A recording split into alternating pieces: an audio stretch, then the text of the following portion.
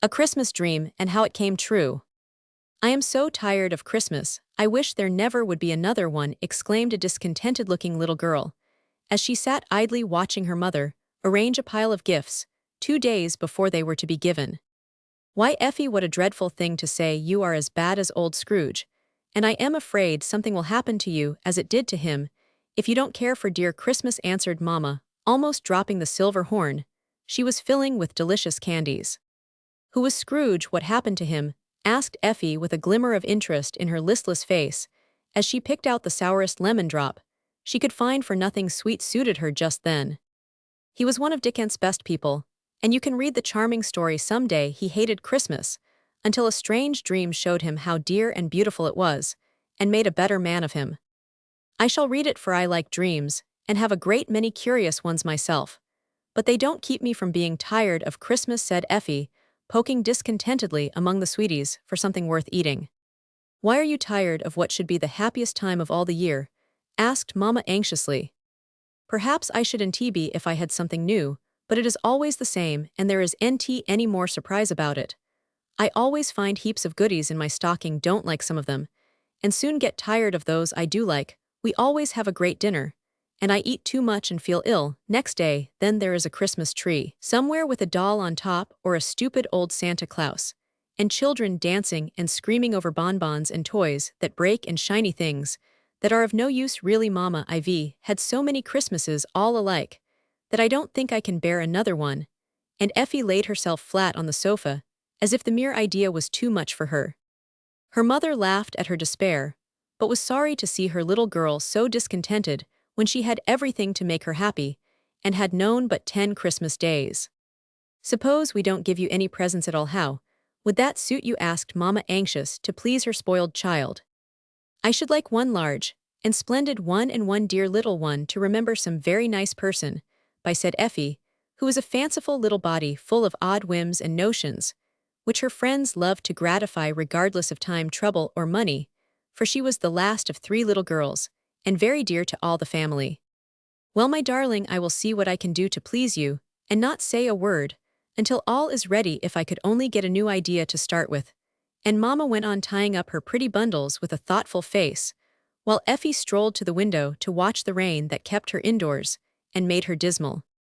Seems to me poor children have better times than rich ones. I can't go out, and there is a girl about my age splashing along without any maid to fuss about rubbers and cloaks and umbrellas and colds. I wish I was a beggar girl. Would you like to be hungry, cold, and ragged to beg all day, and sleep on an ash heap at night? Asked Mamma, wondering what would come next. Cinderella did, and had a nice time in the end. This girl out here has a basket of scraps on her arm, and a big old shawl all round her, and doesn't seem to care a bit though the water runs out of the toes of her boots. She goes paddling along laughing at the rain, and eating a cold potato, as if it tasted nicer than the chicken and ice cream I had for dinner. Yes, I do think poor children are happier than rich ones. So do I sometimes. At the orphan asylum today, I saw 24 merry little souls who have no parents, no home, and no hope of Christmas beyond a stick of candy or a cake. I wish you had been there to see how happy they were playing with the old toys some richer children had sent them. You may give them all mine. I am so tired of them. I never want to see them again, said Effie, turning from the window to the pretty baby house full of everything a child's heart could desire. I will, and let you begin again with something you will not tire of, if I can only find it. And Mamma knit her brows, trying to discover some grand surprise for this child who didn't care for Christmas.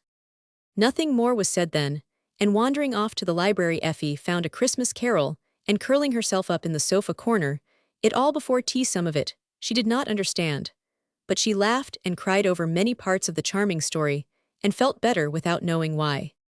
All the evening she thought of poor Tiny Tim, Mrs. Cratchit with the pudding, and the stout old gentleman, who danced so gaily that his legs twinkled in the air. Presently bedtime arrived. Come now and toast your feet, said Effie's nurse, while I do your pretty hair and tell stories. I'll have a fairy tale tonight, a very interesting one, commanded Effie, as she put on her blue silk wrapper and little fur-lined slippers to sit before the fire and have her long curls brushed. So Nursey told her best tales, and when at last the child lay down under her lace curtains her head was full of a curious jumble of Christmas elves, poor children, snowstorms, sugar plums, and surprises, so it is no wonder that she dreamed all night. And this was the dream which she never quite forgot. She found herself sitting on a stone in the middle of a great field. All alone, the snow was falling fast, a bitter wind whistled by, and night was coming on. She felt hungry, cold, and tired, and did not know where to go nor what to do. I wanted to be a beggar girl, and now I am one, but I don't like it, and wish somebody would come and take care of me. I don't know who I am, and I think I must be lost, thought Effie with the curious interest one takes in one's self in dreams. But the more she thought about it, the more bewildered she felt. Faster fell the snow, colder blew, the wind darker grew the night, and poor Effie made up her mind that she was quite forgotten. And left to freeze alone, the tears were chilled on her cheeks, her feet felt like icicles, and her heart died within her. So hungry, frightened, and forlorn was she, laying her head on her knees. She gave herself up for lost, and sat there with the great flakes fast turning her to a little white mound. When suddenly the sound of music reached her, and starting up, she looked and listened with all her eyes and ears. Far away a dim light shone, and a voice was heard singing. She tried to run toward the welcome glimmer, but could not stir, and stood like a small statue of expectation, while the light drew nearer, and the sweet words of the song grew clearer. From our happy home, through the world we roam, 1 week in all the year, making winter spring, with the joy we bring. For Christmastide is here. Now the eastern star shines from afar, to light the poorest home. Hearts warmer grow, gifts freely flow. For Christmastide has come. Now gay trees rise before young eyes, abloom with tempting cheer. Blithe voices sing, and blithe bells ring. For Christmastide is here. O happy chime, O blessed time, that draws us all so near. Welcome, dear day, all creatures say, for Christmastide is here. A child's voice sang, a child's hand carried the little candle, and in the circle of soft light, it shed. Effie saw a pretty child coming to her through the night, and Snow, a rosy smiling creature, wrapped in white fur with a wreath of green and scarlet holly on its shining hair, the magic candle in one hand, and the other outstretched as if to shower gifts, and warmly press all other hands. Effie forgot to speak, as this bright vision came nearer, leaving no trace of footsteps in the snow, only lighting the way with its little candle, and filling the air with the music of its song.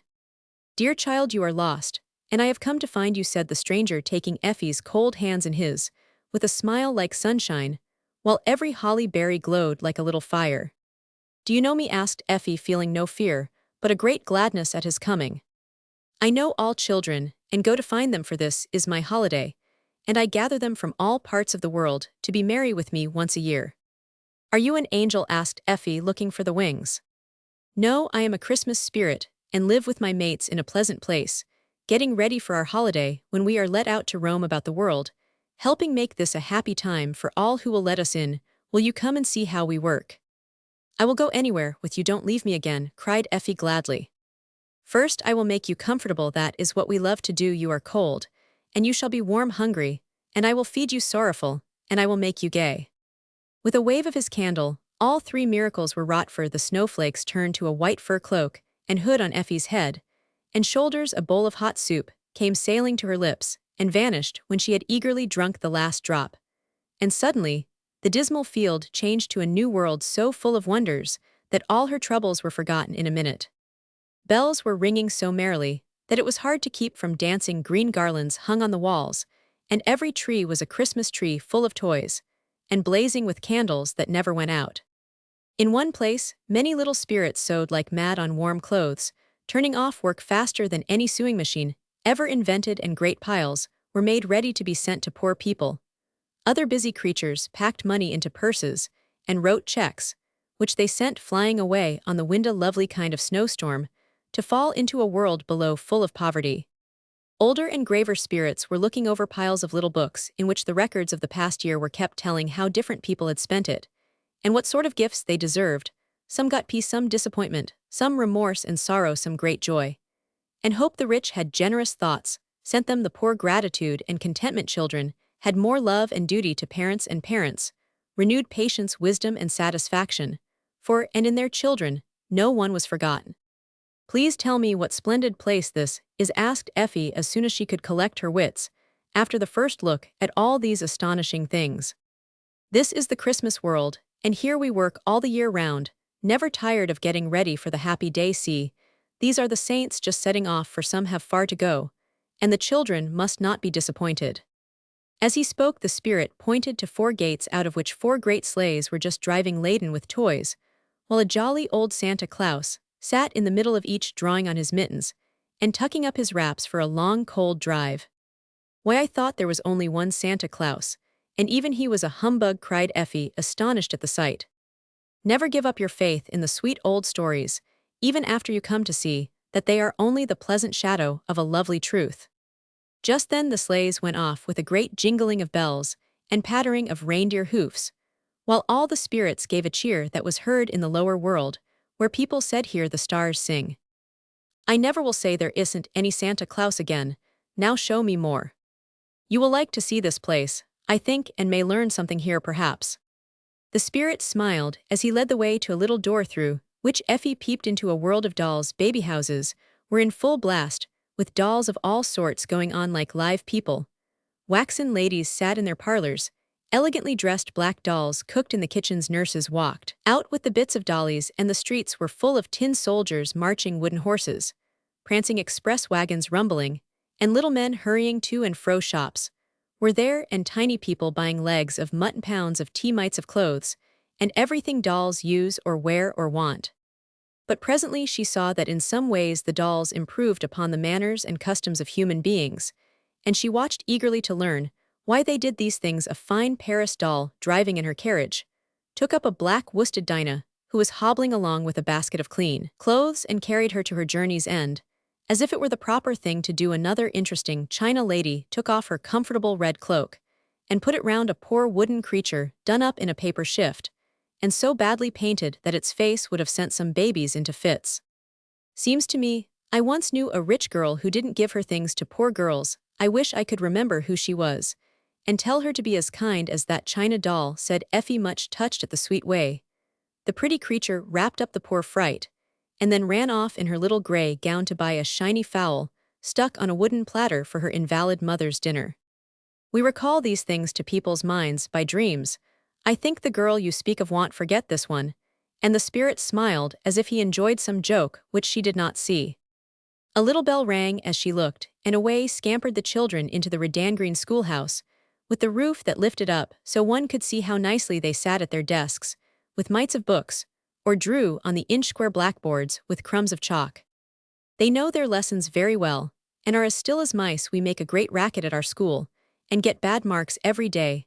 I shall tell the girls they had better mind what they do, or their dolls will be better scholars than they are, said Effie, much impressed as she peeped in, and saw no rod in the hand of the little mistress, who looked up and shook her head at the intruder, as if begging her to go away before the order of the school was disturbed. Effie retired at once, but could not resist one look in at the window of a fine mansion where the family were at dinner. The children behaved so well at table, and never grumbled a bit when their mamma said they could not have any more fruit.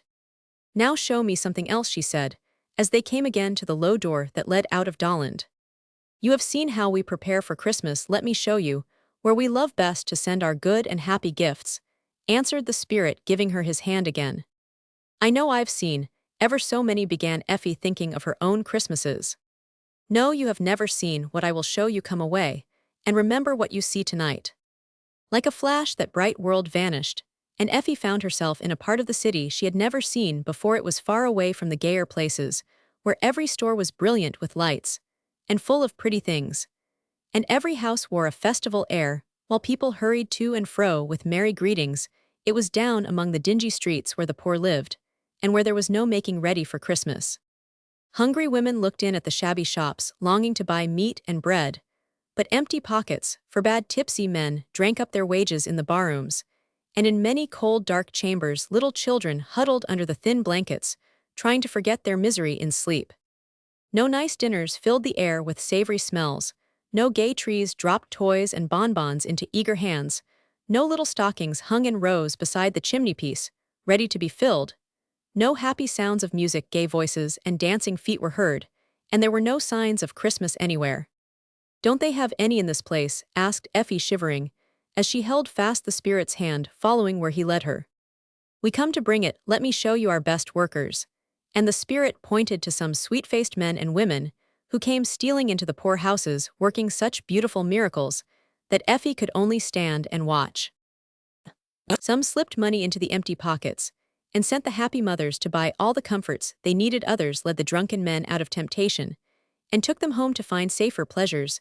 Their fires were kindled on cold hearths, tables spread, as if by magic, and warm clothes, wrapped round shivering limbs. Flowers suddenly bloomed in the chambers of the sick. Old people found themselves remembered. Sad hearts were consoled by a tender word, and wicked ones softened by the story of him who forgave all sin. But the sweetest work was for the children, and Effie held her breath to watch these human fairies hang up and fill the little stockings, without which a child's Christmas is not perfect. Putting in things that once she would have thought very humble presents, but which now seemed beautiful and precious, because these poor babies had nothing. That is so beautiful. I wish I could make Merry Christmases, as these good people do, and be loved and thanked, as they are, said Effie softly, as she watched the busy men and women do their work and steal away without thinking of any reward but their own satisfaction. You can if you will. I have shown you the way. Try it, and see how happy your own holiday will be hereafter. As he spoke, the spirit seemed to put his arms about her and vanished with a kiss. Oh, stay and show me more, cried Effie, trying to hold him fast. Darling, wake up and tell me why you are smiling in your sleep, said a voice in her ear, and opening her eyes, there was Mama bending over her, and morning sunshine streaming into the room. Are they all gone? Did you hear the bells? Wasn't it splendid? She asked, rubbing her eyes and looking about her for the pretty child who was so real and sweet. You have been dreaming at a great rat-a-talking in your sleep, laughing and clapping your hands as if you were cheering someone. Tell me, what was so splendid? Said Mama, smoothing the tumbled hair and lifting up the sleepy head. Then while she was being dressed, Effie told her dream, and Nursey thought it very wonderful, but Mama smiled to see how curiously things the child had thought, read, heard, and seen through the day were mixed up in her sleep. The spirit said I could work lovely miracles if I tried, but I don't know how to begin, for I have no magic candle to make feasts appear and light up groves of Christmas trees, as he did, said Effie sorrowfully. Yes, you have. We will do it, we will do it. And clapping her hands, Mama suddenly began to dance all over the room as if she had lost her wits. How you must tell me, Mama, cried Effie, dancing after her, and ready to believe anything possible when she remembered the adventures of the past night. I've got it, new idea, a splendid one, if I can only carry it out. And Mama waltzed the little girl round till her curls flew wildly in the air, while Nursey laughed as if she would die. Tell me, shrieked Effie. No, it is a surprise, a grand surprise for Christmas Day, sung Mama, evidently charmed with her happy thought. Now come to breakfast, for we must work like bees. If we want to play spirits tomorrow, you and Nursey will go out shopping and get heaps of things, while I arrange matters behind the scenes. They were running downstairs as Mama spoke, and Effie called out breathlessly, It won't be a surprise, for I know you are going to ask some poor children here and have a tree or something. It won't be like my dream, for they had ever so many trees and more children than we can find anywhere. There will be no tree, no party, no dinner in this house at all, and no presents for you. Want that be a surprise? And Mama laughed at Effie's bewildered face. Do it, I shall like it, I think, and I won't ask any questions, so it will all burst upon me when the time comes, she said, and she ate her breakfast thoughtfully, for this really would be a new sort of Christmas. All that morning, Effie trotted after Nursey in and out of shops, buying dozens of barking dogs, woolly lambs and squeaking birds, tiny teasettes, gay picture books, mittens and hoods, dolls, and candy. Parcel after parcel was sent home. But when Effie returned, she saw no trace of them, though she peeped everywhere. Nursey chuckled, but would NT give a hint, and went out again in the afternoon with a long list of more things to buy, while Effie wandered forlornly about the house, missing the usual merry stir that went before the Christmas dinner and the evening fun. As for Mama, she was quite invisible all day, and came in at night so tired that she could only lie on the sofa to rest, smiling, as if some very pleasant thought made her happy in spite of weariness. Is the surprise going on all right? Asked Effie anxiously, for it seemed an immense time to wait till another evening came. Beautifully, better than I expected, for several of my good friends are helping, or I could NT have done it, as I wish. I know you will like it, dear, and long remember this new way of making Christmas merry." Mama gave her a very tender kiss, and Effie went to bed. The next day was a very strange one, for when she woke, there was no stocking to examine, no pile of gifts under her napkin, no one said Merry Christmas to her, and the dinner was just as usual to her. Mama vanished again, and Nursey kept wiping her eyes, and saying the dear things, "It's the prettiest idea I ever heard of, no one but your blessed ma could have done it." "Do stop, Nursey, or I shall go crazy, because I don't know the secret," cried Effie more than once, and she kept her eye on the clock, for at 7 in the evening, the surprise was to come off. The longed-for hour arrived at last, and the child was too excited to ask questions when Nurse put on her cloak and hood, led her to the carriage, and they drove away, leaving their house the one dark and silent one in the row. "I feel like the girls in the fairy tales, who are led off to strange places and see fine things," said Effie in a whisper, as they jingled through the gay streets.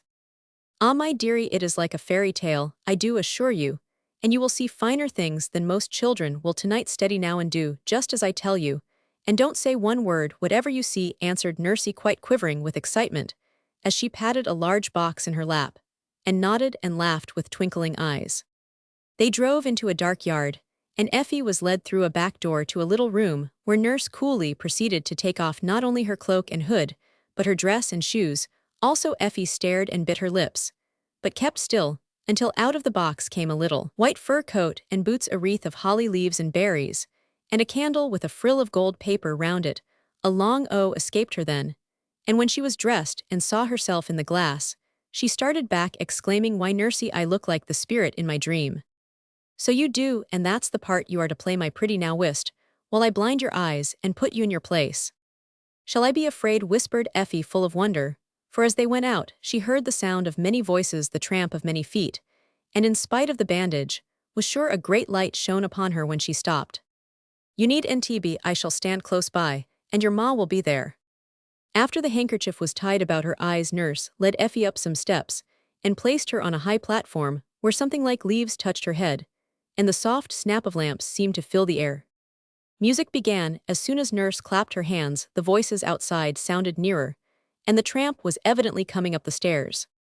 "Now, my precious, look, and see how you and your dear ma have made a Merry Christmas for them that needed it."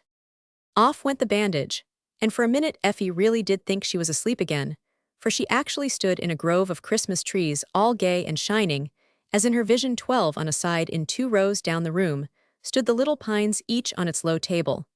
And behind Effie, a taller one rose to the roof, hung with wreaths of popcorn, apples, oranges, horns of candy, and cakes of all sorts, from sugary hearts to gingerbread jumbos. On the smaller trees, she saw many of her own discarded toys, and those Nursey bought, as well as heaps that seemed to have rained down straight from that delightful Christmas country where she felt as if she was again.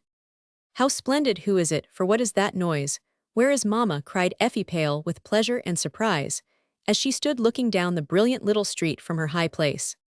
Before Nurse could answer, the doors at the lower end flew open, and in marched 24 little blue-gowned orphan girls, singing sweetly, until amazement changed the song to cries of joy and wonder as the shining spectacle appeared, while they stood staring with round eyes at the wilderness of pretty things about them. Mama stepped up beside Effie, and holding her hand fast to give her courage, told the story of the dream in a few simple words, ending in this way.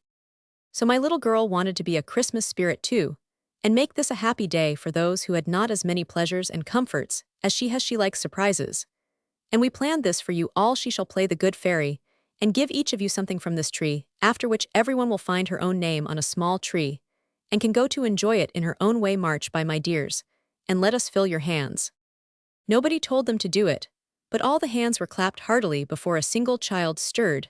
Then one by one they came to look up wonderingly at the pretty giver of the feast, as she leaned down to offer them great yellow oranges, red apples, bunches of grapes, bonbons, and cakes, till all were gone, and a double row of smiling faces turned toward her, as the children filed back to their places, in the orderly way they had been taught.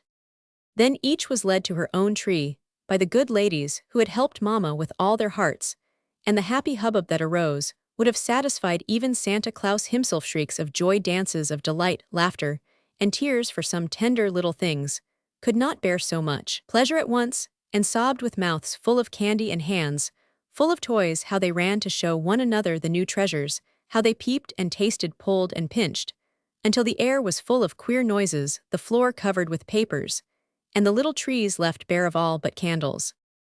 "I don't think heaven can be any gooder than this," sighed one small girl, as she looked about her in a blissful maze, holding her full apron with one hand, while she luxuriously carried sugar plums to her mouth with the other. "Is that a truly angel up there?" asked another, fascinated by the little white figure with the wreath on its shining hair, who in some mysterious way had been the cause of all this merrymaking. "I wish I dared to go and kiss her for this splendid party," said a lame child leaning on her crutch, as she stood near the steps wondering how it seemed to sit in a mother's lap, as Effie was doing, while she watched the happy scene before her. Effie heard her, and remembering Tiny Tim ran down and put her arms about the pale child, kissing the wistful face, as she said sweetly, "You may, but Mama deserves the thanks. She did it all. I only dreamed about it." Lame Katie felt as if a truly angel was embracing her and could only stammer out her thanks, while the other children ran to see the pretty spirit and touch her soft dress, until she stood in a crowd of blue gowns laughing as they held up their gifts for her to see and admire. Mama leaned down and whispered one word to the older girls, and suddenly they all took hands to dance round Effie, singing as they skipped. It was a pretty sight, and the ladies found it hard to break up the happy revel, but it was late for small people, and too much fun is a mistake, so the girls fell into line and marched before Effie and Mama again, to say good night with such grateful little faces that the eyes of those who looked grew dim with tears. Mama kissed every one, and many a hungry childish heart felt as if the touch of those tender lips was their best gift. Effie shook so many small hands that her own tingled, and when Katie came, she pressed a small doll into Effie's hand, whispering, "You didn't have a single present, and we had lots. Do keep that, it's the prettiest thing I got."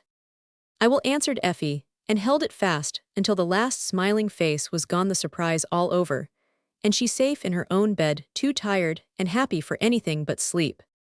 "Mama, it was a beautiful surprise, and I thank you so much. I don't see how you did it, but I like it best of all the Christmases I ever had, and mean to make one every year. I had my splendid big present, and here is the dear little one to keep for love of poor Katie, so even that part of my wish came true." And Effie fell asleep with a happy smile on her lips, her one humble gift still in her hand, and a new love for Christmas in her heart that never changed through a long life spent in doing good. "Hollow, what do you want?" he asked, staring at her. Page 46. Roman 2, the Candy Country. "I shall take Mama's red sun umbrella. It is so warm, and none of the children at school will have one like it," said Lily one day as she went through the hall. "The wind is very high. I am afraid you'll be blown away if you carry that big thing," called Nurse from the window, as the red umbrella went bobbing down the garden walk, with a small girl under it. "I wish it would. I always wanted to go up in a balloon," answered Lily as she struggled out of the gate.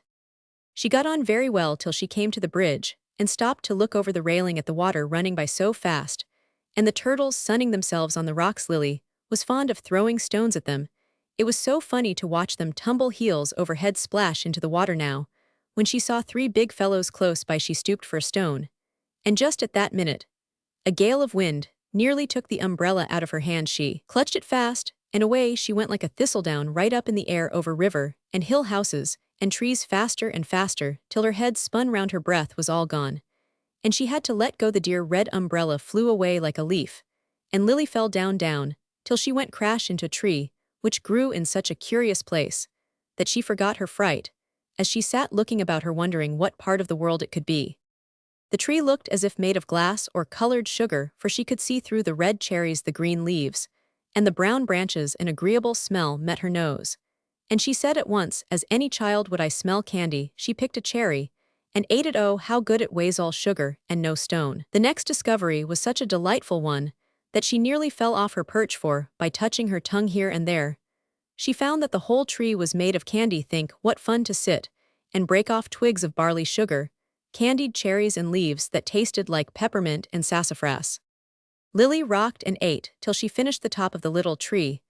Then she climbed down and strolled along, making more surprising and agreeable discoveries as she went.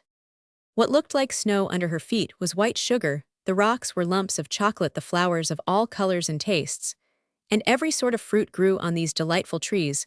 Little white houses soon appeared, and here lived the dainty candy people, all made of the best sugar, and painted to look like real people, dear little men and women looking as if they had stepped off of wedding cakes, and bonbons went about in their gay sugar clothes, laughing and talking in the sweetest voices. Bits of babies rocked in openwork cradles, and sugar boys and girls played with sugar toys. In the most natural way, carriages rolled along the jujube streets, drawn by the red and yellow barley horses. We all love so well. Cows fed in the green fields, and sugar birds sang in the trees. Lily listened, and in a moment she understood what the song said. Sweet, sweet. Come, come and eat. Dear little girls. With yellow curls. For here you'll find sweets to your mind. On every tree. Sugar plums you'll see. In every dell. Grows the caramel. Over every wall. Gumdrops fall. Molasses flows. Where our river goes. Under your feet. Lies sugar sweet. Over your head. Grow almonds red. Our lily and rose. Are not for the nose. Our flowers we pluck. To eat or suck. And oh, what bliss. When two friends kiss. For they honey sip. From lip to lip. And all you meet. In house or street. At work or play. Sweethearts are they. So little dear. Pray feel no fear. Go where you will. Eat your fill. Here is a feast. From west to east. And you can say. Ere you go away. At last I stand. In dear Candleland. And no more can stuff. For once I've enough. Sweet, sweet. Tweet, tweet. Tweedledee. That is the most interesting song I ever heard, said Lily, clapping her sticky hands and dancing along toward a fine palace of white cream candy with pillars of striped peppermint stick and a roof of frosting that made it look like the Milan Cathedral.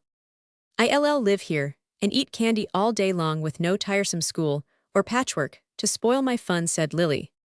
So she ran up the chocolate steps into the pretty rooms where all the chairs and tables were of different colored candies, and the beds of sponge sugar, a fountain of lemonade supplied drink, and floors of ice cream that never melted kept people and things from sticking together as they would have done had it been warm. For a long while, Lily was quite happy going about tasting so many different kinds of sweeties, talking to the little people who were very amiable and finding out curious things about them and their country. The babies were made of plain sugar, but the grown people had different flavors. The young ladies were flavored with violet rose and orange. The gentlemen were apt to have cordials of some sort inside of them, as she found when she ate one now and then slyly, and got her tongue bitten by the hot, strong taste as a punishment. The old people tasted of peppermint clove, and such comfortable things good for pain. But the old maids had lemon horehound flagroot and all sorts of sour bitter things in them, and did not get eaten much. Lily soon learned to know the characters of her new friends by a single taste, and some she never touched. But once the dear babies melted in her mouth, and the delicately flavored young ladies, she was very fond of. Dr. Ginger was called to her more than once, when so much candy made her teeth ache, and she found him a very hot-tempered little man, but he stopped the pain, so she was glad to see him. A lime-drop boy and a little pink checkerberry girl were her favorite playmates, and they had fine times making mudpies by scraping the chocolate rocks and mixing this dust with honey from the wells nearby. These they could eat, and Lily thought this much better than throwing away the pies as she had to do at home. They had candipules very often and made swings of long loops of molasses candy and birds' nests with almond eggs, out of which came birds who sang sweetly. They played football with big bullseyes, sailed in sugar boats on lakes of syrup, fished in rivers of molasses, and rode the barley horses all over the country. Lily discovered that it never rained but snowed white sugar. There was no sun, as it would have been too hot, but a large yellow lozenge made a nice moon, and red and white comfits were the stars. The people all lived on sugar and never quarreled. No one was ill, and if any got broken, as sometimes happened with such brittle creatures, they just stuck the parts together and were all right again. The way they grew old was to get thinner and thinner, till there was danger of their vanishing. Then the friends of the old person put him in a neat coffin and carried him to the great golden urn, which stood in their largest temple, always full of a certain fine syrup. And here he was dipped and dipped, till he was stout and strong again, and went home to enjoy himself for a long time, as good as new. This was very interesting to Lily, and she went to many funerals. But the weddings were better still, for the lovely white brides were so sweet Lily longed to eat them. The feasts were delicious, and everybody went in their best clothes, and danced at the ball till they got so warm half a dozen would stick together, and have to be taken to the ice cream room to cool off. Then the little pair would drive away in a fine carriage with white horses to a new palace in some other part of the country, and Lily would have another pleasant place to visit. But by and by, when she had seen everything, and eaten so much sweet stuff that at last she longed for plain bread and butter, she began to get cross, as children always do when they live on candy, and the little people wished she would go away, for they were afraid of her. No wonder when she would catch up a dear sugar baby and eat him, or break some respectable old grandmamma all into bits, because she reproved her for naughty ways. Lily calmly sat down on the biggest church, crushing it flat, and even tried to poke the moon out of the sky in a pet one day. The king ordered her to go home, but she said, "I want," and bit his head off, crown and all. Such a wail went up at this awful deed that she ran away out of the city, fearing someone would put poison in her candy, since she had no other food. "I suppose I shall get somewhere if I keep walking, and I can't starve, though I hate the sight of this horrid stuff," she said to herself, as she hurried over the mountains of Gibraltar rock that divided the city of Saccharissa from the great desert of brown sugar that lay beyond. Lily marched bravely on for a long time, and saw at last a great smoke in the sky, smelt a spicy smell, and felt a hot wind blowing toward her. "I wonder if there are sugar savages here roasting and eating some poor traveler like me," she said, thinking of Robinson Crusoe and other wanderers in strange lands. She crept carefully along, till she saw a settlement of little huts very like mushrooms, for they were made of cookies set on lumps of the brown sugar, and queer people looking as if made of gingerbread were working very busily round several stoves, which seemed to bake at a great rate. "I'll creep nearer, and see what sort of people they are before I show myself," said Lily, going into a grove of spice trees, and sitting down on a stone, which proved to be the plummy sort of cake we used to call Brighton Rock. Presently, one of the tallest men came striding toward the trees with a pan evidently after spice, and before she could run he saw Lily. "Hollow, what do you want?" he asked, staring at her with his black currant eyes, while he briskly picked the bark off a cinnamon tree. "I am traveling, and would like to know what place this is, if you please," answered Lily very politely, being a little frightened. "Cakeland, where do you come from?" asked the gingerbread man in a crisp tone of voice. "I was blown into the candy country, and have been there a long time, but I got tired of it, and ran away to find something better." "Sensible child," and the man smiled till Lily thought his cheeks would crumble. "Y'all get on better here with us brownies than with the lazy bonbons who never work, and are all for show. They want on us. Though we are all related through our grandparents' sugar and molasses, we are busy folks, so they turn up their noses, and don't speak when we meet at parties. Poor creatures, silly and sweet and unsubstantial, I pity 'em. Could I make you a visit? I'd like to see how you live, and what you do. I am sure it must be interesting," said Lily, picking herself up after a tumble, having eaten nearly all the stone, she was so hungry. "I know you will come on. I can talk while I work," and the funny gingerbread man trotted off toward his kitchen, full of pans, rolling pins, and molasses jugs. "Sit down, I shall be at leisure as soon as this batch is baked. There are still some wise people down below who like gingerbread, and I have my hands full," he said, dashing about, stirring, rolling out, and slapping the brown dough into pans, which he whisked into the oven and out again, so fast that Lily knew there must be magic about it somewhere. Every now and then he threw her a delicious cookie warm from the oven. She liked the queer fellow, and presently began to talk, being very curious about this country. "What is your name, sir?" "Ginger Snap." Lily thought it a good one, for he was very quick, and she fancied he could be short and sharp if he liked. "Where does all this cake go to?" she asked, after watching the other kitchens full of workers who were all of different kinds of cake, and each set of cooks made its own sort. "I'll show you by and by," answered Snap, beginning to pile up the heaps of gingerbread on a little car that ran along a track leading to some unknown storeroom. Lily thought, "Don't you get tired of doing this all the time?" "Yes, but I want to be promoted, and I never shall be till I've done my best and won the prize here." "Oh, tell me about it. What is the prize, and how are you promoted? Is this a cooking school?" "Yes, the prize for best gingerbread is a cake of condensed yeast that puts a soul into me, and I begin to rise till I am able to go over the hills yonder into the blessed land of bread, and be one of the happy creatures who are always wholesome, always needed, and without which the world below would be in a bad way. Bless me, that is the queerest thing I've heard, yet, but I don't wonder you want to go. I am tired of sweets myself, and long for a good piece of bread, though I used to want cake and candy at home. Ah, my dear, you'll learn a good deal here, and you are lucky not to have got into the clutches of giant dyspepsia, who always gets people, if they eat too much of such rubbish and scorn wholesome bread. I leave my ginger behind when I go and get white and round and beautiful, as you will see. The gingerbread family have never been as foolish as some of the other cakes. Wedding is the worst such extravagance in the way of wine and spice and fruit I never saw, and such a mess to eat. When it's done, I don't wonder people get sick. Serves 'em right. And Snap flung down a pan with such a bang that it made Lily jump. Sponge cake is nt bad, is it? Mama lets me eat it, but I like frosted pound better, she said, looking over to the next kitchen, where piles of that sort of cake were being iced.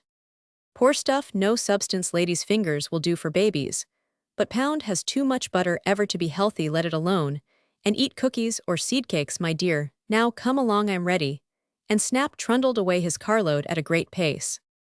Lily ran behind to pick up whatever fell and looked about her as she went, for this was certainly a very queer country. Lakes of eggs, all beaten up, and hot springs of saleratus foamed here, and they're ready for use. The earth was brown sugar or ground spice, and the only fruits were raisins, dried currants, citron, and lemon peel.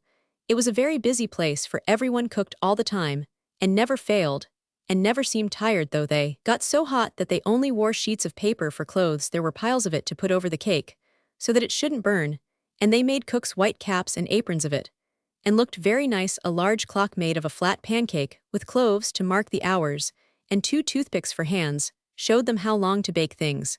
And in one place, an ice wall was built round a lake of butter, which they cut in lumps as they wanted it. Here we are now, stand away, while I pitch 'em down, said Snap, stopping at last before a hole in the ground, where a dumbwaiter hung ready with a name over it. There were many holes all round, and many waiters, each with its name, and Lily was amazed when she read Weber Copeland Dueling, and others which she knew very well. Over Snap's place was the name Newmark, and Lily said, why, that's where Mama gets her hard gingerbread, and Weber's is where we go for ice cream. Do you make cake for them? Yes, but no one knows it. It's one of the secrets of the trade. We cook for all the confectioners, and people think the good things come out of the cellars under their saloons. Good joke. Is nt it? And Snap laughed till a crack came in his neck and made him cough.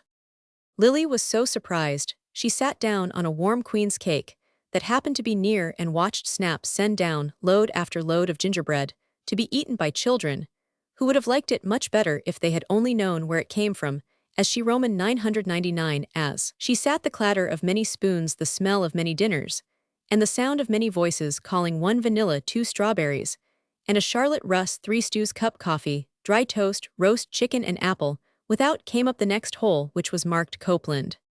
Dear me, it seems as if I was there, said Lily, longing to hop down, but afraid of the bump at the other end. I am done, come along, I'll ride you back, called Snap, tossing the last cookie after the dumbwaiter, as it went slowly out of sight with its spicy load. I wish you'd teach me to cook, it looks great fun, and Mama wants me to learn, only our cook hates to have me mess round, and is so cross that I don't like to try at home, said Lily as she went trundling back. Better wait till you get to Breadland and learn to make that. It's a great art, and worth knowing. Don't waste your time on cake, though plain gingerbread is nt bad to have in the house. I'll teach you that in a jiffy if the clock does nt strike my hour too soon, answered Snap, helping her down. What hours? Why, of my freedom I never know when I've done my task, till I am called by the chimes, and go to get my soul, said Snap, turning his currant eyes anxiously to the clock. I hope you will have time, and Lily fell to work with all her might after Snap had put on her a paper apron and a cap like his. It was not hard, for when she was going to make a mistake, a spark flew out of the fire and burnt her in time to remind her to look at the receipt, which was a sheet of gingerbread in a frame of pie crust hung up before her with the directions written. While it was soft and baked in the 3rd sheet she made came out of the oven, spicy light and brown, and Snap, giving it one poke, said, that's all right now, you know, here's your reward. He handed her a receipt book made of thin sheets of sugar gingerbread held together by a gelatine binding with her name stamped on the back, and each leaf crimped with a cake cutter in the most elegant manner. Lily was charmed with it, but had no time to read all it contained, for just then the clock began to strike, and a chime of bells to ring. Gingerbread. Go to the head. Your task is done. A soul is won. Take it and go. Where muffins grow. Where sweet loaves rise. To the very skies. And biscuits fair. Perfume the air. Away, away. Make no delay. In the sea of flour. Plunge this hour. Safe in your breast. Let the yeast cake rest. Till you rise in joy. A white bread boys. Ha ha, I am free, cried Snap, catching up the silver-covered square that seemed to fall from heaven, and running to a great white sea of flour. He went ahead, first holding the yeast cake clasped to his breast, as if his life depended on it. Lily watched breathlessly, while a curious working and bubbling went on as if Snap was tumbling about down there like a small earthquake. The other cake folk stood round the shore with her, for it was a great event, and all were glad that the dear fellow was promoted so soon. Suddenly a cry was heard, and up rose a beautiful white figure on the farther side of the sea. It moved its hand, as if saying goodbye, and ran over the hills so fast, they had only time to see how plump and fair he was, with a little knob on the top of his head, like a crown. He's gone to the happy land, and we shall miss him, but we'll follow his example, and soon find him again, said a gentle sponge cake with a sigh, as all went back to their work, while Lily hurried after Snap, eager to see the new country which was the best of all.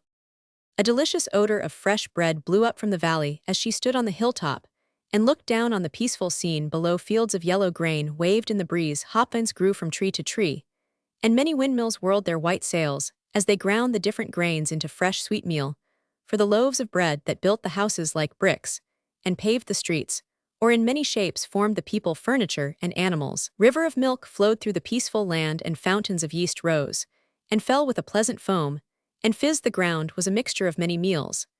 And the paths were golden Indian, which gave a very gay look to the scene. Buckwheat flowers bloomed on their rosy stems, and tall cornstalks rustled their leaves in the warm air that came from the ovens hidden in the hillsides, for bread needs a slow fire, and an obliging volcano did the baking here. What a lovely place, cried Lily, feeling the charm of the homelike landscape, in spite of the funny, plump people moving about. Two of these figures came running to meet her, as she slowly walked down the yellow path from the hill. One was a golden boy, with a beaming face, the other a little girl in a shiny brown cloak, who looked as if she would taste very nice. They each put a warm hand into Lily's, and the boy said, "We are glad to see you. Muffin told us you were coming." "Thank you." Who is Muffin? asked Lily, feeling as if she had seen both these little people before and liked them. "He was Ginger Snap once, but he's a muffin now. We begin in that way, and work up to the perfect loaf by degrees. My name is Johnny Cake, and she's Sally Lunn. You know us, so come on and have a race."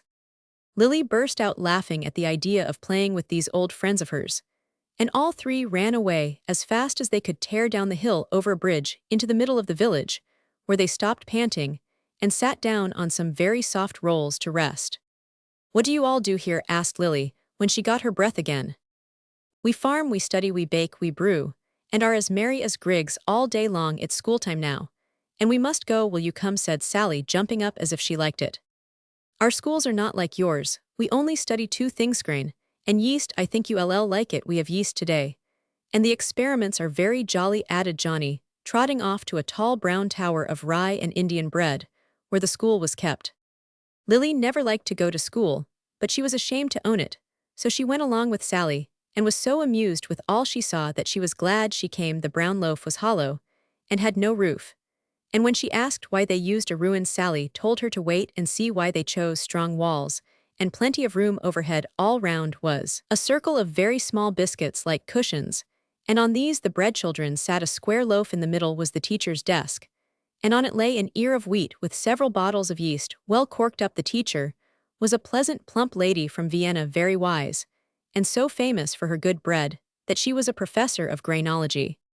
When all were seated, she began with the wheat ear, and told them all about it in such an interesting way that Lily felt as if she had never known anything about the bread she ate before. The experiments with the yeast were quite exciting, for Fraulein Pretzel showed them how it would work till it blew the cork out and go fizzing up to the sky. If it was kept too long, how it would turn sour or flat and spoil the bread if care was not taken to use it just at the right moment, and how too much would cause the loaf to rise, till there was no substance to it.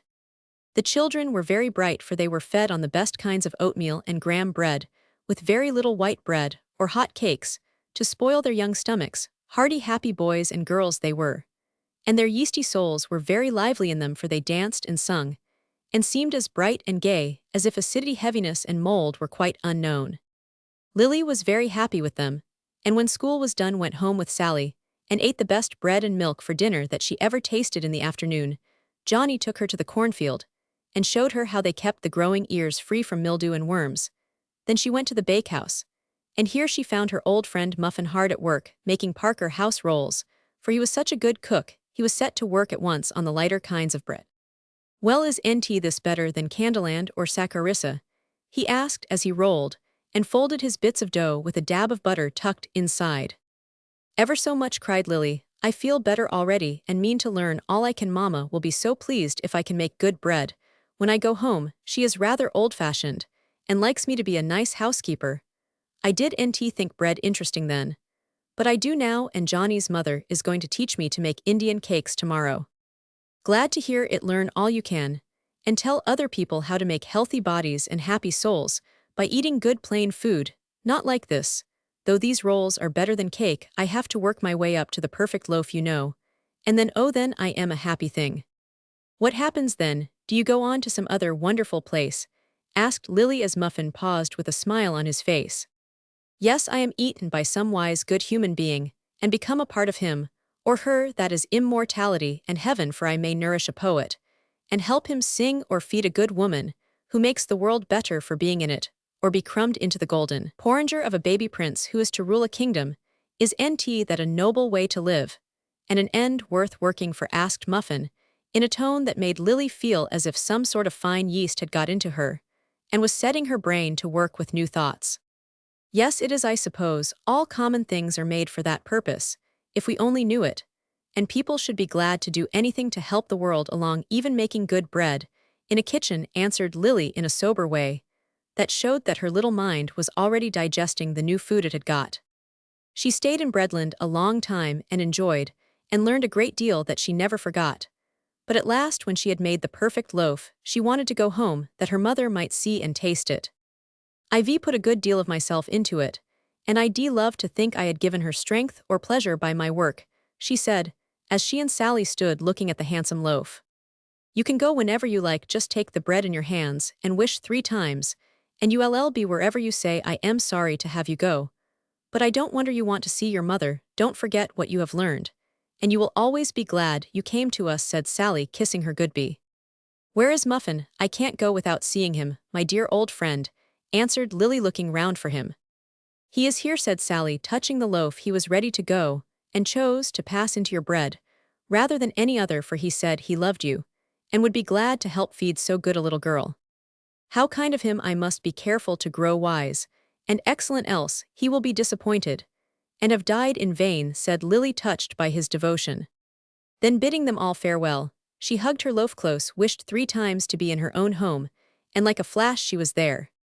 Whether her friends believed the wonderful tale of her adventures, I cannot tell, but I know that she was a nice little housekeeper from that day, and made such good bread that other girls came to learn of her. She also grew from a sickly, fretful child into a fine, strong woman, because she ate very little cake and candy, except at Christmas time, when the oldest and the wisest loved to make a short visit to Candyland. As soon as he was alone, Jocko jumped on his back. Page 70. Roman 3. Naughty Jock. A musicman, run quick, and see if he has got a monkey on his organ," cried little Nettie, running to the window in a great hurry one day. Yes, there was the monkey in his blue and red suit with a funny little cap, and the long tail trailing behind, but he didn't seem to be a lively monkey, for he sat in a bunch with his sad face turned anxiously to his master, who kept pulling the chain to make him dance. The stiff collar had made his neck sore, and when the man twitched, the poor thing moaned and put up his little hand to hold the chain. He tried to dance, but was so weak he could only hop a few steps and stop, panting for breath. The cruel man wouldn't let him rest till Nettie called out, "Don't hurt him, let him come up here and get this cake and rest while you play. I've got some pennies for you." So poor Jocko climbed slowly up the trellis and sat on the window ledge trying to eat, But he was so tired he went to sleep. And when the man pulled to wake him up, he slipped and fell and lay as if he were dead. Nettie and his aunt ran down to see if he was killed. The cross man scolded and shook him, but he never moved, and the man said, "He is dead. I don't want him. I will sell him to someone to stuff. No, his heart beats a little. Leave him here a few days, and we will take care of him. And if he gets well, perhaps we will buy him," said Aunt Jane, who liked to nurse even a sick monkey. The man said he was going on for a week through the towns nearby, and would call and see about it when he came back. Then he went away, and Nettie and Auntie put Jocko in a nice basket and carried him in the minute the door was shut. And he felt safe. The sly fellow peeped out with one eye, and seeing only the kind little boy began to chatter and kick off the shawl, for he was not much hurt, only tired and hungry and dreadfully afraid of the cruel man who beat and starved him. Nettie was delighted and thought it very funny, and helped his aunt take off the stiff collar and put some salve on the sore neck.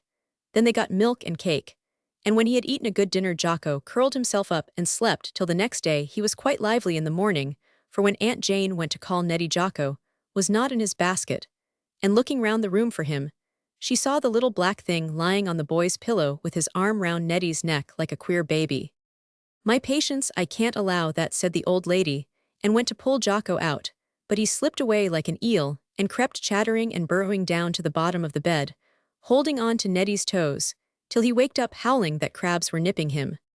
Then they had a great frolic, and Jocko climbed all over the bed, up on the tall wardrobe, and the shelf over the door where the image of an angel stood. He patted it and hugged it, and looked so very funny with his ugly black face by the pretty white one that Nettie rolled on the floor, and Aunt Jane laughed till her glasses flew off. By and by, he came down and had a nice breakfast, and let them tie a red ribbon over the bandage on his neck. He liked the gay color, and kept going to look in the glass and grin and chatter at his own image, which he evidently admired. "Now he shall go to walk with me, and all the children shall see my new pet," said Nettie, as he marched off with Jock on his shoulder. Everyone laughed at the funny little fellow with his twinkling eyes, brown hands, and long tail, and Nettie felt very grand till they got to the store. Then troubles began. He put Jocko on a table near the door, and told him to stay there while he did his errands. Now close by was the place where the candy was kept, and Jocko loved sweeties like any girl, so he hopped along and began to eat whatever he liked. Some boys tried to stop him, and then he got angry at them for pulling his tail, and threw handfuls of sugar plums at them. That was great fun, and the more they laughed and scrambled and poked at him, the faster he showered chocolates, caramels, and peppermints over them, till it looked as if it had rained candy. The man was busy with Nettie at the other end of the store, but when he heard the noise, both ran to see what was the matter. Neither of them could stop naughty Jocko, who liked this game, and ran up on the high shelves among the toys. Then down came little tubs and doll stoves, tin trumpets, and cradles, while boxes of leaden soldiers and whole villages flew through the air, smash, bang, rattle, bump, all over the floor. The man scolded, Nettie cried, the boys shouted, and there was a lively time in that shop, till a good slapping with a long stick made Jock tumble into a tub of water where some curious fishes lived, and then they caught him. Nettie was much ashamed, and told the man his aunt would pay for all the broken things. Then he took his naughty pet, and started to go home and tie him up, for it was plain this monkey was not to be trusted.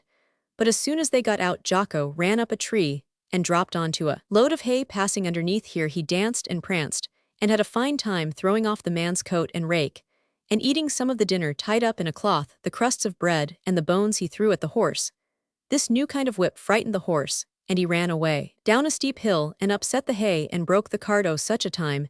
It was worse than the candy scrape, for the man swore, and the horse was hurt, and people said the monkey ought to be shot. He did so much mischief. Jocko didn't care a bit. He sat high up in a tree, and chattered and scolded and swung by his tail, and was so droll that people couldn't help laughing at him. Poor Nettie cried again, and went home to tell his troubles to Aunt Jane, fearing that it would take all the money in his bank to pay for the damage the bad monkey had done in 1 hour. As soon as he was alone, Jocko came skipping along and jumped on his back and peeped at him and patted his cheeks, and was so cunning and good Nettie couldn't whip him, but he shut him up in a closet to punish him. Jocko was tired, so he went to sleep, and all was quiet till dinner time. They were ready for the pudding, and Nettie had saved a place for a good plateful, as he liked snow pudding, when shrieks were heard in the kitchen, and Mary, the maid, rushed in to say, "Oh, Mom, that horrid beast has spoilt the pudding, and is scaring Katie out of her life." They all ran, and there sat that naughty monkey on the table throwing the nice white snow all over poor Cook, till her face looked as if she was ready to be shaved. His own face looked the same, for he had eaten all he wanted. While the pudding stood cooling in the pantry, he had crept out of a window in the closet, and had a fine rummage among the sugar buckets, butter boxes, and milk pans. Kate wailed and Mary scolded, but Aunt Jane and Grandpa laughed, and Nettie chased Jock into the garden with the broom. They had to eat bread and jelly for dessert, and it took the girls a long time to clear up the mess the rascal made. "We will put his collar and chain on again, and keep him tied up all the time, till the man comes," said Aunt Jane. "But I can't catch him," sighed Nettie, watching the little imp whisk about in the garden, among the currant bushes, chasing hens, and tossing green apples round in high glee. "Sit quietly down somewhere and wait till he is tired, then he will come to you, and you can hold him fast," said Aunt Jane. So Nettie waited, and though he was much worried at his new pet's naughtiness, he enjoyed his pranks like a boy. Grandpa took naps in the afternoon on the piazza, and he was dozing comfortably when Jocko swung down from the grapevine by his long tail, and tickled the old gentleman on the nose with a straw. Grandpa sneezed, and opened one eye to brush away the fly, as he supposed. Then he went to sleep again, and Jocko dropped a caterpillar on his bald head. This made him open the other eye to see what that soft, creepy thing could be. Nettie couldn't help laughing, for he often wanted to do just such things, but never dared because Grandpa was a very stern old gentleman, and no one took liberties with him. Jocko wasn't afraid, however, and presently he crept to the table, steal the glasses lying there, put them on, and taking up the paper held it before him, chattering as if he were reading it, as he had seen people do. Nettie laughed out loud at this and clapped his hands. Jocko looked so like a little old man, in spite of the tail curled up behind. This time, Grandpa opened both eyes at once, and stared as if he saw a hobgoblin before him. Then he snatched off the spectacles, and caught up his cane, crying angrily, "You rascal, how dare you!" But Jocko tossed the paper in his face, and with one jump lighted on the back of old Tom, the big yellow cat, who lay asleep close by, scared half out of his wits. Tom spit and bounced, but Jocko held fast to his collar, and had a fine race round the garden while the girls laughed at the funny sight, and Nettie shouted, "It's a circus, and there's the monkey and the pony." Even Grandpa smiled, especially when Puss dashed up a tree, and Jock tumbled off. He chased him, and they had a great battle, but Tom's claws were sharp, and the monkey got a scratch on the nose, and ran crying to Nettie for comfort. "Now, you naughty fellow, I'll chain you up and stop these dreadful tricks, but you are great fun, and I can't whip you," said the boy, for he knew what it was to enjoy a holiday, and poor Jocko had not had one for a long time. Jocko ate some lunch, took a nap in the grass, and then was ready for more frolics. Nettie had fastened him to a tree in the garden, so that he could enjoy the sun and air, and catch grasshoppers if he liked. But Jocko wanted something more, and presently Nettie, who was reading in his hammock on the piazza, heard a great cackling among the hens, and looked up to see the monkey swinging by his tail from a bough, holding the great cockadoodle by his splendid tail, while all the 20 hens clucked and cackled with wrath and fear at such a dreadful prank. "Now that's too bad, I will slap him this time," said Nettie, running to save his handsome bird from destruction. But before he got there, poor Cocky had pulled his fine tail feathers all out in his struggles, and when set free, was so frightened and mortified that he ran away and hid in the bushes, and the hens went to comfort him. Nettie gave Jocko a good whipping, and left him looking as meek as a baby, all cuddled up in a little bunch with his head in his hands, as if crying for his naughtiness. But he wasn't sorry, oh dear no, for in half an hour he had picked every one of the sweet peas Aunt Jane was so fond of, thrown all the tomatoes over the fence, and let the parrot out of his cage. The sight of Polly walking into the parlor with a polite "How are you, Mom?" sent Aunt Jane to see what was going on. Nettie was fast asleep in the hammock, worn out with his cares, and Jocko, having unhooked his chain, was sitting on the chimney top of a neighbor's house eating corn.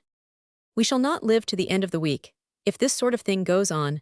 I don't know what to do with the little beast. He's as bad as an elephant to take care of," said the poor lady in despair, as she saw Jocko throw his corncob down on the minister's hat as that stately gentleman went by. As none of them could catch him, Miss Jane let him alone till Nettie waked up and could go and find some of the big boys to help him. Jocko soon left the roof and skipped in at a window that stood open. It was little Nellie Brown's playroom, and she had left her pet doll Maud Mabel Rose Matilda very ill in the best bed, while she went down to get a poppy leaf to rub the darling's cheeks with because she had a high fever. Jock took a fancy to the pretty bed, and after turning the playhouse topsy-turvy, he pulled poor Maud Mabel Rose Matilda out by her flaxen hair, and stuffing her into the water pitcher upside down got into the bed, drew the lace curtains, and prepared to doze deliciously under the pink silk bed cover. Up came Nellie, and went at once to the dear invalid, saying in her motherly little voice, "Now, my darling child, lie quite still, and I won't hurt you one bit." But when she drew the curtain, instead of the lovely yellow-haired doll in her ruffled nightcap, she saw an ugly little black face staring at her, and a tiny hand holding the sheet fast. Nellie gave one scream and flew downstairs into the parlor, where the sewing circle was at work, frightening 25 excellent ladies by her cries, as she clung to her mother, wailing, a bogey, I saw him all black, and he snarled at me, and my dolly is gone, what shall I do, oh, what shall I do?"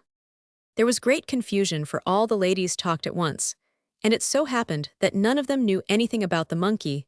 Therefore they all agreed that Nellie was a foolish child, and had made a fuss about nothing. She cried dismally, and kept saying to her mother, "Go and see, it's in my dolly's bed, I found it there, and darling Maudie is gone." "We will go and see," said Mrs. Moses Merriweather, a stout old lady, who kept her 6 girls in such good order that they would never have dared to cry if 10 monkeys had popped out at them. Miss Hetty Bumpus, a tall, thin maiden lady with a sharp eye and pointed nose, went with her, but at the door that led to the dining room both stopped short, and after one look came flying back, calling out together, "Mrs. Brown, your supper is spoilt, a dreadful beast has ruined it all." Then 25 excited ladies flew across the hall to behold Jocko sitting on the great cake in the middle of the table, his feet bathed in cream from the overturned pitcher, while all around lay the ruins of custards, tarts, biscuits, and sauce, not to mention nice napkins made into haycocks, spoons, knives, and forks on the floor, and the best silver teapot in the fireplace. While Nellie told her tale, and the ladies questioned and comforted her, this bad monkey had skipped downstairs and had a delightful party all by himself. He was just scraping the jelly out of a tart when they disturbed him, and knowing that more slaps were in store for him if he stayed, he at once walked calmly down the ravaged table and vanished out of the window, carrying the silver tea-strainer with him to play with. The ladies had no supper that night, and poor Mrs. Brown sent a note to Aunt Jane telling her the sad story, and adding that Nellie was quite ill with the fright and the loss of dear Maud Mabel Rose Matilda, drowned in the water pitcher and forever spoilt. "John shall go after that man tomorrow and bring him back to carry this terrible monkey away. I can't live with him a week, he will cost me a fortune, and wear us all out," said Aunt Jane, when Jocko was safely shut up in the cellar, after 6 boys had chased him all over the neighborhood before they caught him.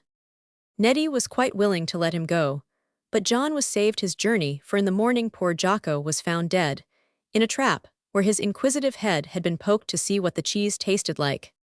So he was buried by the river, and everyone felt much relieved, for the man never came back, thinking Jocko dead when he left him. But he had not lived in vain, for after this day of trial mischievous Nettie behaved much better, and Aunt Jane could always calm his prankish spirit by saying, as her finger pointed to a little collar and chain hanging on the wall, "If you want to act like naughty Jocko, say so, and I'll tie you up. One monkey is enough for this family." Kitty laughed and began to dance such twirlings and stoppings as she made. Page 85. Roman 4. The Skipping Shoes. Once there was a little girl named Kitty who never wanted to do what people asked her. She said, "I want and I can't," and did not run at once pleasantly, as obliging children do. One day her mother gave her a pair of new shoes, and after a fuss about putting them on, Kitty said, as she lay kicking on the floor, "I wish these were 7-leagued boots like Jack the Giant Killer's. Then it would be easy to run errands all the time. Now I hate to keep trotting, and I don't like new shoes, and I want stir a step." Just as she said that, the shoes gave a skip and set her on her feet so suddenly that it scared all the naughtiness out of her. She stood looking at these curious shoes, and the bright buttons on them seemed to wink at her like eyes, while the heels tapped on the floor a sort of tune, before she dared to stir. Her mother called from the next room, "Kitty, run and tell the cook to make a pie for dinner, I forgot it." "I don't want to," began Kitty, with a whine as usual. But the words were hardly out of her mouth when the shoes gave one jump and took her downstairs through the hall and landed her at the kitchen door. Her breath was nearly gone, but she gave the message, and turned round trying to see if the shoes would let her walk at all. Went nicely till she wanted to turn into the china closet where the cake was. She was forbidden to touch it, but loved to take a bit when she could now. She found that her feet were fixed fast to the floor and could not be moved till her father said, as he passed the window close by, "You will have time to go to the post office before school and get my letters." "I can't," began Kitty, but she found she could, for away went the shoes out of the house at one bound, and trotted down the street so fast that the maid who ran after her with her hat could not catch her. "I can't stop," cried Kitty, and she did not till the shoes took her straight into the office. "What's the hurry today?" asked the man, as he saw her without any hat, all rosy and breathless, and her face puckered up as if she did not know whether to laugh or to cry. "I won't tell anyone about these dreadful shoes, and I'll take them off as soon as I get home. I hope they will go back slowly, or people will think I am crazy," said Kitty to herself, as she took the letters and went away. The shoes walked nicely along till she came to the bridge, and there she wanted to stop and watch some boys in a boat forgetting school and her father's letters. But the shoes wouldn't stop, though she tried to make them, and held on to the railing as hard as she could. Her feet went on, and when she sat down they still dragged her along so steadily that she had to go, and she got up feeling that there was something very strange about these shoes. The minute she gave up all went smoothly, and she got home in good time. "I won't wear these horrid things another minute," said Kitty, sitting on the doorstep and trying to unbutton the shoes. But not a button could she stir, though she got red and angry struggling to do it. "Time for school, run away, little girl," called Mama from upstairs, as the clock struck 9. "I won't," said Kitty crossly. But she did, for those magic shoes danced her off and landed her at her desk in 5 minutes. "Well, I am not late, that's one comfort," she thought, wishing she had come pleasantly and not been whisked away without any luncheon. Her legs were so tired with the long skips that she was glad to sit still, and that pleased the teacher, for generally she was fussing about all lesson time. But at recess, she got into trouble again, for one of the children knocked down the house of corncobs she had built and made her angry. "Now I'll kick yours down, and see how you like it, Dolly." Up went her foot, but it didn't come down, it stayed in the air, and there she stood looking as if she were going to dance. The children laughed to see her, and she could do nothing till she said to Dolly in a great hurry, "Never mind if you didn't mean to, I'll forgive you." Then the foot went down, and Kitty felt so glad about it that she tried to be pleasant, fearing some new caper of those dreadful shoes. She began to see how they worked, and thought she would try if she had any power over them. So, when one of the children wanted his ball which had bounced over the hedge, she said kindly, "Perhaps I can get it for you, Willie." And over she jumped as lightly as if she too were an india rubber ball. "How could you do it?" cried the boys, much surprised, for not one of them dared try such a high leap. Kitty laughed and began to dance, feeling pleased and proud to find there was a good side to the shoes, after all such twirlings and skippings, as she made such pretty steps and airy little bounds. It was pretty to see, for it seemed as if her feet were bewitched and went of themselves. The little girls were charmed and tried to imitate her, but no one could, and they stood in a circle watching her dance, till the bell rang. Then all rushed in to tell about it. Kitty said it was her new shoes, and never told how queerly they acted, hoping to have good times now, but she was mistaken. On the way home she wanted to stop and see her friend Belle's new doll, but at the gate her feet stuck fast, and she had to give up her wishes and go straight on, as Mama had told her always to do. "Run and pick a nice little dish of strawberries for dinner," said her sister as she went in. "I am too tea." There was no time to finish, for the shoes landed her in the middle of the strawberry bed at one jump. "I might as well be a grasshopper if I am to skip round like this," she said, forgetting to feel tired out there in the pleasant garden, with the robins picking berries close by, and a cool wind lifting the leaves to show where the reddest and ripest ones hid. The little dish was soon filled, and she wanted to stay and eat a few warm and sweet from the vines, but the bell rang, and away she went over the woodpile across the piazza, and into the dining room before the berry in her mouth was half eaten. "How this child does rush about today," said her mother. "It is so delightful to have such a quick little errand girl, that I shall get her to carry some bundles to my poor people this afternoon. Oh dear me, I do hate to lug those old clothes and bottles and baskets of cold victuals round, must I do it?" sighed Kitty dismally, while the shoes tapped on the floor under the table, as if to remind her that she must, whether she liked it or not. "It would be right and kind, and would please me very much, But you may do as you choose about it. I am very tired. And someone must go, for the little Brian baby is sick, and needs what I send, said Mama, looking disappointed. Kitty sat very still and sober for some time, and no one spoke to her. She was making up her mind whether she would go pleasantly, or be whisked about like a grasshopper against her will. When dinner was over, she said in a cheerful voice, "I'll go, Mama, and when all the errands are done, may I come back through Fairyland, as we call the little grove where the tall ferns grow?" "Yes, dear, when you oblige me, I am happy to please you." "I am glad I decided to be good now. I shall have a lovely time," said Kitty to herself, as she trotted away with a basket in one hand, a bundle in the other, and some money in her pocket for a poor old woman who needed help. The shoes went quietly along, and seemed to know just where to stop. The sick baby's mother thanked her for the soft little nightgowns. The lame girl smiled. When she saw the books, the hungry children gathered round the basket of food like young birds eager to be fed, and the old woman gave her a beautiful pink shell that her sailor son brought home from sea. When all the errands were done, Kitty skipped away to Fairyland, feeling very happy, as people always do when they have done kind things. It was a lovely place, for the ferns made green arches tall enough for little girls to sit under, and the ground was covered with pretty green moss and woodflowers. Birds flew about in the pines, squirrels chattered in the oaks, butterflies floated here and there, and from the pond near by came the croak of frogs, sunning their green backs on the mossy stones. "I wonder if the shoes will let me stop and rest. It is so cool here, and I am so tired," said Kitty, as she came to a cozy nook at the foot of a tree. The words were hardly out of her mouth when her feet folded under her, and there she sat on a cushion of moss like the queen of the wood on her throne. Something lighted with a bump close by her, and looking down, she saw a large black cricket with a stiff tail staring at her curiously. "Bless my heart, I thought you were some relation of my cousin Grasshopper's. You came down the hill with long leaps just like him, so I stopped to say how do ye do," said the cricket in its creaky voice. "I am not a grasshopper, but I have on fairy shoes today, and so do many things that I never did before," answered Kitty, much surprised to be able to understand what the cricket said. "It is Midsummer Day, and fairies can play whatever pranks they like. If you did have those shoes on, you could understand what I say. Hark, and hear those squirrels talk, and the birds, and the ants down here. Make the most of this chance, for at sunset your shoes will stop skipping, and the fun all be over." While the cricket talked, Kitty did hear all sorts of little voices singing, laughing, chatting in the gayest way, and understood every word. They said the squirrels called to one another as they raced about. "Here's a nut, there's a nut. Hide it quick away.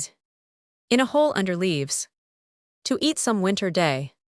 Acorns sweet are plenty. We will have them all. Skip and scamper lively, till the last ones fall." The birds were singing softly. "Rock-a-bye, babies. Your cradle hangs high. Soft down your pillow. Your curtain in the sky. Father will feed you, while mother will sing, and shelter our darlings with her warm wing." And the ants were saying to one another, as they hurried in and out of their little houses, "Work, neighbor, work. Do not stop to play. Wander far and wide. Gather all you may. We are never like idle butterflies, but like the busy bees, industrious and wise. Ants always were dreadfully good, but butterflies are ever so much prettier," said Kitty, listening to the little voices with wonder and pleasure. "Hallo, hallo. Come down below. It's lovely and cool out here in the pool, on a lily pad float, for a nice green boat. Here we sit and sing, in a pleasant ring, or leapfrog play, in the jolliest way. Our games have begun. Come join in the fun. Dear me, what could I do over there in the mud with the queer green frogs?" laughed Kitty, as this song was croaked at her. "No, no, come and fly through the sunny sky, or honey sip from the rose's lip, or dance in the air like spirits fair. Come away, come away. Tea is our holiday." A cloud of lovely yellow butterflies flew up from a wildrose bush and went dancing away higher and higher till they vanished in the light beyond the wood. "That is better than leapfrog. I wish my skipping shoes would let me fly up somewhere instead of carrying me on errands, and where I ought to go all the time," said Kitty, watching the pretty things glitter as they flew. Just at that minute, a clock struck, and away went the shoes over the pool, the hill, the road, till they pranced in at the gate. As the tea-bell rang, Kitty amused the family by telling what she had done and seen, but no one believed the fairyland part, and her father said, laughing, "Go on, my dear, making up little stories, and by you may be as famous as Hans Christian Andersen, whose books you like so well. The sun will soon set, and then my fun will be over, so I must skip while I can," thought Kitty, and went waltzing round the lawn so prettily that all the family came to see her. "She dances so well that she shall go to dancing school," said her mother, pleased with the pretty antics of her little girl. Kitty was delighted to hear that, for she had longed to go, and went on skipping as hard as she could, that she might learn some of the graceful steps the shoes took before the day was done. "Come, dear, stop now, and run up to your bath and bed. It has been a long, hot day, and you are tired, so get to sleep early, for Nursey wants to go out," said her mother, as the sun went down behind the hills, with a last bright glimmer like the wink of a great sleepy eye. "Oh, please, a few minutes more," began Kitty, but was off like a flash, for the shoes trotted her upstairs so fast that she ran against old Nursey, and down she went, splashing the water all over the floor, and scolding in such a funny way that it made Kitty laugh so that she could hardly pick her up again.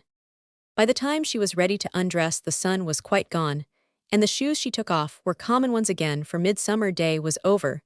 But Kitty never forgot the little lessons she had learned. She tried to run willingly when spoken to, she remembered the pretty steps and danced like a fairy, and best of all, she always loved the innocent and interesting little creatures in the woods and fields, and whenever she was told she might go to play with them, she hurried away almost as quickly as if she still wore the skipping shoes. So Cocky was brought in and petted. Page 105. Roman 5. Cockaloo. In the barnyard, a gray hen sat on her nest, feeling very happy because it was time for her eggs to hatch, and she hoped to have a fine brood of chickens presently. Crack, crack went the shells, peep, peep cried the chicks, cluck, cluck called the hen, and out came 10 downy little things, one after the other, all ready to run and eat and scratch, for chickens are not like babies and don't have to be tended at all. There were 8 little hens and 2 little cockerels, one black and one as white as snow, with yellow legs, bright eyes, and a tiny red comb on his head. This was Cockaloo, the good chick, but the black one was named Peck, and was a quarrelsome bad fowl, as we shall see. Mrs. Partlet, the mamma, was very proud of her fine family, for the 8 little daughters were all white and very pretty. She led them out into the farmyard, clucking and scratching busily, for all were hungry, and ran chirping round her to pick up the worms and seeds she found for them. Cocky soon began to help take care of his sisters, and when a nice corn or a fat bug was found, he would step back and let little Downy or Snowball have it. But Peck would run and push them away and gobble up the food greedily. He chased them away from the pan where the meal was, and picked the down off their necks if they tried to get their share. His mother scolded him when the little ones ran to hide under her wings, but he didn't care, and was very naughty. Cocky began to crow when he was very young, and had such a fine voice that people liked to hear his loud, clear cock-a-doodle-doo early in the morning, for he woke before the sun was up, and began his song. Peck used to grumble at being roused at dawn, for he was lazy, but the hens bustled up, and were glad to get out of the hen house. The father cock had been killed by a dog, so they made Cocky king of the farmyard, and Peck was very jealous of him. "I came out of the shell first, and I am the oldest, so I ought to be king," he said. "But we don't like you, because you are selfish, cross, and lazy. We want Cocky. He is so lively, kind, and brave. He will make a splendid bird, and he must be our king," answered the hens, and Peck had to mind, or they would have pulled every feather out of his little tail. He resolved to do some harm to his good brother, and plagued him all he could. One day, when Cocky was swinging with 3 of his sisters on a bush that hung over the brook, Peck asked a stupid donkey, feeding near, to come and put his heavy foot on the bush. He did it, and crack went the branch, splash went the poor chicks into the water, and all were drowned, but Cocky, who flew across and was saved. Poor little Hop, Chirp, and Downy went floating down the brook like balls of white foam, and were never seen again. All the hens mourned for them, and put a black feather in their heads, to show how sorry they were. Mamma Partlet was heartbroken to lose 3 darlings at once, but Cocky comforted her, and never told how it happened, because he was ashamed to have people know what a bad bird Peck was. A butterfly saw it all, and he told Granny Cockletop about it, and the hens were so angry that they turned Peck out of the barnyard, and he had to go and live in the woods alone. He said he didn't care, but he did, and was very unhappy, and used to go and peep into the pleasant field where the fowls scratched and talked together. He dared not show himself, for they would have driven him out. But kind Cocky saw him, and would run with some nice bit, and creep through the fence into the woods, saying, "Poor brother, I am sorry for you, and ill come and play with you, and tell you the news." Now in this wood lived a fox, and he had been planning to eat Peck as soon as he was fat, for he missed the good corn and meal he used to have, and grew very thin, living on grasshoppers and berries. While he waited, the sly fellow made friends with Peck, though the bird knew that foxes ate hens. "I am not afraid, and I don't believe old Granny Cockletop's tales. I can take care of myself, I guess," he said, and went on playing with the fox, who got him to tell all about the henhouse, how the door was fastened, and where the plump chickens roosted, and what time they went to bed, so that he could creep in and steal a good supper by and by. Silly Peck never guessed what harm he was doing, and only laughed when Cocky said, "You will be sorry if you play with the fox. He is a bad fellow, so be careful and sleep on a high branch, and keep out of his way as I do." Cocky was fat and large, and the fox longed to eat him, but never could, because he wisely ran home whenever he saw the rogue hiding in the wood. This made Peck angry, for he wanted his brother to stay and play. And so one day, when Cocky ran off in the midst of a nice game, Peck said to the fox, "See here, if you want to catch that fellow, I'll tell you how to do it. He has promised to bring me some food tonight. When all the rest are at roost, he will hide, and not get shut up then. When those cross old biddies are asleep, he will cluck softly, and I am to go in and eat all I want out of the pan you hide on the top of the hen house. And while he talks to me, you can pounce on him. Then I shall be the only cock here, and they will have to make me king." "All right," said the fox, much pleased with the plan, and very glad that Peck had a chance to get fatter. So when it was night, Peck crept through the broken paling, and waited till he heard the signal. Now good Cocky had saved up nice bits from his own dinner, and put them in a paper hidden under a bush. He spread them all out in the barnyard, and called, and Peck came in a great hurry to eat them, never stopping to say thank you. Cocky stood by talking pleasantly, till a little shower came up. "Peck dear, put this nice thick paper over you, then you will be dry, and can go on eating. Ill step under that burdock leaf and wait till you are done," said Cocky, and Peck was too busy gobbling up the food to remember anything else. Now the fox had just crept up on the henhouse roof, and when he peeped down, there was just light enough to see a white thing bobbing about. "Aha, that's Cockaloo now for a good supper," and with a jump he seized Peck by the head before he could explain the mistake. One squawk and the naughty bird was dead. But though the paper fell off and the fox saw what he had done, it was too late, and he began to eat Peck up, while Cocky flew into a tree and crowed so loud that the farmer ran with his gun and shot the fox before he could squeeze through the hole in the fence with the fowl in his mouth. After that the hens felt safe, for there were no more foxes, and when they heard about Peck, they did not mourn at all, but liked Cocky better than ever, and lived happily together with nothing to trouble them. King Cockaloo grew to be a splendid bird, pure white, with a tall red comb on his head, long spurs on his yellow legs, many fine feathers in his tail, and eyes that shone like diamonds. His crow was so loud that it could be heard all over the neighborhood, and people used to say, "Hark, here Farmer Hunt's cock crow. Isn't it a sweet sound to wake us in the dawn?" All the other cocks used to answer him, and there was a fine matinee concert every day. He was a good brother, and led his 5 little sisters all about the field, feeding, guarding, and amusing them, for Mama was lame now, and could not stir far from the yard. It was a pretty sight to see Cocky run home with a worm in his bill or a nice berry, and give it to his mother, who was very proud of her handsome son. Even old Granny Cockletop, who scolded about everything, liked him, and often said, as the hens sat scuffling in the dust, "A fine bird, my dears, a very fine bird, and I know he will do something remarkable before he dies." She was right for once. And this is what he Roman 999. One day the farmer had to go away and stay all night, leaving the old lady alone with 2 boys. They were not afraid, for they had a gun, and quite longed for a chance to fire it. Now it happened that the farmer had a good deal of money in the house, and some bad men knew it, so they waited for him to go away that they might steal it. Cocky was picking about in the field when he heard voices behind the wall, and peeping through a hole saw 2 shabby men hiding there.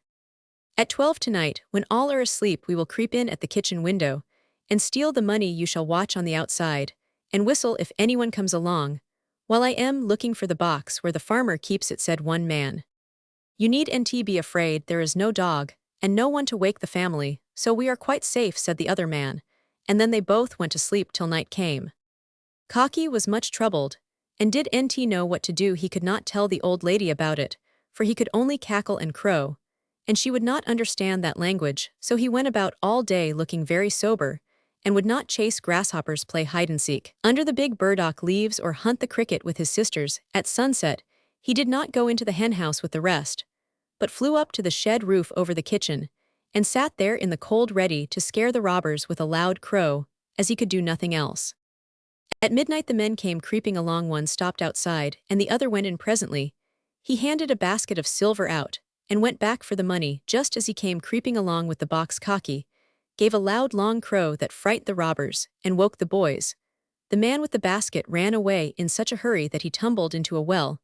The other was going to get out of the window when Cocky flew down and picked at his eyes, and flapped his wings in his face, so that he turned to run some other way, and met the boys, who fired at him and shot him in the legs. The old lady popped her head out of the upper window, and rang the dinner bell, and called fire, fire so loud that it roused the neighbors, who came running to see what the trouble could be. They fished one man out of the well, and picked up the wounded one, and carried them both off to prison. Who caught them? Asked the people. We did, cried the boys, very proud of what they had done. But we should NT have waked if our good Cocky had not crowed, and scared the rascals. He deserves half the praise for this. Is the second time he has caught a thief. So Cocky was brought in and petted, and called a fine fellow, and his family were so proud of him they clucked about it for weeks afterward. When the robbers were tried, it was found that they were the men who had robbed the bank and taken a great deal of money, so everyone was glad to have them shut up for 20 years. It made a great stir, and people would go to see Cocky, and tell how he helped catch the men, and he was so brave and handsome. They said at last, "We want a new weathercock on our courthouse, and instead of an arrow let us have a cock, and he shall look like this fine fellow." "Yes, yes," cried the young folks, much pleased, for they thought Cocky ought to be remembered in some way. So a picture was taken, and Cocky stood very still with his bright eye on the man. Then one like it was made of brass, and put high up on the courthouse, where all could see the splendid bird shining like gold, and twirling about to tell which way the wind was. The children were never tired of admiring him, and all the hens and chickens went in a procession, one moonlight night, to see It-Eyes, even Mamma Partlet and Granny Cockletop, though one was lame, and the other very old. So full of pride were they in the great honor done King Cockaloo. This was not the end of his good deeds, and the last was the best of all. Though it cost him his life, he ruled for some years, and kept his kingdom in good order, for no one would kill him, when many of the other fowls were taken for Thanksgiving and Christmas dinners. But he did die at last, and even then he was good and brave, as you shall hear. One of the boys wanted to smoke a pipe, and went behind the henhouse, so nobody should see him do such a silly thing. He thought he heard his father coming, and hid the pipe under the house. Some straw and dry leaves lay about, and took fire, setting the place in a blaze, for the boy ran away when he saw the mischief he had done, and the fire got to burning nicely before the cries of the poor hens called people to help. The door was locked, and could not be opened because the key was in the pocket of the naughty boy. So the farmer got an axe and chopped down the wall, letting the poor biddies fly out squawking and smoking. "Where is Cocky?" cried the other boy as he counted the hens, and missed the king of the farmyard. "Burnt up, I am afraid," said the farmer, who was throwing water on the flames. Alas, yes, he was, for when the fire was out, they found good old Cocky sitting on a nest with his wide wings spread over some little chicks, whose mother had left them. They were too small to run away, and sat chirping sadly till Cocky covered and kept them safe, though the smoke choked him to death. Everyone was very sorry, and the children gave the good bird a fine funeral, and buried him in the middle of the field with a green mound over him, and a white stone on which was written, "Here lies the bravest cock that ever crew. We mourn for him with sorrow true. Now nevermore at dawn his music shall we hear, waking the world like trumpet shrill and clear. The hens all hang their heads, the chickens sadly peep. The boys look sober and the girls all weep. Good be dear Cocky, sleep and rest, with grass and daisies on your faithful breast. And when you wake, brave bird so good and true, clap your white wings and crow cock-a-doodle-doo." The lion walked a while to rest himself. Page 118. Romans 6. Rosie's journey. Rosie was a nice little girl who lived with her mother in a small house in the woods. They were very poor, for the father had gone away to dig gold, and did not come back, so they had to work hard to get food to eat and clothes to wear. The mother spun yarn when she was able, for she was often sick, and Rosie did all she could to help. She milked the red cow, and fed the hens, dug the garden, and went to town to sell the yarn and the eggs. She was very good and sweet, and everyone loved her, but the neighbors were all poor and could do little to help the child, so, when at last the mother died, the cow and hens and house had to be sold to pay the doctor and the debts. Then Rosie was left all alone with no mother, no home, and no money to buy clothes and dinners with. "What will you do?" said the people, who were very sorry for her. "I will go and find my father," answered Rosie bravely. "But he is far away, and you don't know just where he is. Up among the mountains. Stay with us, and spin on your little wheel, and we will buy the yarn and take care of you, dear little girl," said the kind people.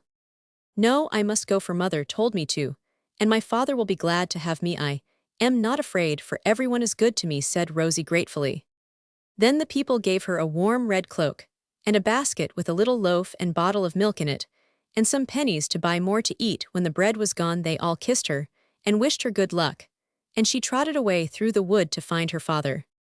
For some days she got on very well, for the woodcutters were kind, and let her sleep in their huts, and gave her things to eat. But by and by, she came to lonely places where there were no houses, and then she was afraid and used to climb up in the trees to sleep, and had to eat berries and leaves like the children in the wood. She made a fire at night so wild beasts would not come near her, and if she met other travelers, she was so young and innocent, no one had the heart to hurt her. She was kind to everything she met, so all little creatures were friends to her, as we shall see. One day, as she was resting by a river, she saw a tiny fish on the bank, nearly dead for want of water. "Poor thing, go and be happy again," she said softly, taking him up and dropping him into the nice cool river. "Thank you, dear child, I'll not forget, but will help you some day," said the fish when he had taken a good drink and felt better. "Why, how can a tiny fish help such a great girl as I am?" laughed Rosie. "Wait and see," answered the fish, as he swam away with a flap of his little tail.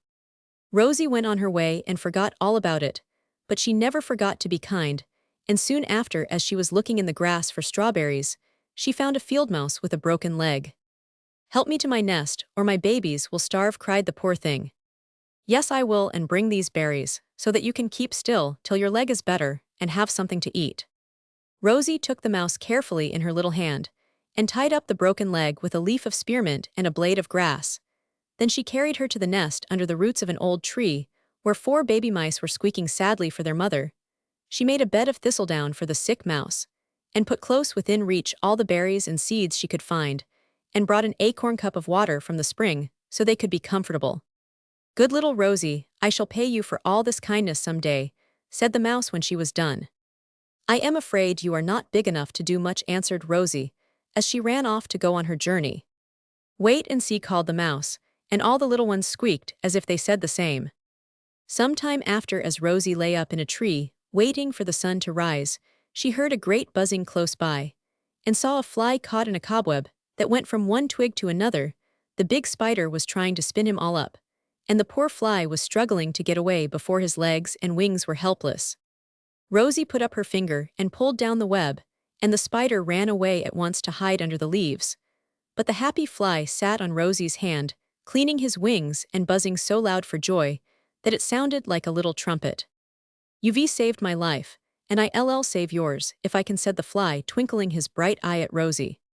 "You silly thing, you can't help me," answered Rosie, climbing down, while the fly buzzed away, saying like the mouse and fish, "Wait and see, wait and see." Rosie trudged on, and on till at last she came to the sea. The mountains were on the other side, but how should she get over the wide water? No ships were there, and she had no money to hire one if there had been any, so she sat on the shore very tired and sad, and cried a few big tears as salt as the sea. "Hullo," called a bubbly sort of voice close by, and the fish popped up his head. Rosie ran to see what he wanted. "I've come to help you over the water," said the fish. "How can you when I want a ship, and someone to show me the way?" answered Rosie. "I shall just call my friend the whale, and he will take you over better than a ship, because he won't get wrecked. Don't mind if he spouts and flounces about a good deal, he is only playing, so you needn't be frightened." Down dived the little fish, and Rosie waited to see what would happen, for she didn't believe such a tiny thing could really bring a whale to help her. Presently what looked like a small island came floating through the sea, and turning round, so that its tail touched the shore. The whale said in a roaring voice that made her jump. "Come aboard, little girl, and hold on tight. I'll carry you wherever you like." It was rather a slippery bridge and Rosie was rather scared at this big strange boat. But she got safely over and held on fast. Then with a roll and a plunge off went the whale, spouting 2 fountains, while his tail steered him like the rudder of a ship. Rosie liked it and looked down into the deep sea where all sorts of queer and lovely things were to be seen. Great fishes came and looked at her. Dolphins played near to amuse her. The pretty Nautilus sailed by in its transparent boat. And porpoises made her laugh with their rough play. Mermaids brought her pearls and red coral to wear, sea apples to eat, and at night sung her to sleep with their sweet lullabies. So she had a very pleasant voyage, and ran on shore with many thanks to the good whale, who gave a splendid spout and swam away.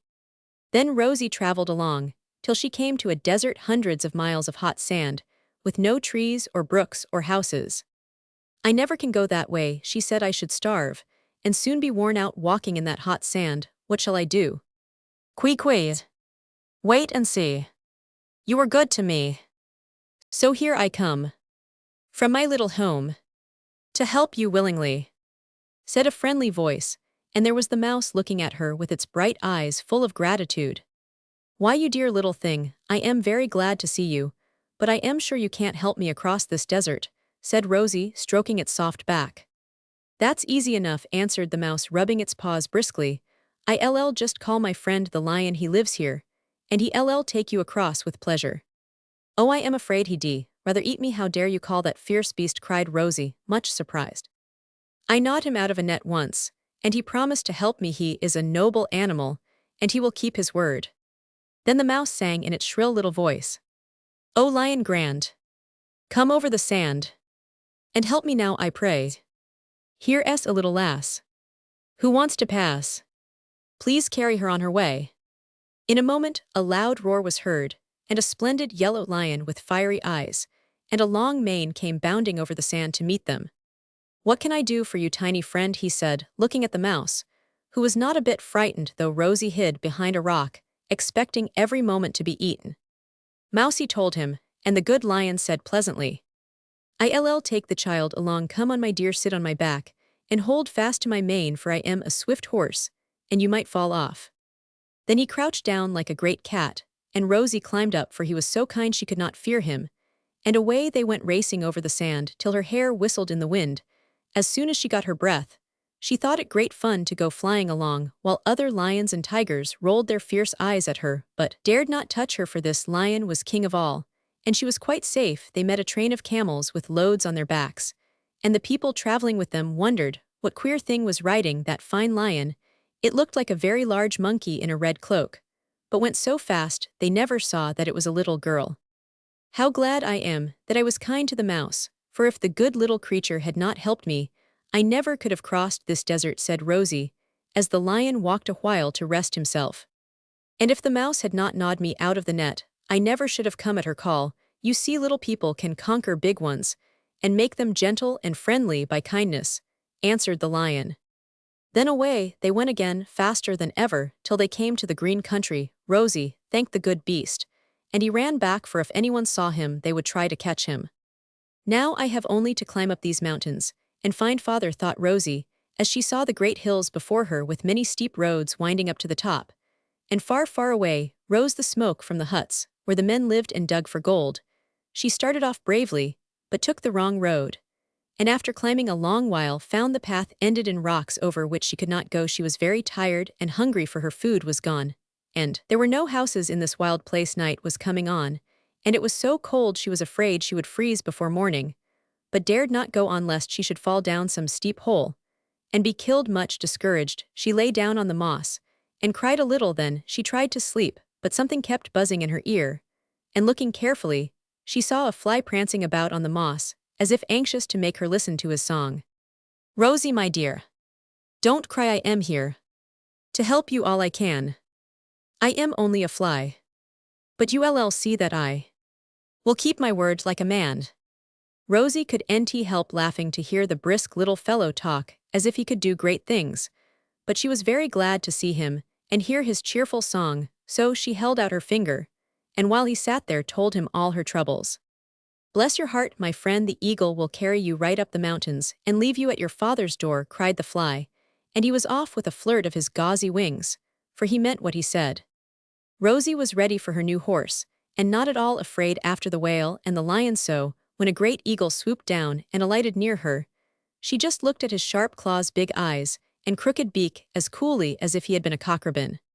He liked her courage, and said kindly in his rough voice, "Hop up, little girl, and sit among my feathers, hold me fast round the neck, or you may grow dizzy, and get a fall." Rosie nestled down among the thick gray feathers, and put both arms round his neck, and whiz they went up higher and higher, till the trees looked like grass, they were so far below. At first it was very cold, and Rosie cuddled deeper into her feather bed. Then, as they came nearer to the sun, it grew warm, and she peeped out to see the huts standing in a green spot on the top of the mountain. "Here we are, y'all find, all the men are down in the mine at this time. They won't come up till morning, so you will have to wait for your father. Good luck, my dear." And the eagle soared away higher still to his nest among the clouds. It was night now, but fires were burning in all the houses, so Rosie went from hut to hut trying to find her father's that she might rest, while she waited. At last in one the picture of a pretty little girl hung on the wall, and under it was written, "My Rosie." Then she knew that this was the right place, and she ate some supper, put on more wood, and went to bed, for she wanted to be fresh when her father came in the morning.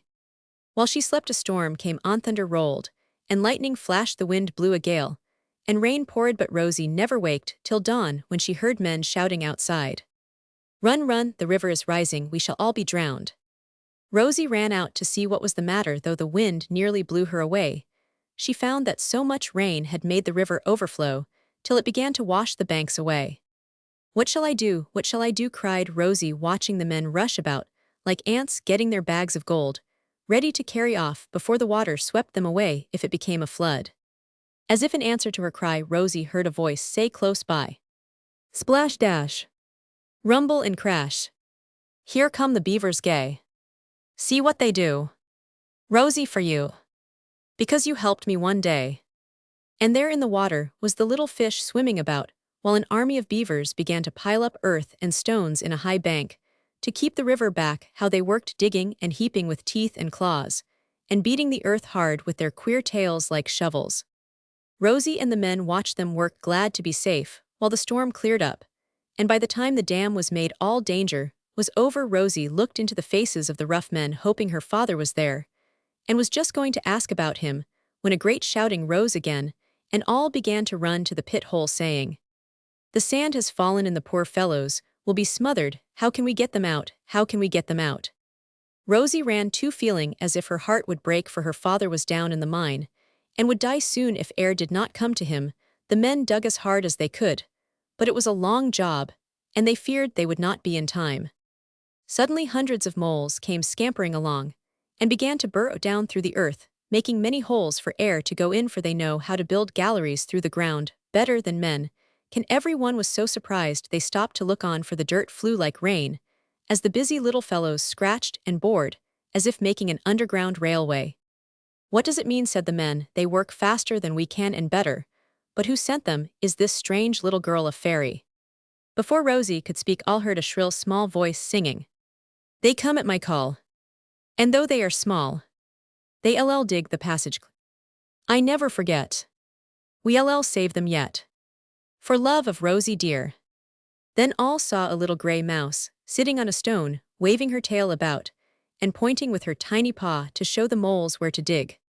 The men laughed, and Rosie was telling them who she was when a cry came from the pit, and they saw that the way was clear, so they could pull the buried men up in a minute. They got ropes, and soon had 10 poor fellows safe on the ground, pale and dirty, but all alive and all shouting as if they were crazy.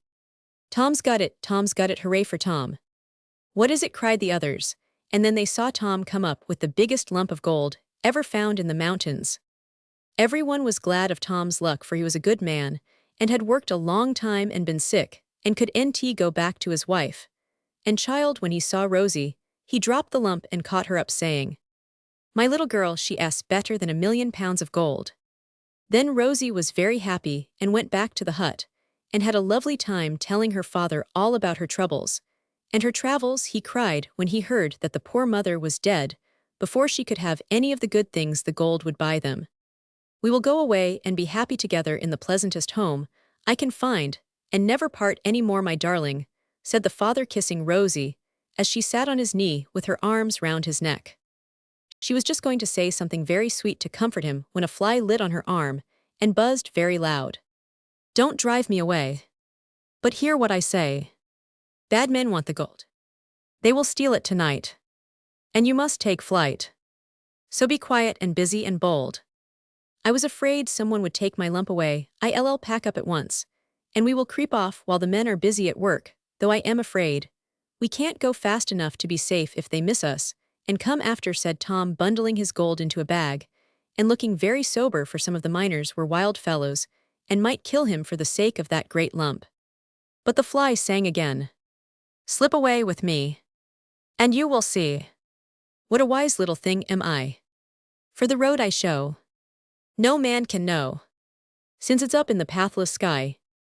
Then they followed Buzz to a quiet nook in the wood, and there were the eagle and his mate waiting to fly away with them so fast and so far that no one could follow Rosie, and the bag of gold were put on the mother eagle. Tom sat astride the king bird, and away they flew to a great city where the little girl and her father lived happily together all their lives. Poor Billy, dangling from a bough high above the ground. Page 146. Romans 7. How they ran away. Two little boys sat on the fence whittling arrows. One fine day, said one little boy to the other little boy, "Let's do something jolly." "All right, what will we do?" "Run off to the woods and be hunters." "What can we hunt?" "Bears and foxes." "Mullen says there ain't any round here." "Well, we can shoot squirrels and snare woodchucks." "Haven't ye got any guns and trap?" "We've got our bows, and I found an old trap behind the barn." "What will we eat?" "Here's our lunch, and when that's gone we can roast the squirrels and cook the fish on a stick. I know how." "Where will you get the fires?" "Got matches in my pocket." "I've got a lot of things we could use, let's see." And as if satisfied at last, cautious Billy displayed his treasures, while bold Tommy did the same. Besides the two knives, there were strings, nails, matches, a piece of putty, fish hooks, and two very dirty handkerchiefs. "There, sir, that's a first-rate fit-out for hunters, and with the jolly basket of lunch Mrs. Mullen gave us, we can get on tip-top for 2 or 3 days," said Tommy, eager to be off. "Where shall we sleep?" asked Billy, who liked to be comfortable both night and day. "Oh, up in trees, or on beds of leaves like the fellows in our books. If you are afraid, stay at home. I am going to have no end of a good time." And Tommy crammed the things back into his pockets, as if there were no time to lose. "Pooh, I ain't afraid, come on." And jumping down, Billy caught up his rod, rather ashamed of his many questions. No one was looking at them, and they might have walked quietly off, but that the running away might be all right, both raced down the road, tumbled over a wall, and dashed into the woods, as if a whole tribe of wild Indians were after them. "Do you know the way?" panted Billy, when at last they stopped for breath. "Yes, it winds right up the mountain, but we'd better not keep to it, or someone will see us and take us back. We are going to be real hunters and have adventures, so we must get lost and find our way by the sun and the stars," answered Tommy, who had read so many boys' books his little head was a jumble of Texan Rangers, African explorers, and Buffalo Bills, and he burned to outdo them all. "What will our mothers say if we really get lost?" asked Billy, always ready with a question. "Mine want fuss, she lets me do what I like." That was true, for Tommy's poor mama was tired of trying to keep the lively little fellow in order, and had got used to seeing him come out of all his scrapes without much harm. "Mine will be scared, she's always afraid I am going to get hurt, so I am careful. But I guess I'll risk it, and have some fun to tell about when we go home," said Billy, trudging after Captain Tommy, who always took the lead. These 11-year-old boys were staying with their mothers at a farmhouse up among the mountains, and having got tired of the tame bears, the big barn, the trout brook, the 30 colts at pasture, and the society of the few little girls and younger boys at the hotel near by, these fine fellows longed to break loose and rough it in the bush, as the hunters did in their favorite stories.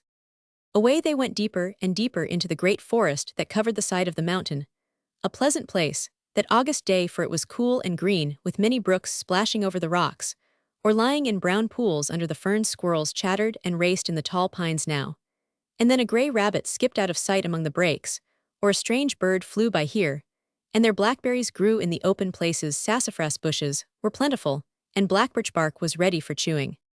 "Don't you call this nice?" asked Tommy, pausing at last in a little dell, where a noisy brook came tumbling down the mountainside, and the pines sung overhead.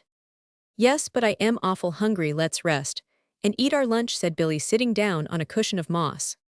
"You always want to be stuffing and resting," answered sturdy Tommy, who liked to be moving all the time. He took the fishing basket which hung over his shoulder by a strap, and opened it carefully, for good Mrs. Mullen had packed a nice lunch of bread and butter cake, and peaches with a bottle of milk, and 2 large pickles slipped in on the sly to please the boys. Tommy's face grew very sober as he looked in, for all he saw was a box of worms for bait, and an old jacket. "By George, we've got the wrong basket. This is Mullen's, and he's gone off with our prog. Won't he be mad?" "Not as mad as I am. Why didn't you look? You are always in such a hurry to start. What shall we do now, without anything to eat?" whined Billy, for losing his lunch was a dreadful blow to him. "We shall have to catch some fish and eat blackberries." "Which will you do, old crybaby?" said Tommy, laughing at the other boy's dismal face. "I'll fish. I am so tired. I can't go scratching round after berries. I don't love 'em either," and Billy began to fix his line and bait his hook. "Lucky we got the worms. You can eat 'em if you can't wait for fish," said Tommy, bustling about to empty the basket and pile up their few possessions in a heap. "There's a quiet pool below here. You go and fish there. I'll pick the berries, and then show you how to get dinner in the woods. This is our camp, so fly round and do your best." Then Tommy ran off to a place nearby where he had seen the berries, while Billy found a comfortable nook by the pool and sat scowling at the water so crossly it was a wonder any trout came to his hook. But the fat worms tempted several small ones, and he cheered up at the prospect of food. Tommy whistled while he picked, and in half an hour came back with 2 quarts of nice berries and an armful of dry sticks for the fire. "We'll have a jolly dinner after all," he said, as the flames went crackling up, and the dry leaves made a pleasant smell. "Got 4, but don't see how we'll ever cook 'em. No freeing pan," grumbled Billy, throwing down the 4 little trout, which he had half cleaned. "Don't want any broil 'em on the coals, or toast 'em on a forked stick. I'll show you how," said cheerful Tommy, whittling away, and feeding his fire as much like a real hunter as a small boy could be. While he worked, Billy ate berries, and sighed for bread and butter. At last, after much trouble, 2 of the trout were half cooked and eagerly eaten by the hungry boys, but they were very different from the nice brown ones Mrs. Mullen gave them, for in spite of Tommy's struggles, they would fall in the ashes, and there was no salt to eat with them. By the time the last were toasted, the young hunters were so hungry they could have eaten anything, and not a berry was left. "I set the trap down there, for I saw a hole among the vines, and I should wonder if we got a rabbit or something," said Tommy. "When the last bone was polished, you go and catch some more fish, and I'll see if I have caught any old chap," as he went home to dinner. Off ran Tommy, and the other boy went slowly back to the brook, wishing with all his might he was at home eating sweet corn and berry pie. The trout had evidently gone to their dinners, for not one bite did poor Billy get, and he was just falling asleep when a loud shout gave him such a fright that he tumbled into the brook up to his knees. "I've got him. Come and see, he's a bouncer," roared Tommy from the berry bushes some way off. Billy scrambled out and went as fast as his wet boots would let him to see what the prize was. He found Tommy dancing wildly round a fat gray animal who was fighting to get his paws out of the trap and making a queer noise as he struggled about. "What is it?" asked Billy, getting behind a tree as fast as possible, for the thing looked fierce, and he was very timid. "A raccoon, I guess, or a big woodchuck. Want his fur make a fine cap. I guess the other fellows will wish they'd come with us," said Tommy, prancing to and fro, without the least idea what to do with the creature. "He'll bite. We'd better run away and wait till he's dead," said Billy. "Wish he'd got his head in, then I could carry him off, but he does look savage, so we'll have to leave him a while and get him when we come back. But he's a real beauty," and Tommy looked proudly at the bunch of gray fur scuffling in the sand. "Can we ever eat him?" asked hungry Billy, ready for a fried crocodile if he could get it. "If he's a raccoon, we can, but I don't know about woodchucks. The fellows in my books don't seem to have caught any. He's nice and fat. We might try him when he's dead," said Tommy, who cared more for the skin to show than the best meal ever cooked. The sound of a gun echoing through the wood gave Tommy a good idea. "Let's find the man and get him to shoot this chap. Then we need NT wait, but skin him right away and eat him too. Off they went to the camp, and catching up their things, the two hunters hurried away in the direction of the sound, feeling glad to know that someone was near them, for 2 or 3 hours of wood life made them a little homesick. They ran and scrambled and listened and called, but not until they had gone a long way up the mountain did they find the man resting in an old hut left by the lumbermen. The remains of his dinner were spread on the floor, and he lay smoking and reading a newspaper, while his dog dozed at his feet close to a well-filled game bag. He looked surprised when 2 dirty wet little boys suddenly appeared before him, grinning cheerfully, the other looking very dismal and scared as the dog growled and glared at them as if they were 2 rabbits. "Hollow," said the man. "Hollow," answered Tommy. "Who are you?" asked the man. "Hunters," said Tommy. "Had good luck," and the man laughed. "First rate got a raccoon in our trap, and we want you to come and shoot him," answered Tommy proudly. "Sure," said the man, looking interested as well as amused. "No, but I think so." "What's he like?" Tommy described him, and was much disappointed when the man lay down again, saying with another laugh, "It's a woodchuck, he's no good. But I want the skin." "Then don't shoot him, let him die, that's better for the skin," said the man, who was tired, and didn't he want to stop for such poor game. All this time Billy had been staring hard at the sandwiches, and bread and cheese on the floor, and sniffing at them as the dog sniffed at him. "Want some grub?" asked the man, seeing the hungry look. "I just do, we left our lunch, and I've only had 2 little trout and some old berries since breakfast," answered Billy with tears in his eyes and a hand on his stomach. "Eat away then, I am done and don't want the stuff," and the man took up his paper as if glad to be let alone. It was lucky that the dog had been fed for in 10 minutes. Nothing was left but the napkin, and the boys sat picking up the crumbs, much refreshed, but ready for more. "Better be going home, my lads, it's pretty cold on the mountain after sunset, and you are a long way from town," said the man, who had peeped at them over his paper now and then, and saw in spite of the dirt and rips that they were not farmer boys. "We don't live in town, we are at Mullins in the valley, no hurry, we know the way, and we want to have some sport first." "You seem to have done well," answered Tommy, looking enviously from the gun to the game bag, out of which hung a rabbit's head and a squirrel's tail.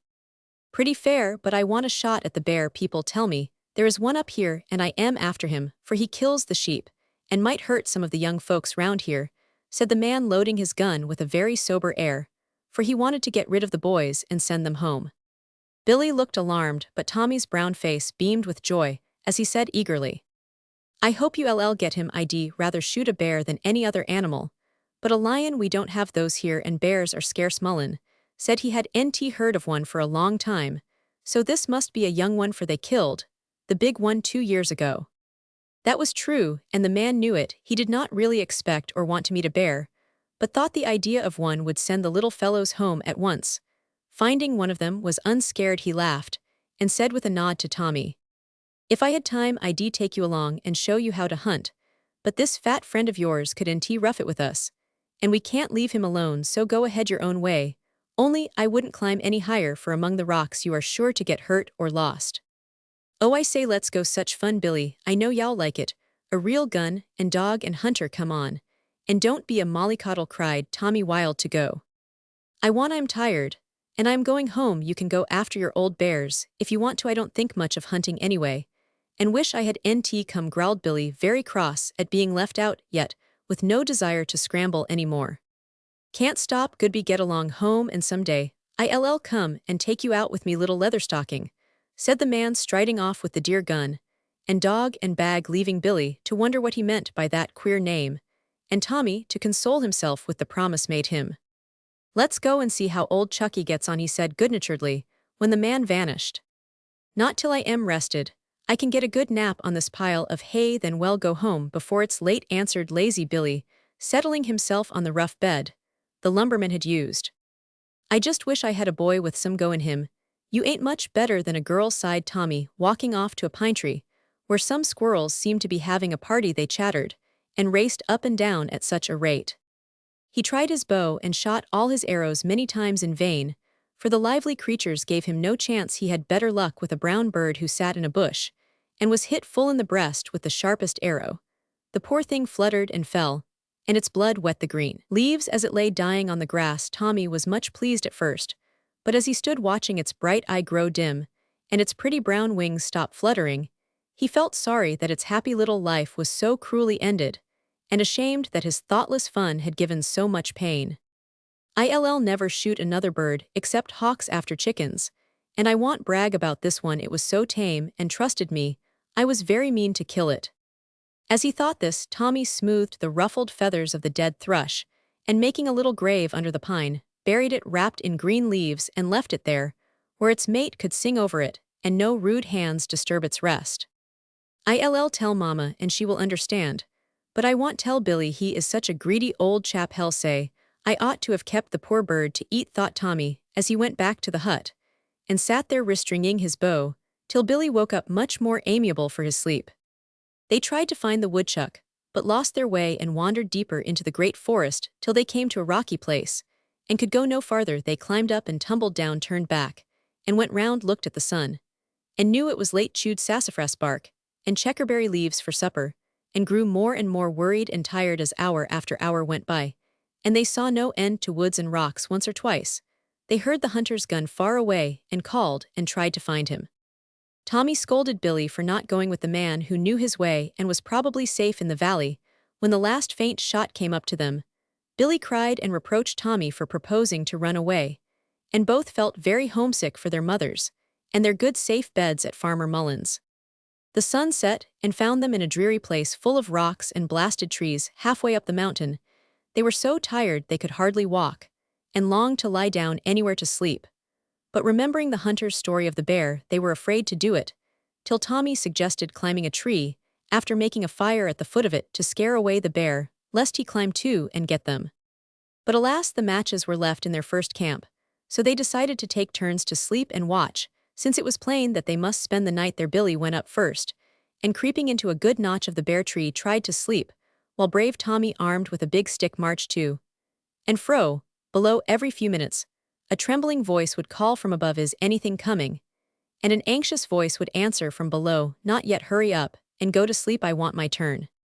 At last Billy began to snore, and then Tommy felt so lonely he couldn't bear it, so he climbed to a lower branch and sat nodding and trying to keep watch till he too fell fast asleep, and the early moon saw the poor boys roosting there like two little owls. A loud cry, a scrambling overhead, and then a great shaking and howling waked Tommy so suddenly that he lost his wits for a moment, and did not know where he was. The bear, don't let him get me, Tommy, Tommy, come and make him let go, cried Billy, filling the quiet night with dismal howls. Tommy looked up expecting to behold a large bear eating his unhappy friend, but the moonlight showed him nothing but poor Billy dangling from a bough high above the ground, caught by his belt. When he fell he had been dreaming of bears, and rolled off his perch, so there he hung, kicking and wailing, half awake, and so scared it was long before Tommy could make him believe that he was quite safe.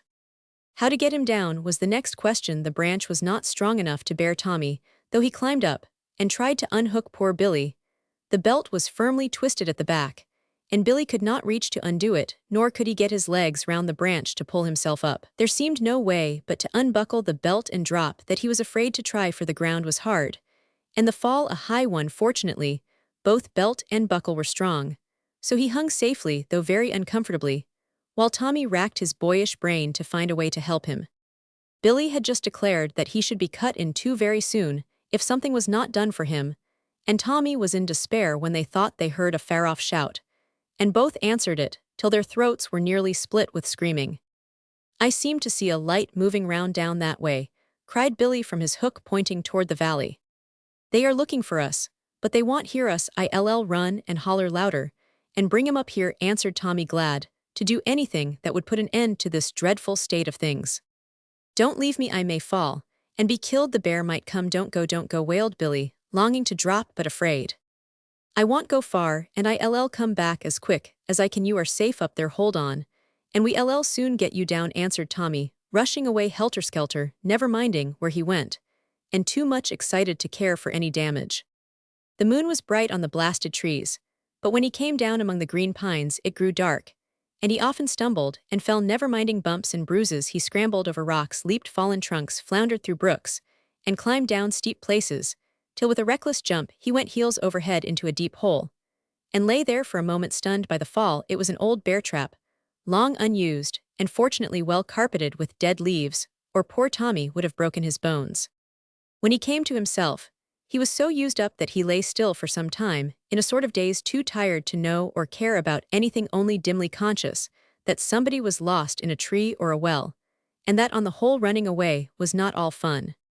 By and by the sound of a gun roused him, and remembering poor Billy, he tried to get out of the pit, for the moon showed him where he was, but it was too deep, and he was too stiff with weariness, and the fall to be very nimble, so he shouted and whistled, and raged about very like a little bear caught in the pit. It is very difficult to find a lost person on these great mountains, and many wander for hours, not far from help, bewildered by the thick woods, the deep ravines and precipices, which shut them in. Some have lost their lives, and as Tommy lay on the leaves used up by his various struggles, he thought of all the stories he had lately heard at the farm, and began to wonder how it would feel to starve to death down there, and to wish poor Billy could come to share his prison, that they might die together like the babes in the wood, or better still, the Boy Scouts lost on the prairies, in that thrilling story Bill Boomerang, the Wild Hunter of the West. I guess Mother is worried this time, because I never stayed out all night before, and I never will again, without leave. It's rather good fun, though if they only find me I ain't afraid. And it is very cold. I always wanted to sleep out, and now I am doing it. Wish poor Billy was safely down, and in this good bed with me. Want he be scared all alone there? Maybe the belt will break, and he get hurt bumping down. Sorry now I left him, he's such a fraid cat. There's the gun again. Guess it's that man after us. Hi hollow, here I am. Whoop hurrah, hi hi hi. Tommy's meditations ended in a series of yells, as loud as his shrill little voice could make them, and he thought someone answered. But it must have been an echo, for no one came, and after another rampage round his prison, the poor boy nestled down among the leaves and went fast asleep, because there was nothing else to do. So there they were, the two young hunters, lost at midnight on the mountain, hanging like an apple on the old tree, and the other sound asleep in a bear pit. Their distracted mothers, meantime, were weeping and wringing their hands at the farm, while all the men in the neighborhood were out looking for the lost boys. The hunter, on his return to the hotel, had reported meeting the runaways and his effort to send them home in good season, so people knew where to look, and led by the man and dog, up the mountain went Mr. Mullen with his troop. It was a mild night, and the moon shone high and clear, so the hunt was on the whole rather easy and pleasant at first, and lanterns flashed through the dark forest like fireflies. The lonely cliff seemed alive with men, and voices echoed in places where usually only the brooks babbled and the hawks screamed. But as time went on, and no sign of the boys appeared, the men grew anxious, and began to fear some serious harm had come to the runaways. I can't go home without them little shavers. No way, specially Tommy, said Mr. Mullen, as they stopped to rest after a hard climb through the blasted grove. He's a boy after my own heart, spry as a chipmunk, smart as a young cockerel, and as full of mischief as a monkey. He ain't afraid of anything, and I should be a mite surprised to find him enjoyin' himself first-rate, and as cool as a cucumber. The fat boy won't take it so easily. I fancy if it had been for him, I'd have kept the lively fellow with me, and shown him how to hunt. Sorry now I didn't take them both home, said the man with the gun, seeing his mistake too late, as people often do. Maybe they fell down a precipice and got killed like Moses Warner when he was lost, suggested a tall fellow who had shouted himself hoarse. Hush up and come on, the dog is barkin' yonder, and he may have found 'em, said the farmer, hurrying toward the place where the hound was baying at something in a tree. It was poor Billy hanging there, still half unconscious, with weariness and fear. The belt had slipped up under his arms, so he could breathe easily, and there he was, looking like a queer sort of cone on the blasted pine. Well, I never, exclaimed the farmer as the tall lad climbed up, and unhooking, Billy handed him down like a young bird into the arms held up to catch him. He's all right, only scared out of his wits. Come along and look for the other one. I'll warrant he went for help, and may be halfway home by this time, said the hunter, who did take much interest in the fat boy. Tommy's hat lay on the ground, and showing it to the dog, his master told him to find the boy. The good hound sniffed about, and then set off with his nose to the ground, following the zigzag track Tommy had taken in his hurry. The hunter and several of the men went after him, leaving the farmer with the others to take care of Billy. Presently the dog came to the bear pit, and began to bark again. Got him, cried the men, much relieved, and rushing on soon saw the good beast looking down at a little white object in one corner of the dark hole. It was Tommy's face in the moonlight, for the rest of him was covered up with leaves. The little round face seemed very quiet, and for a moment the men stood quite still, fearing that the fall might have done the boy some harm. Then the hunter leaped down and gently touched the brown cheek. It was warm, and a soft snore from the pug nose made the man call out, much relieved. "He-s all right, wake up here, little chap, you are wanted at home, had hunting enough for this time." As he spoke, Tommy opened his eyes, gave a stretch, and said, "Hollow Billy," as calmly as if in his own bed at home. Then the rustle of the leaves, the moonlight in his face, and the sight of several men staring down at him startled him wide awake. "Did you shoot the big bear?" he asked, looking up at the hunter with a grin. "No, but I caught a little one, and here he is," answered the man, giving Tommy a roll in the leaves, much pleased, because he did not whine or make a fuss. "Got lost, didn't we? Oh, I say, where's Billy? I left him up a tree like a coon, and he would nt come down," laughed Tommy, kicking off his brown bedclothes and quite ready to get up now. They all laughed with him, and presently, when the story was told, they pulled the boy out of the pit and went back to join the other wanderer, who was now sitting up eating the bread and butter Mrs. Mullins sent for their very late supper. The men roared again as the two boys told their various tribulations, and when they had been refreshed, the party started for home, blowing the tin horns and firing shot after shot to let the scattered searchers know that the lost children were found. Billy was very quiet and gladly rode on the various broad backs offered for his use, but Tommy stoutly refused to be carried, and with an occasional boost over a very rough place walked all the way down on his own sturdy legs. He was the hero of the adventure, and was never tired of relating how he caught the woodchuck, cooked the fish, slid down the big rock, and went to bed in the old bear pit. But in his own little mind, he resolved to wait till he was older before he tried to be a hunter, and though he caught several woodchucks that summer, he never shot another harmless little bird. A wasp flew out and stung her lips. Page 159. Roman 8. The fairy box. "Wish I had a magic bracelet like Rosamond's that would prick me when I was going to do wrong," said little May, as she put down the story she had been reading. There was no one else in the room, but she heard a sweet voice sing these words close to her ear. "Now hark, little May. If you want to do right under your pillow, just look every night. If you have been good all through the day, a gift you will find, useful or gay.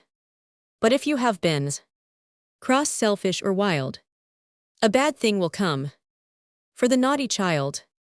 So try, little dear, and soon you will see how easy and sweet to grow good it will be." May was very much surprised at this, and looked everywhere to see who spoke, but could find no one. "I guess I dreamed it, but my eyes are wide open, and I can't make up poetry asleep or awake." As she said that, someone laughed, and the same voice sang again. "Ha ha, you can't see, although I am here. But listen to what I say in your ear. Tell no one of this, because if you do, my fun will be spoilt, and so will yours too. But if you are good and patient and gay, a real fairy will come to see little May. Oh, how splendid that will be! I'll try hard and be as good as an angel if I can only get one peep at a live fairy. I always said there were such people, and now I shall know how they look," cried the little girl, so pleased that she danced all about the room, clapping her hands. Something bright darted out of the window from among the flowers that stood there, and no more songs were heard, so May knew that the elf had gone. "I've got a fine secret all to myself, and I'll keep it carefully. I wonder what present will come tonight," she said, thinking this a very interesting play. She was very good all day, and made no fuss about going to bed, though usually she fretted and wanted to play and called for water, and plagued poor Nursey in many ways. She got safely into her little nest, and then was in such a hurry to see what was under her pillow that she forgot, and called out crossly, "Do hurry and go away, don't wait to hang up my clothes, you slow old thing, go go." That hurt Nurse's feelings, and she went away without her good-night kiss, but May didn't care and felt under her pillow. The minute the door was shut, a lamp was always left burning, so she could see the little gold box she drew out. "How pretty! I hope there is some candy in it," she said, opening it very carefully. Oh dear, what do you think happened? A wasp flew out and stung her lips, then both wasp and box vanished, and May was left to cry alone with a sharp pain in the lips that said the unkind words. "What a dreadful present, I don't like that spiteful fairy, who sends such horrid things," she sobbed.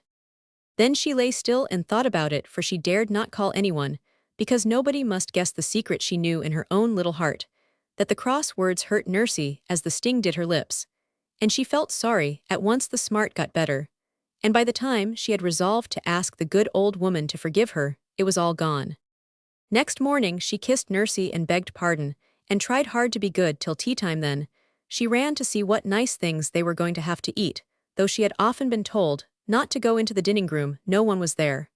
And on the table stood a dish of delicious little cakes, all white like snowballs. "I must have just a taste, and I'll tell Mama afterward," she said, and before she knew it one little cake was eaten all up. "Nobody will miss it, and I can have another at tea, now a lump of sugar, and a sip of cream before Mama comes. I so like to pick round." Having done one wrong thing, May felt like going on, so she nibbled and meddled with all sorts of forbidden things, till she heard a step. Then she ran away, and by when the bell rang came in with the rest as prim and proper, as if she did not know how to play pranks. No one missed the cake, and her mother gave her another, saying, "There, dear, is a nice plummy one for my good child." May turned red and wanted to tell what she had done, but was ashamed because there was company, and people thought she blushed like a modest little girl at being praised. But when she went to bed, she was almost afraid to look under the pillow, knowing that she had done wrong at last. She slowly drew out the box, and slowly opened it, expecting something to fly at her. All she saw was a tiny black bag that began at once to grow larger till it was big enough to hold her two hands. Then it tied itself tight round her wrists, as if to keep these meddlesome hands out of mischief. "Well, this is very queer, but not so dreadful as the wasp, I hope.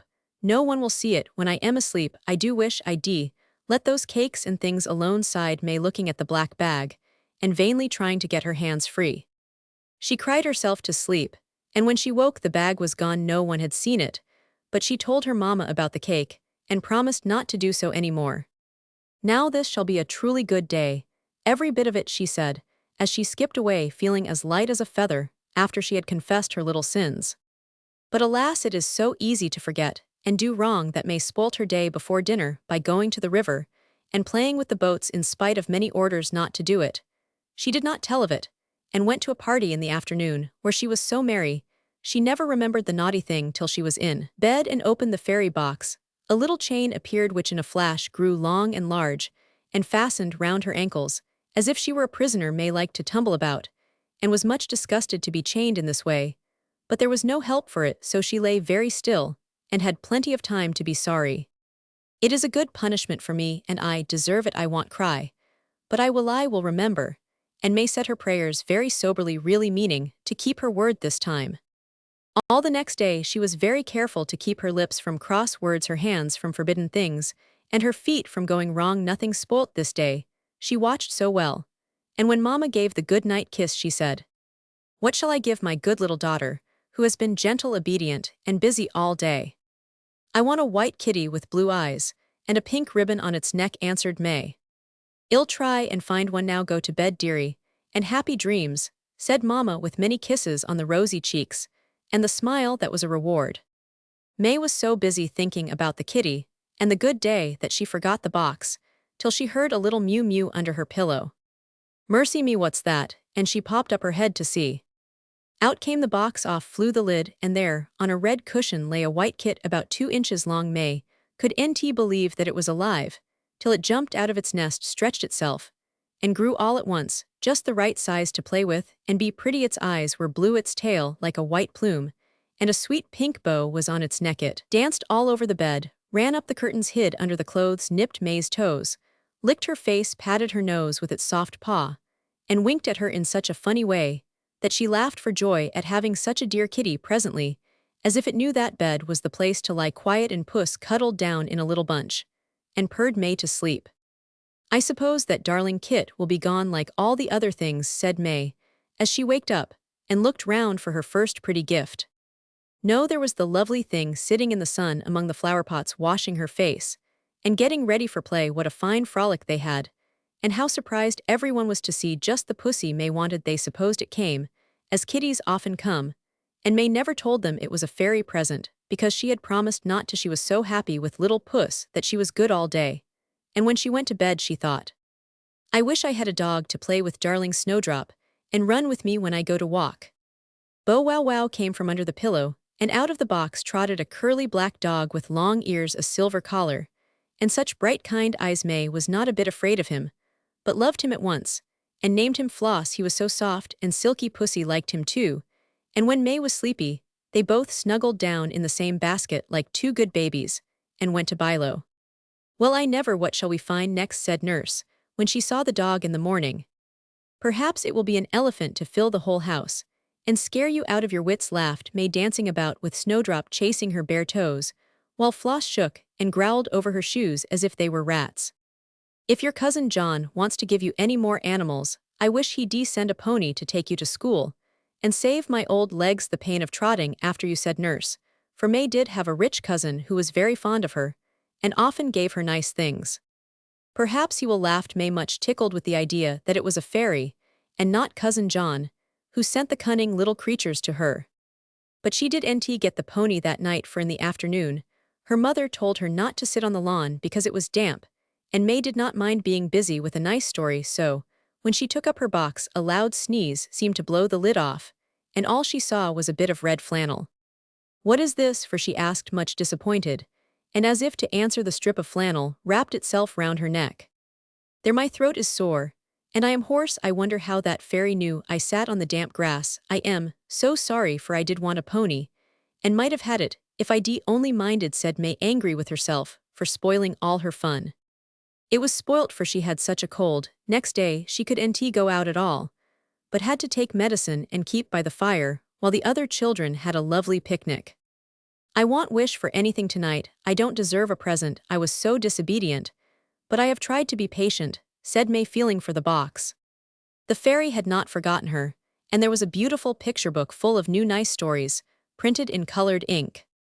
How splendid to read tomorrow while I am shut up, she said, and went to sleep very happily. All the next day she enjoyed the pretty pictures and funny tales, and never complained or fretted at all, but was so much better the doctor said she could go out tomorrow if it was fine. Now I will wish for the pony, said May in her bed, but there was nothing in the box except a little red silk rope, like a halter. She did not know what to do with it that night, but she did the next morning, for just as she was dressed her brother called from the garden. May, look out and see what we found in the stable. None of us can catch him, so do come and see. If you can, your name is on the card tied to his mane. May looked, and there was a snow-white pony racing about the yard, as if he was having a fine frolic. Then she knew the halter was for him, and ran down to catch him. The minute she appeared, the pony went to her, and put his nose in her hand, neighing as if he said, This is my little mistress. I will mind her and serve her well. May was delighted and very proud when the pony let her put on the saddle and bridle that lay in the barn all ready to use.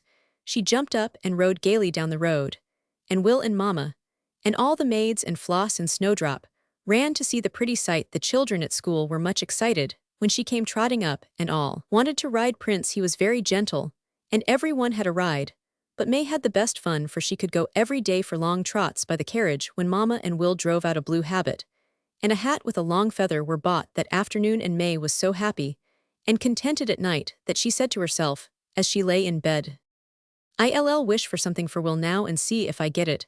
I don't want any more presents, yet I've had my share, and I'd love to give away to other people who have no fairy box. So she wished for a nice boat, and in the box lay a key with the name Water Lily on it. She guessed what it meant, and in the morning told her brother to come to the river and see what she had for him. There lay a pretty green and white boat with cushioned seats, a sail all spread, and at the masthead, a little flag flying in the wind with the words Water Lily on it in gold letters. Will was so surprised and pleased to find that it was his, he turned heels over head on the grass, kissed May, and skipped into his boat, crying all aboard, as if eager to try it at once. May followed, and they sailed away down the lovely river white with real lilies, while the blackbirds sang in the green meadows on either side, and boys and girls stopped on the bridges to see them pass. After that, May kept on trying to be good and wishing for things for herself and other people, till she forgot how to be naughty, and was the sweetest little girl in the world. Then there was no need of fairies to help her, and one night the box was not under the pillow. Well, I've had my share of pretty things, and must learn to do without. I am glad. I tried, for now it is easy to be good. And I don't need to be rewarded, said May as she fell asleep, quite happy and contented, though she did wish she could have seen the fairy just once. Next morning, the first thing she saw was a beautiful bracelet shining on the table, and while she stood admiring it, she heard the little voice sing, "Here is the bracelet for good little May, to wear on her arm, by night and by day, when it shines like the sun. All's going well. But when you're bad, a sharp prick will tell. Farewell, little girl. For now we must part. Make a fairy box, dear, of your own happy heart, and take out for all sweet gifts every day, till all the year round is like beautiful May." As the last words were sung right before her eyes, she saw a tiny creature swinging on the rose that stood there in a vase, a lovely elf with wings like a butterfly, a gauzy dress, and a star on her forehead. She smiled and waved her hand as she slowly rose and fluttered away into the sunshine till she vanished from sight, leaving May with the magic bracelet on her arm, and the happy thought that at last she had really seen a fairy. Johnny leaned forward to enjoy the long-desired peak pay. 183. Roman 9, a hole in the wall. Part Roman 1. If anyone had asked Johnny Morris who were his best friends, he would have answered, "The sun and the wind, next to mother." Johnny lived in a little court that led off from one of the busiest streets in the city, a noisy street, where horse-car bells tinkled and omnibuses rumbled all day long. Going and coming from several great depots near by the court was a dull place, with only 2 or 3 shabby houses in it, and a high blank wall at the end. The people who hurried by were too busy to do more than to glance at the lame boy who sat in the sunshine against the wall, or to guess that there was a picture gallery and a circulating library in the court. But Johnny had both and took such comfort in them that he never could be grateful enough to the wind that brought him his books and pictures, nor to the sun that made it possible for him to enjoy them in the open air far more than richer folk enjoy their fine galleries and libraries. A bad fall some months before the time this story begins did something to Johnny's back which made his poor legs nearly useless, and changed the lively rosy boy into a pale cripple. His mother took in fine washing, and worked hard to pay doctor's bills and feed and clothe her boy, who could no longer run errands, help with the heavy tubs, or go to school. He could only pick out laces for her to iron, lie on his bed in pain for hours, and each fair day hobble out to sit in a little old chair between the water butt and the leaky tin boiler in which he kept his library. But he was a happy boy in spite of poverty and pain, and the day a great gust came blowing fragments of a gay placard and a dusty newspaper down the court to his feet was the beginning of good fortune for patient Johnny. There was a theater in the street beyond, and other pictured bits found their way to him, for the frolicsome wind liked to whisk the papers around the corner and chase them here and there till they settled under the chair or flew wildly over the wall. Faces, animals, people, and big letters all came to cheer the boy, who was never tired of collecting these waifs and strays, cutting out the big pictures to paste on the wall with the leavings of mother's starch, and the smaller in the scrapbook he made out of stout brown wrappers or newspapers. When he had read the latter carefully soon, it was a very gay wall, for mother helped standing on a chair to put the large pictures up. When Johnny had covered all the space he could reach, the books were laid carefully away in the boiler, after being smoothly ironed out, and named to suit Johnny's fancy by pasting letters on the back. This was the circulating library, for not only did the papers whisk about the court to begin with, but the books they afterward made went the rounds among the neighbors till they were worn out. The old cobbler next door enjoyed reading the anecdotes on Sunday, when he could not work. The pale seamstress upstairs liked to look over advertisements of the fine things which she longed for, and Patsy Flynn, the newsboy who went by each day to sell his papers at the station, often paused to look at the playbills, for he adored the theater and entertained Johnny with descriptions of the splendors there to be beheld, till he felt as if he had really been and had known all the famous actors from Humpty Dumpty to the great Salvini. Now and then a flock of dirty children would stray into the court and ask to see the pretty pictures. Then Johnny was a proud and happy boy, for armed with a clothespool, he pointed out and explained the beauties of his gallery, feeling that he was a public benefactor, when the poor babies thanked him warmly and promised to come again and bring all the nice papers they could pick up. These were Johnny's pleasures, but he had two sorrowsown, a very real one his aching back, and the other a boyish longing to climb the wall, and see what was on the other side, for it seemed a most wonderful and delightful place to the poor child shut up in that dismal court with no playmates and few comforts. He amused himself with imagining how it looked over there, and nearly every night added some new charm to this unseen country. When his mother told him fairy tales, to get him to sleep he peopled it with the dear old characters all children know and love. The white cat that sat on the wall was Puss in Boots to him, or Whittington's good friend Bluebeard's wives were hidden in the house of whose upper windows the boy could just catch glimpses. Red Riding Hood met the wolf in the grove of chestnuts that rustled over there, and Jack's beanstalk grew up just such a wall as that, he was sure. But the story he liked best was the Sleeping Beauty in the wood, for he was sure some lovely creature lived in that garden, and he longed to get in to find and play with her. He actually planted a bean in a bit of damp earth behind the water barrel, and watched it grow, hoping for as strong a ladder as Jack's. But the vine grew very slowly, and Johnny was so impatient that he promised Patsy his best book for his ontodonty if he would climb up and report what was to be seen in that enchanted garden. Fakes and I will thin, and up went good-natured Pat after laying an old board over the hogshead to stand on, for there were spikes all along the top of the wall, and only cats and sparrows could walk there. Alas for Johnny's eager hopes, and alas for Pat's Sunday best. The board broke, and splash went the climber with a wild Irish howl that startled Johnny half out of his wits, and brought both Mrs. Morris and the cobbler to the rescue. After this sad event Pat kept away for a time in high dudgeon, and Johnny was more lonely than ever, but he was a cheery little soul, so he was grateful for what joys he had, and worked away at his walfer. The March winds had brought him many treasures, and after April rains were over, May sunshine made the court warm enough for him to be out nearly all day.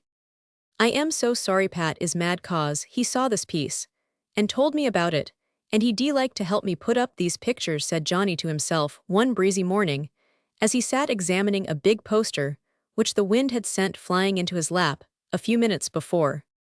The play was Monte Cristo, and the pictures represented the hero getting out of prison by making holes in the wall, among other remarkable performances. This is a jolly red one now, where will I put it to show best, and not spoil the other beauties? As he spoke, Johnny turned his chair around and surveyed his gallery with as much pride and satisfaction as if it held all the wonders of art. It really was quite splendid, for every sort of picture shown in the sun-simpering ladies' tragic scenes, circus parades, labels from tin cans, rosy tomatoes, yellow peaches, and purple plums, funny advertisements, and gay bills of all kinds. None were perfect, but they were arranged with care, and the effect was very fine, Johnny thought. Presently his eyes wandered from these treasures to the budding bushes that nodded so tantalizingly over the wall.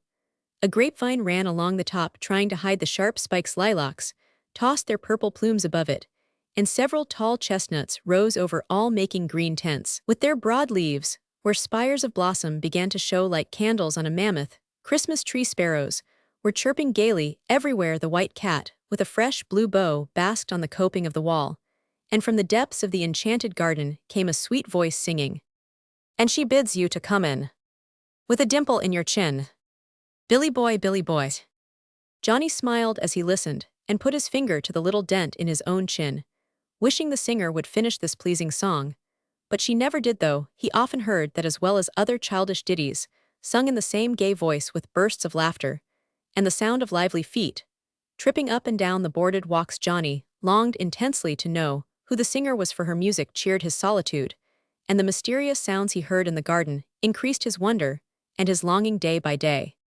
Sometimes a man's voice called, "Fay, where are you?" and Johnny was sure Fay was short for fairy. Another voice was often heard talking in a strange soft language full of exclamations and pretty sounds. A little dog barked and answered to the name. Pippo canaries caroled, and some elfish bird scolded, screamed, and laughed so like a human being that Johnny felt sure that magic of some sort was at work next door.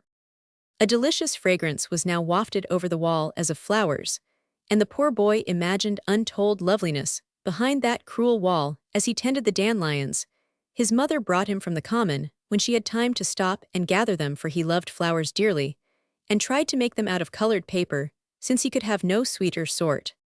Now and then, a soft rushing sound excited his curiosity to such a pitch that once he hobbled painfully up the court till he could see into the trees. And once his eager eyes caught glimpses of a little creature, all blue and white and gold, who peeped out from the green fans, and nodded, and tried to toss him a cluster of the chestnut flowers. He stretched his hands to her with speechless delight, forgetting his crutches, and would have fallen if he had not caught by the shutter of a window so quickly that he gave the poor back a sad wrench. And when he could look up again, the fairy had vanished, and nothing was to be seen but the leaves dancing in the wind.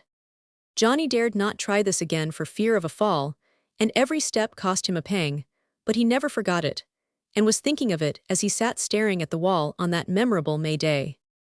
How I should like to peek in and see just how it all really looks. It sounds and smells so summery and nice in there, I know. It must be splendid, I say, pussy, can't you tell a feller what you see?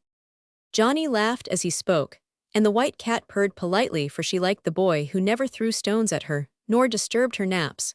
But Puss could not describe the beauties of the happy hunting ground below, and to console himself for the disappointment, Johnny went back to his new picture. Now if this man in the play dug his way out through a wall 10 feet thick, with a rusty nail and a broken knife, I don't see why I could pick away one brick, and get a peek. It's all quiet in there now. Here's a good place, and nobody will know if I stick a picture over the hole, and I'll try it, I declare I will. Fired with the idea of acting Monte Cristo on a small scale, Johnny caught up the old scissors in his lap, and began to dig out the mortar around a brick already loose, and crumbling at the corners. His mother smiled at his energy, then sighed, and said as she clapped her laces with a heavy heart, "Ah, poor dear, if he only had his health, he'd make his way in the world. But now he's like to find a blank wall before him while he lives, and none to help him over." Puss in her white boots sat aloft, and looked on wise as the cat in the story, but offered no advice. The toad, who lived behind the water barrel, hopped under the few leaves of the struggling bean like Jack waiting to climb. And just then the noon bells began to ring as if they sang clear and loud. "Turn again, Whittington, Lord Mayor of London." So cheered by his friends, Johnny scraped and dug vigorously till the old brick fell out, showing another behind it. Only pausing to take breath, he caught up his crutch and gave 2 or 3 hearty pokes, which soon cleared the way, and let the sunshine stream through, while the wind tossed the lilacs like triumphal banners, and the jolly sparrows chirped. "Hail the conquering hero comes!" Rather scared by his unexpected success, the boy sat silent for a moment to see what would happen, but all was still, and presently, with a beating heart, Johnny leaned forward to enjoy the long-desired peek. He could not see much, but that little increased his curiosity and delight, for it seemed like looking into fairyland after the dust and noise and dingy houses of the court. A bed of splendid tulips tossed their gay garments in the middle of a grass plot. A strange and brilliant bird sat dressing its feathers on a golden cage. A little white dog dozed in the sun, and on a red carpet under the trees lay the princess fast asleep. "It's all right," said Johnny with a long sigh of pleasure. "That's the sleeping beauty sure enough. There's the blue gown, the white fur cloak sweeping round the pretty hair, and there's the old nurse spinning and nodding, just as she did in the picture book. Mother got me when I cried because I could go to see the play." This last discovery really did bewilder Johnny, and make him believe that fairy tales might be true after all, for how could he know that the strange woman was an Italian servant in her native dress, with a distaff in her hand?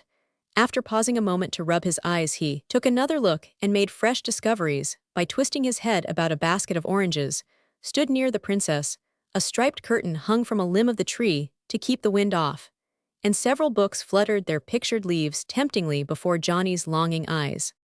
"Oh, if I could only go in and eat and read and speak to and see all the splendid things," thought the poor boy, as he looked from one delight to another, and felt shut out from all. "I can't go and wake her like the prince did, but I do wish she'd get up and do something now. I can see I dare throw a stone. It might hit someone, or holler, it might scare her. Pussy want help, and the sparrows are too busy scolding one another.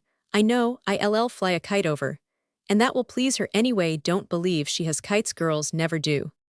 Eager to carry out his plan, Johnny tied a long string to his gayest poster, and then fastening it to the pole with which he sometimes fished in the water cask, held it up to catch the fresh breezes blowing down the court.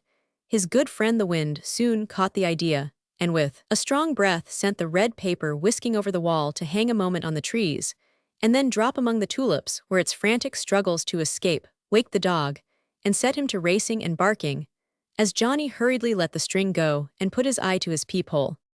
The eyes of the princess were wide open now, and she clapped her hands when Pippo brought the gay picture for her to see, while the old woman with a long yawn went away carrying her distaff like a gun over her shoulder. She likes it. I am so glad. Wish I had some more to send over. This will come off. I'll poke it through, and maybe she will see it. Very much excited, Johnny recklessly tore from the wall his most cherished picture, a gay flower piece just put up, and folding it, he thrust it through the hole, and waited to see what followed. Nothing but a rustle, a bark, and a queer croak from the splendid bird, which set the canaries to trilling sweetly. She don't see, maybe she will hear, said Johnny, and he began to whistle like a mockingbird, for this was his one accomplishment, and he was proud of it.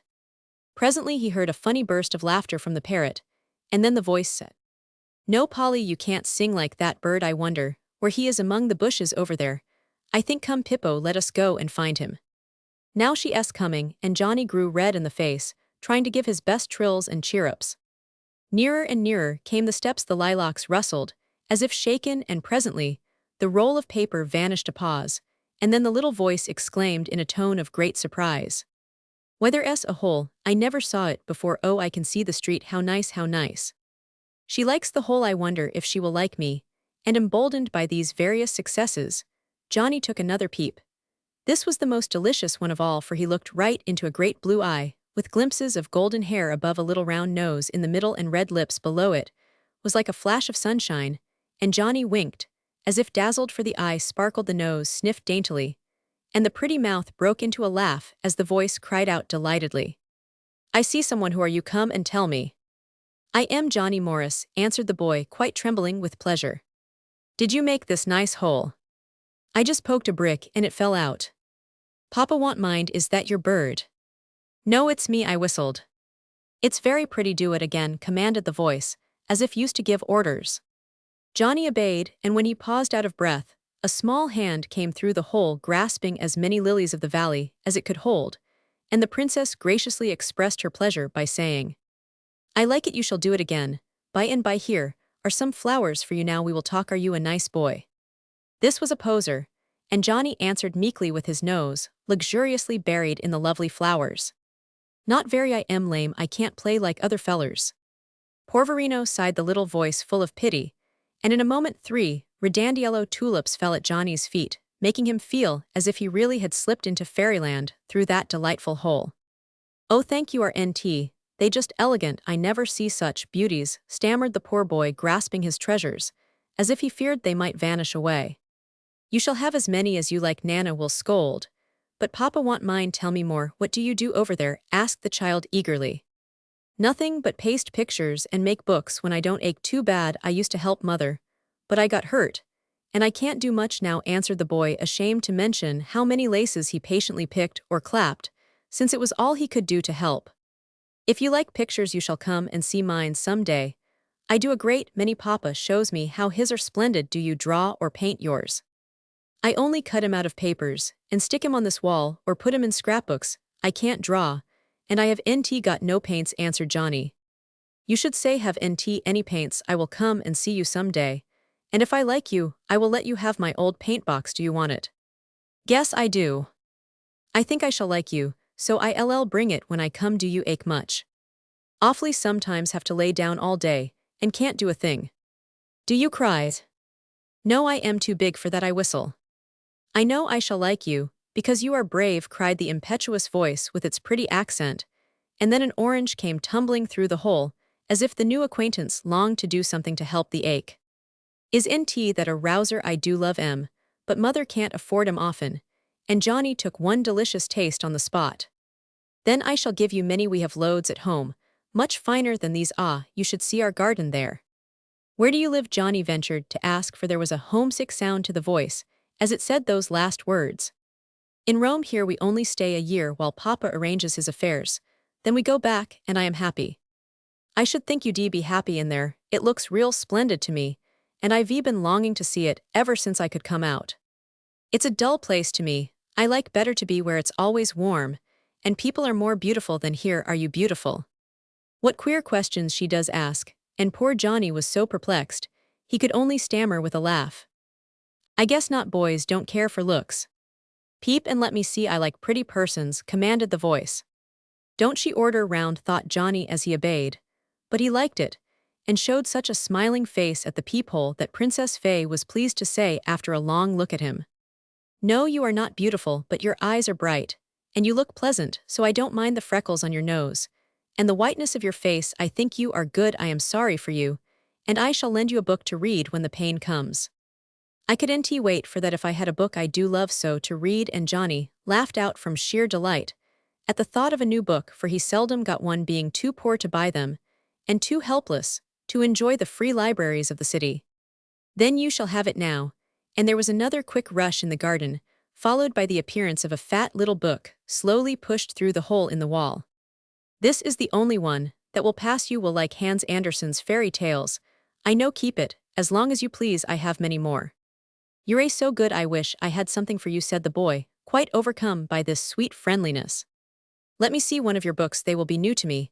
I am tired of all mine. Quick as a flash off went the cover of the old boiler, and out came half a dozen of Johnny's best works, to be crammed through the wall with the earnest request. Keep 'em all, they're not good for much.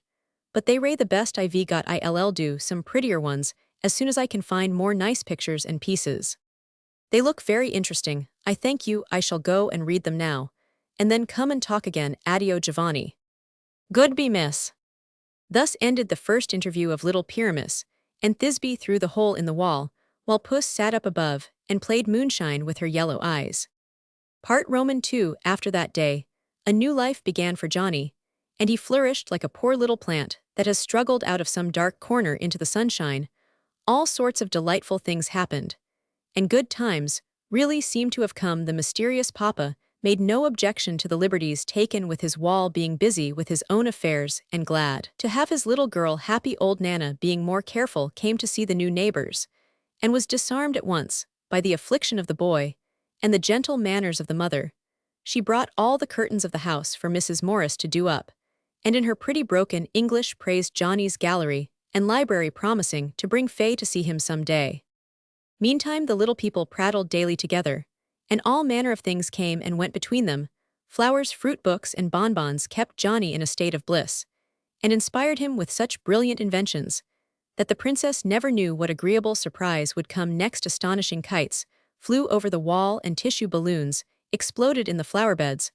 All the birds of the air seemed to live in that court, for the boy whistled and piped till he was hoarse because she liked it. The last of the long-hoarded cents came out of his tin bank to buy paper and pictures for the gay little books he made for her. His side of the wall was ravaged that hers might be adorned, and as the last offering his grateful heart could give, he poked the toad through the hole to live among the lilies and eat the flies that began to buzz about her highness when she came to give her orders to her devoted subjects. She always called the lad Giovanni because she thought it a prettier name than John, and she was never tired of telling stories, asking questions, and making plans. The favorite one was what they would do when Johnny came to see her, as she had been promised he should. When Papa was not too busy to let them enjoy the charms of the studio, for Fay was a true artist's child, and thought nothing so lovely as pictures. Johnny thought so too, and dreamed of the happy day when he should go and see the wonders his little friend described so well. I think it will be tomorrow, for Papa has a lazy fit coming on, and then he always plays with me and lets me rummage where I like while he goes out or smokes in the garden. So be ready. And if he says you can come, I will have the flag up early and you can hurry. These agreeable remarks were breathed into Johnny's willing ear about a fortnight after the acquaintance began, and he hastened to promise, adding soberly a minute after, Mother says she's afraid it will be too much for me to go around and up steps and see new things, for I get tired so easy, and then the pain comes on, but I don't care how I ache if I can only see the picturesque. And you? Won't you ever be any better? Nana thinks you might. So does Mother. If we had money to go away in the country and eat nice things, and have doctors, but we can't, so it's no use worrying. And Johnny gave a great sigh. I wish Papa was rich, then he would give you money. He works hard to make enough to go back to Italy, so I cannot ask him. But perhaps I can sell my pictures also, and get a little. Papa's friends often offer me sweets for kisses. I will have money instead, and that will help. Yes, I shall do it. And Fay clapped her hands decidedly. Don't you mind about it. I am going to learn to mend shoes. Mr. Peggott says he'll teach me. That does nt need legs, and he gets enough to live on very well. It is NT pretty work. Nana can teach you to braid straw as she did at home, that is easy and nice. And the baskets sell very well, she says. I shall speak to her about it, and you can try tomorrow when you come. I will. Do you really think I can come then? And Johnny stood up to try his legs, for he dreaded the long walk, as it seemed to him. I will go at once and ask Papa. Away flew Faye, and soon came back with a glad yes that sent Johnny hobbling in to tell his mother, and beg her to mend the elbows of his only jacket, for suddenly his old clothes looked so shabby, he feared to show himself to the neighbors he so longed to see. Hurrah, I am really going tomorrow, and you too, mammy dear, cried the boy, waving his crutch so vigorously that he slipped and fell. Never mind, I am used to it, pull me up, and I'll rest while we talk about it, he said cheerily as his mother helped him to the bed, where he forgot his pain in thinking of the delights in store for him. Next day the flag was flying from the wall, and Faye early at the hole, but no Johnny came, and when Nana went to see what kept him, she returned with the sad news that the poor boy was suffering much, and would not be able to stir for some days. Let me go and see him, begged Faye imploringly. Cara mia, it is no place for you, so dark, so damp, so poor, it is enough to break the heart, said Nana decidedly. If Papa was here, he would let me go. I shall not play, I shall sit here and make some plans for my poor boy. Nana left her indignant little mistress and went to cook a nice bowl of soup for Johnny, while Faye concocted a fine plan, and what was more remarkable, carried it out. For a week it rained, for a week Johnny lay in pain, and for a week Faye worked quietly at her little easel in the corner of the studio, while her father put the last touches to his fine picture, too busy to take much notice of the child. On Saturday, the sun shone, Johnny was better, and the great picture was done. So were the small ones, for as her father sat resting after his work, Faye went to him with a tired but happy face, and putting several drawings into his hand, told her cherished plan. Papa, you said you would pay me $1 for every good copy I made of the cast you gave me. I tried very hard, and here are 3. I want some money, very, very much. Could you pay for these? They are excellent, said the artist, after carefully looking at them. You have tried, my good child, and here are your well-earned dollars. What do you want them for? To help my boy. I want him to come in here and see the pictures, and let Nana teach him to plait baskets, and he can rest, and you will like him, and he might get well if he had some money. And I have 3/4 the friends gave me instead of bonbons. Would that be enough to send poor Giovanni into the country and have doctors? No wonder Faye's papa was bewildered by this queer jumble, because being absorbed in his work, he had never heard half the child had told him, and had forgotten all about Johnny. Now he listened with half an ear, studying the effect of sunshine upon his picture meantime, while Faye told him the little story, and begged to know how much money it would take to make Johnny's back well. Bless your sweet soul, my darling, it would need more than I can spare or you earn in a year by. And by when I am at leisure, we will see what can be done, answered Papa, smoking comfortably, as he lay on the sofa in the large studio at the top of the house. You say that about a great many things, Papa. By and by won't be long enough to do all you promise. Then, I like now much better, and poor Giovanni needs the country more than you need cigars, or I new frocks, said Faye, stroking her father's tired forehead, and looking at him with an imploring face. My dear, I cannot give up my cigar, for in this soothing smoke I find inspiration, and though you are a little angel, you must be clothed, so wait a bit, and we will attend to the boy later. He was going to say by and by again, but paused just in time with a laugh. Then I shall take him to the country all myself. I cannot wait for this hateful by and by. I know how I shall do it. And at once now, cried Faye, losing patience, and with an indignant glance at the lazy papa, who seemed going to sleep, she dashed out of the room, down many stairs, through the kitchen, startling Nana, and scattering the salad as if a whirlwind had gone by, and never paused for breath, till she stood before the garden wall with a little hatchet in her hand. This shall be the country for him, till I get enough money to send him away. I will show what I can do. He pulled out 2 bricks. I will beat down the wall, and he shall come in at once, panted Faye. And she gave a great blow at the bricks, bent on having her will without delay, for she was an impetuous little creature, full of love and pity for the poor boy, pining for the fresh air and sunshine of which she had so much. Bang, bang went the little hatchet, and down came one brick after another, till the hole was large enough for Faye to thrust her head through, and being breathless by that time, she paused to rest and take a look at Johnny's court. Meanwhile Nana, having collected her lettuce leaves, and her wits, went to see what the child was about, and finding her at work like a little fury, The old woman hurried up to tell the Signor Faye's papa that his little daughter was about to destroy the garden and bury herself under the ruins of the wall. This report, delivered with groans and wringing of the hands, roused the artist and sent him to the rescue, as he well knew that his angel was a very energetic one and capable of great destruction. When he arrived, he beheld a cloud of dust, a pile of bricks among the lilies, and the feet of his child, sticking out of a large hole in the wall, while her head and shoulders were on the other side. Much amused, yet fearful that the stone coping might come down on her, he pulled her back with the assurance that he would listen and help her now immediately if there was such need of haste. But he grew sober when he saw Faye's face, for it was bathed in tears, her hands were bleeding, and dust covered her from head to foot. "My darling, what afflicts you? Tell Papa, and he will do anything you wish." "No, you will forget. You will say, wait, and now that I have seen it all I cannot stop, till I get him out of that dreadful place. Look, and see if it is not sad to live there all in pain and darkness, and so poor."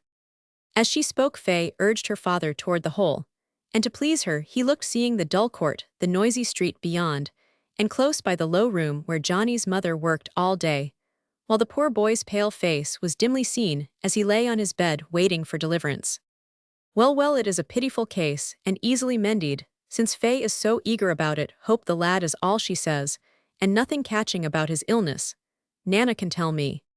Then he drew back his head, and leading Faye to the seat, took her on his knee, all flushed, dirty, and tearful, as she was soothing her by saying tenderly, "Now let me hear all about it, and be sure I'll not forget. What shall I do to please you, dear, before you pull down the house about my ears?"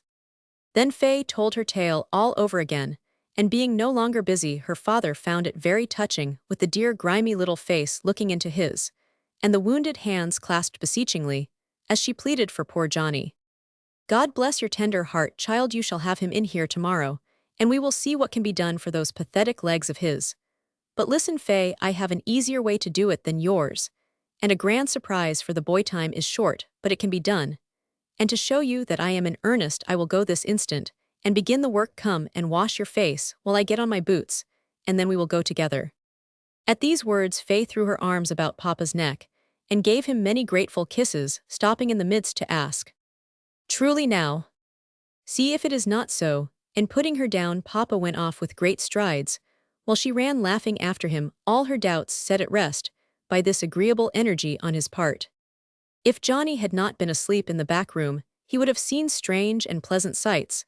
That afternoon and evening, for something went on in the court that delighted his mother, amused the artist, and made Faye the happiest child in Boston. No one was to tell till the next day that Johnny's surprise might be quite perfect, and Mrs. Morris sat up till 11 to get his old clothes in order for Faye's. Papa had been to see her, and became interested in the boy, as no one could help being when they saw his patient little face.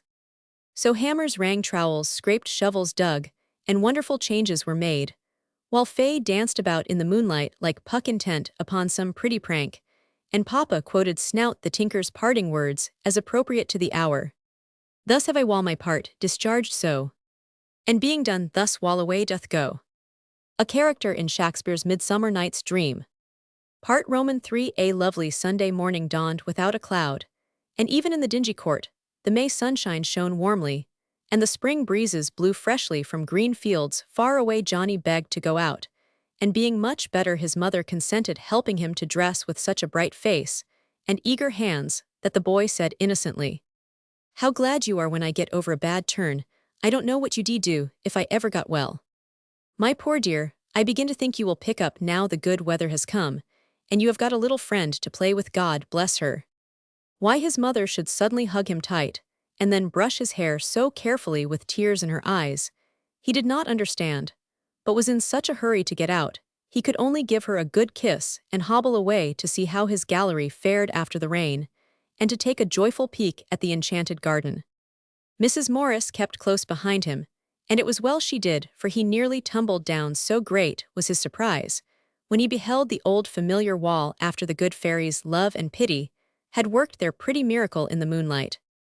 The ragged hole had changed to a little arched door painted red on either side, stood a green tub with a tall oleander in full bloom from the arch, above hung a great bunch of gay flowers, and before the threshold lay a letter directed to Signor Giovanni Morris in a childish hand.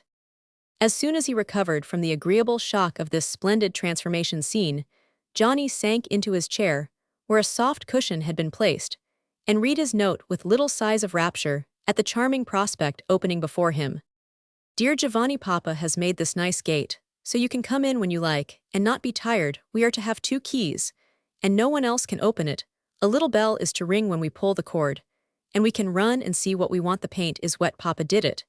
And the men put up the door last night. I helped them, and did not go in my bed till 10. It was very nice to do it, so I hope you will like it. Come in as soon as you can. I am all ready. Your friend, Faye. Mother, she must be a real fairy to do all that, mustn't she? Said Johnny, leaning back to look at the dear door behind which lay such happiness for him. Yes, my sonny, she is the right sort of good fairy, and I just wish I could do her washing for love the rest of her blessed little life, answered Mrs. Morris in a burst of grateful ardor. You shall do. Come in. I cannot wait another minute, cried an eager little voice as the red door flew open, and there stood Faye, looking very like a happy elf in her fresh white frock, a wreath of spring flowers on her pretty hair, and a tall green wand in her hand, while the brilliant bird sat on her shoulder, and the little white dog danced about her feet. So she bids you to come in, with a dimple in your chin. Billy boy, sung the child, remembering how Johnny liked that song, and waving her wand, she went slowly backward, as the boy with a shining face passed under the blooming arch into a new world full of sunshine, liberty, and sweet companionship. Neither Johnny nor his mother ever forgot that happy day, for it was the beginning of help and hope to both just when life seemed hardest and the future looked darkest. Papa kept out of sight, but enjoyed peeps at the little party as they sat under the chestnuts, Nana and Faye doing the honors of the garden to their guests with Italian grace and skill, while the poor mother folded her tired hands with unutterable content, and the boy looked like a happy soul in heaven. Sabbath silence broken only by the chime of bells, and the feet of churchgoers brooded over the city. Sunshine made golden shadows on the grass, the sweet wind brought spring odors from the woods, and every flower seemed to nod and beckon, as if welcoming the new playmate to their lovely home. While the women talked together, Faye led Johnny up and down her little world, showing all her favorite nooks, making him rest often on the seats that stood all about, and amusing him immensely by relating the various fanciful plays with which she beguiled her loneliness. Now we can have much nicer ones for you. Will tell me yours, and we can do great things, she said, when she had displayed her big rocking horse, her grotto full of ferns, her mimic sea, where a fleet of toy boats lay at anchor in the basin of an old fountain, her fairyland under the lilacs, with paper elves sitting among the leaves, her swing that tossed one high up among the green boughs, and the basket of white kittens, where Topaz the yellow-eyed cat now purred with maternal pride. Books were piled on the rustic table, and all the pictures Faye thought worthy to be seen. Here also appeared a nice lunch, before the visitors could remember it was noon, and tear themselves away. Such enchanted grapes and oranges Johnny never ate before, such delightful little tarts, and Italian messes of various sorts. Even the bread and butter seemed glorified because served in a plate trimmed with leaves, and cut in dainty bits. Coffee that perfumed the air put heart into poor Mrs. Morris, who half starved herself that the boy might be fed, and he drank milk till Nana said, laughing as she refilled the pitcher, "He takes more than both the blessed lambs we used to feed for St. Agnes in the convent at home, and he is truly welcome, the dear child, to the best we have, for he is as innocent and helpless as they." What does she mean? Whispered Johnny to Faye, rather abashed at having forgotten his manners, in the satisfaction which 3 mugfuls of good milk had given him. So, sitting in the big rustic chair beside him, Faye told the pretty story of the lambs, who are dedicated to St. Agnes with ribbons tied to their snowy wool, and then raised with care, till their fleeces are shorn to make garments for the Pope, a fit tale for the day, the child thought, and went on to tell about the wonders of Rome, till Johnny's head was filled with a splendid confusion of new ideas, in which St. Peter's and apple tarts, holy lambs, and red doors, ancient images, and dear little girls, were delightfully mixed. It all seemed like a fairy tale, and nothing was too wonderful or lovely to happen on that memorable day. So when Faye's papa at last appeared, finding it impossible to keep away from the happy little party any longer, Johnny decided at once that the handsome man in the velvet coat was the king of the enchanted land, and gazed at him with reverence and awe. A most gracious king he proved to be, for after talking pleasantly to Mrs. Morris, and joking Faye on storming the walls, he proposed to carry Johnny off, and catching him up strode away with the astonished boy on his shoulder, while the little girl danced before to open doors and clear the way. Johnny thought he could nt be surprised anymore, but when he had mounted many stairs, and found himself in a great room with a glass roof full of rich curtains, strange armor, pretty things, and pictures, everywhere, he just sat in the big chair where he was placed and stared in silent delight. "This is Papa's studio, and that the famous picture, and here is where I work. And is nt it pleasant, and aren't you glad to see it?" said Faye, skipping about to do the honors of the place. "I don't believe heaven is beautifuler," answered Johnny in a low tone, as his eyes went from the green treetops peeping in at the windows to the great sunny picture of a Roman garden, with pretty children at play among the crumbling statues and fountains. "I am glad you like it, for we mean to have you come here a great deal. I sit to Papa very often and get so tired, and you can talk to me, and then you can see me draw and model in clay, and then we go in the garden, and Nana will show you how to make baskets, and then we play." Johnny nodded and beamed at this charming prospect, and for an hour explored the mysteries of the studio with Faye for a guide and Papa for an amused spectator. He liked the boy more and more, and was glad Faye had so harmless a playmate to expend her energies and compassion upon. He assented to every plan proposed, and really hoped to be able to help these poor neighbors, for he had a kind heart, and loved his little daughter even more than his art. When at last Mrs. Morris found courage to call Johnny away, he went without a word, and lay down in the dingy room, his face still shining with the happy thoughts that filled his mind, hungry for just such pleasures, and never fed before. After that day everything went smoothly, and both children blossomed like the flowers in that pleasant garden, where the magic of love and pity, fresh air and sunshine soon worked miracles. Faye learned patience and gentleness from Johnny. He grew daily stronger on the better food Nana gave him, and the exercise he was tempted to take, and both spent very happy days working and playing, sometimes under the trees, where the pretty baskets were made, or in the studio, where both pairs of small hands modeled graceful things in clay or daubed amazing pictures with the artist's old brushes and discarded canvases. Mrs. Morris washed everything washable in the house, and did up Faye's frocks so daintily that she looked more like an elf than ever when her head shone out from the fluted frills like the yellow middle of a daisy, with its white petals all spread. As he watched the children playing together, the artist, having no great work in hand, made several pretty sketches of them, and then had a fine idea of painting the garden scene where Faye first talked to Johnny. It pleased his fancy, and the little people sat for him nicely, so he made a charming thing of it, putting in the cat, dog, bird, and toad as the various characters in Shakespeare's lovely play, while the flowers were the elves, peeping and listening in all manner of merry pretty ways. He called it Little Pyramus and Thisbe, and it so pleased a certain rich lady that she paid a large price for it, and then, discovering that it told a true story, she generously added enough to send Johnny and his mother to the country when Faye and her father were ready to go. But it was to a lovelier land than the boy had ever read of in his fairy books, and to a happier life than mending shoes in the dingy court in the autumn. They all sailed gaily away together to live for years in sunny Italy, where Johnny grew tall and strong, and learned to paint with a kind master and a faithful young friend, who always rejoiced that she found and delivered him, thanks to the wonderful hole in the wall. She got too lazy to care for anything but sleeping and eating. Page 219. Roman 10. The Piggy Girl. "I won't be washed, I won't be washed," screamed little Betty, kicking and slapping the maid who undressed her one night. "You'd better go and live with the pigs, dirty child," said Maria, scrubbing away at two very grubby hands.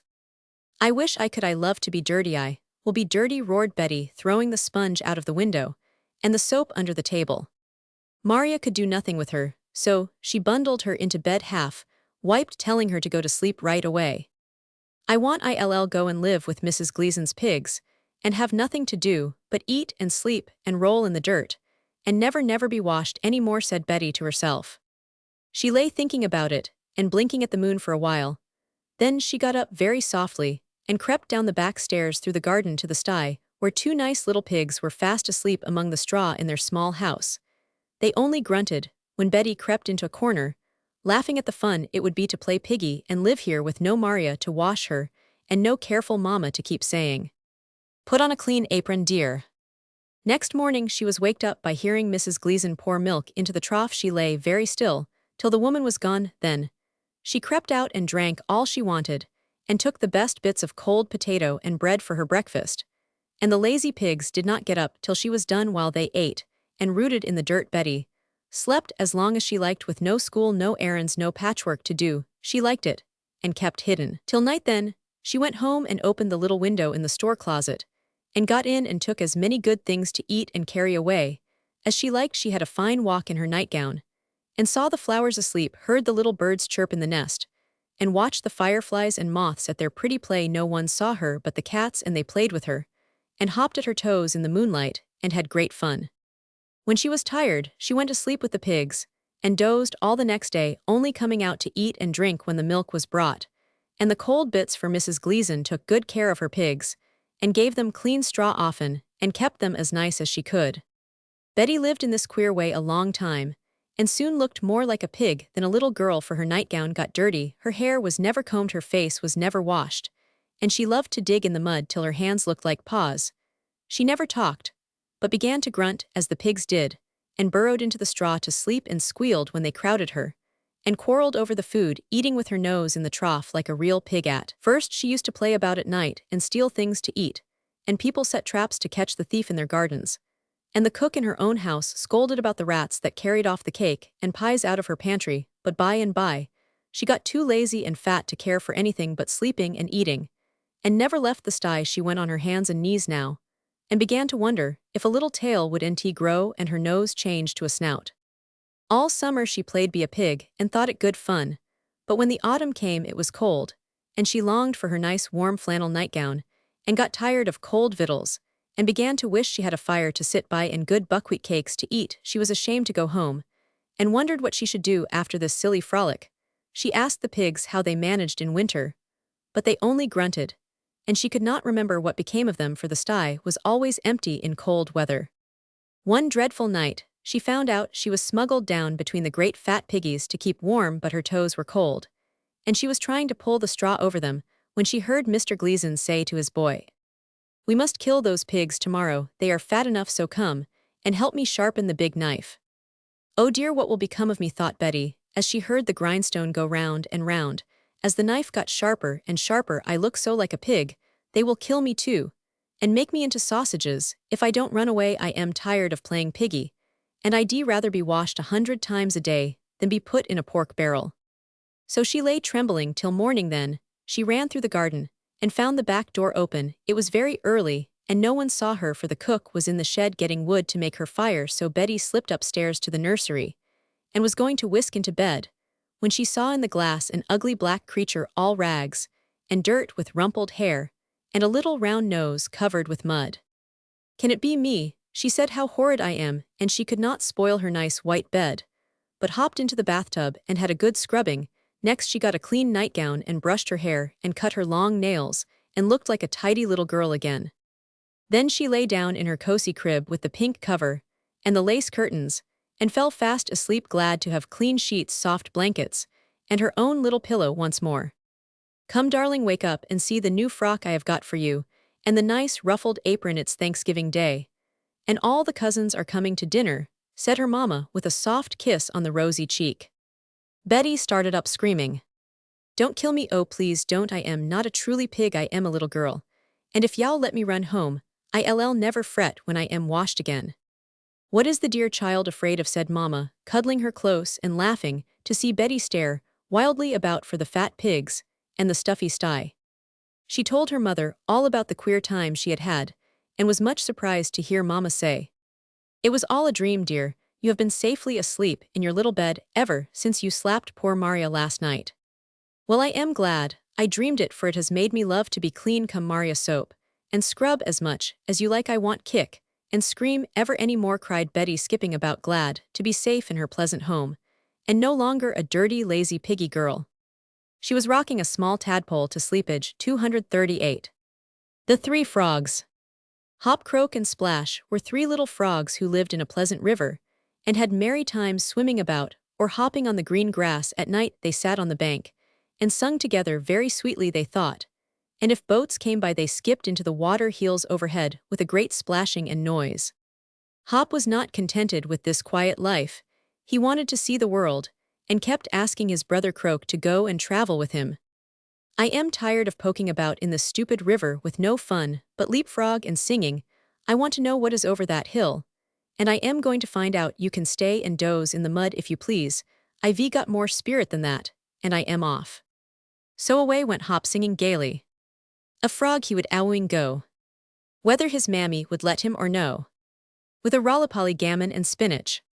Hey-ho, said Anthony Rowley. His good little sister Splash begged him to stay, for the world was full of danger, and he was too young to go alone. But Hop told her not to worry, girls ought to keep at home, for they could take care of themselves. But fine young fellows should see something of life before they settled down. His friend Turtle had invited him to go, and if such a slow chap as Creeper could start on a journey, of course, the best jumper in the river would get on all right.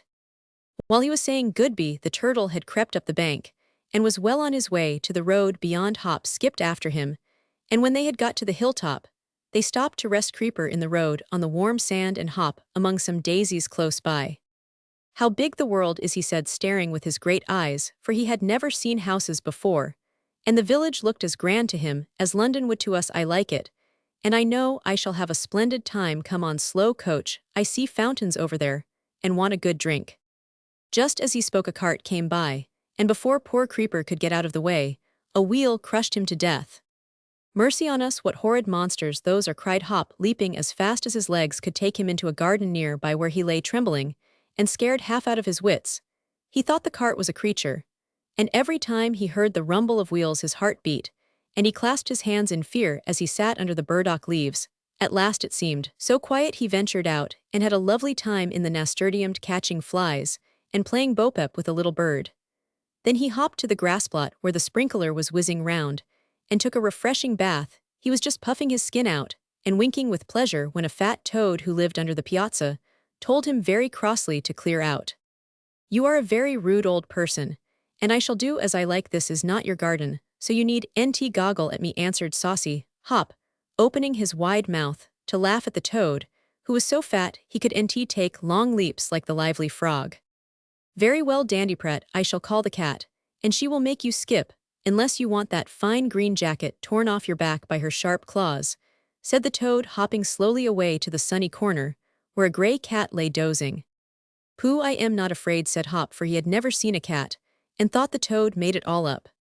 So he took a leisurely stroll down the walk, looking about him as if he owned the whole garden. Presently he saw a pretty little creature playing with leaves, and hurried on to speak to it, being eager to find friends in this pleasant place. You see, when the toad told the cat about the stranger, pussy only gaped, and went to sleep again, not caring to play with anyone. But the kitten, who lay beside her, was curious to see a frog, and ran off at once to find him. Hop did not know that this was the cat's daughter, till Kitty pounced on him as if he had been a mouse, and instead of playing some nice game, and telling all about the new world as Hop expected, she clawed and bit him, tossed him up, and let him bump down again on the hard ground. He tried to get away, but she let him hop a little, and then pounced again, cuffing him with her paws, and dragging him about till he was half dead. He believed the old toad now, and thought the end of the world had come. It would have been the end of the world for him, if a dog had not bounced into the garden, and made Kitty fly up a tree, spitting and glaring like a little dragon. Poor Hop crept under a gooseberry bush, and lay there longing for gentle Splash to tie up his wounds, and comfort his pain with spearmint from the river side, and a cool lily-pad for a wet sheet to pack him in. It is an awful world, and I wish I was safe at home, he sighed. As the sun grew hot, the water was turned off, and the wind stopped blowing. But he was too feeble to hop away, and lay there panting, till night, when a shower saved his life, and early in the morning he started to find the river before he got into any more troubles. He went very slowly, being lame and sore, but got out of the garden, and was just planning to give one tremendous leap over the road for fear he should get crushed as Creeper did, when he heard a soft rustling behind him, and saw a long, slender gray thing with very bright eyes, and a little tongue that darted out and in like a flash. I see no cruel claws, so it can't be a cat, thought Hop, feeling timid now about making new friends.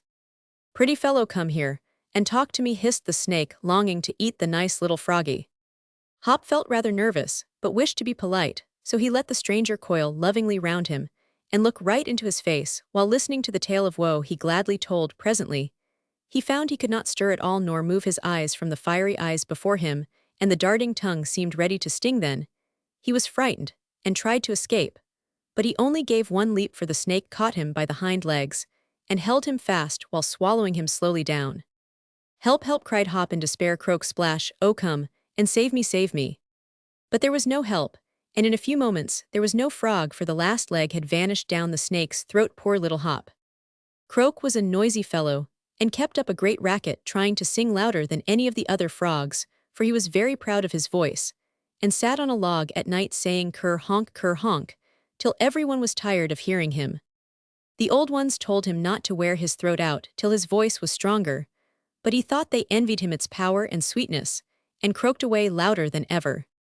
The boys who came to the river to bathe used to mock him, and try to see which frog sung so loud. This pleased him, and instead of keeping still and staying among his friends, silly Croak went and sat on a rock alone, that all might see and hear the great singer. "Now," said the boys, "we can catch him and keep him in a tub, and when we are tired of his noise, we can rap him on the head and make him be still." So while the vain frog sat croaking at the top of his voice, two of the boys swam up to the rock, and threw a net over him.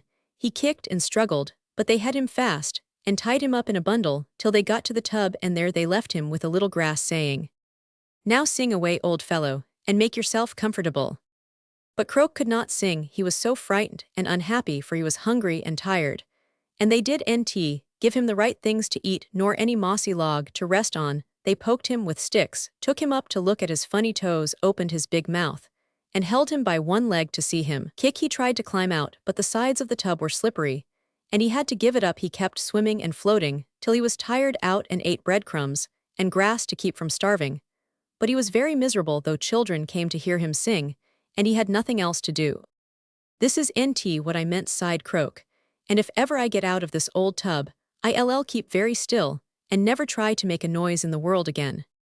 Among the children was one kind little girl who pitied the poor frog, and one day, when she was alone, took him up carefully and put him on the grass, saying, "Run away, froggy, home to your mama, and don't tell the boys I set you free." "Thank you, my dear, those bad boys will never see or hear me again," answered Croak, hopping off as fast as he could go, never minding in his hurry that he was not taking the road to the river. After he had gone a long way, he came to a tank, where a great many frogs seemed to be having a very nice time, for there was plenty of food stones to sit on, and fresh water flowing in all the time. "Ah, these must be very elegant people to live in this luxurious way. They sing pretty well, but not one has a splendid deep voice like mine. I'll jump in and astonish them with my best song," said Croak, after he had watched and listened for a while. If he had only known that these frogs were kept there to be fattened for an old French gentleman to eat, he would have skipped away and saved his life. But he was so anxious to show off his voice that he gave a jump and went splash into the tank, startling the others, and making a great commotion. He liked that, and getting up on the highest stone, gave them his favorite cur honk song till the air rang with the sound. The other frogs were much impressed, for they thought it fine music, so they gathered round and shook hands, and welcomed the stranger, sure that he must be a distinguished musician. He put on such airs. Now Croak was in his glory, and puffed himself out and goggled at the lady frogs till they put up their fans of green flag to hide their smiles. The young fellows tried to imitate him, till the tank was such a noisy place. The old gentleman said to his cook, "Kill off a dozen of the fattest for dinner, and stop that din out there."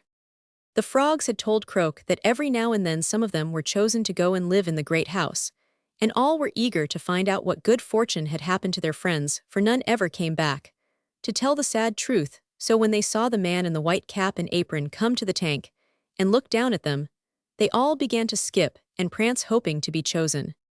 With a long-handled net, the cook picked out the fattest and put them in a covered pail till he had his dozen. Croak had not been there long enough to get very plump, so he would have escaped that time if he had held his tongue, but he couldn't keep still, and made such a terrible noise. The cook said, "I must catch and quiet that rascal, or my master will go distracted." So he held the net open, and that silly frog hopped in, little dreaming that he had sung his last song. "Now we shall see fine things. Good be you, poor dears, be patient till your turn comes," he cried, as the bucket was carried away to the kitchen.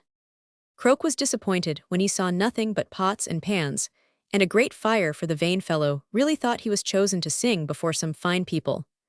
But his disappointment turned to horror when he saw his friends taken out one by one, and their poor little legs cut off to fry for dinner. That was the only part the cook used, and the rest he threw away. Croak was left to the last, as he was not to be eaten, and while he waited his turn he dashed distractedly round and round the pail trying to get away, and croaking so dismally, it was a wonder the cook did not take pity on him. But he did not, and was just going toward the pail with the big knife in his hand, when the old gentleman came down to see if his orders were obeyed, for he thought a great deal of his dinner. All the poor little legs lay in the pan ready to cook. And he was so pleased that he said, looking at the thin frog swimming about in that lively way, "Ah, this is a very brisk fellow. I will put him in my aquarium, the goldfish, and the crab will like a little society, I think." Then catching Croak by one leg, he carried him upstairs and threw him into the great glass box, where several pretty goldfish and one cross crab lived together. Croak was so glad to escape frying that he was very quiet, humble, and good. And though his new home was a prison, he tried to be contented, and never complained when the lovely fish called him ugly, and the cross crab nipped his toes. He was homesick, and longed sadly for the pleasant river, the jolly games he used to have, and his dear little sister. He never sang now, fearing to be killed if he did. But when the windows stood open through the summer night, and he heard the music of his friends, he put his hands before his face, and cried such bitter tears that the water grew quite salt. He bore it as long as he could, but his heart broke at last, and one day poor Croak was found floating on the top of the tank quite dead, so that was the end of him. Good little Splash lived at home all safe and happy, and was so kind to everyone that her neighbors loved her dearly, and sung her praises at their evening concerts.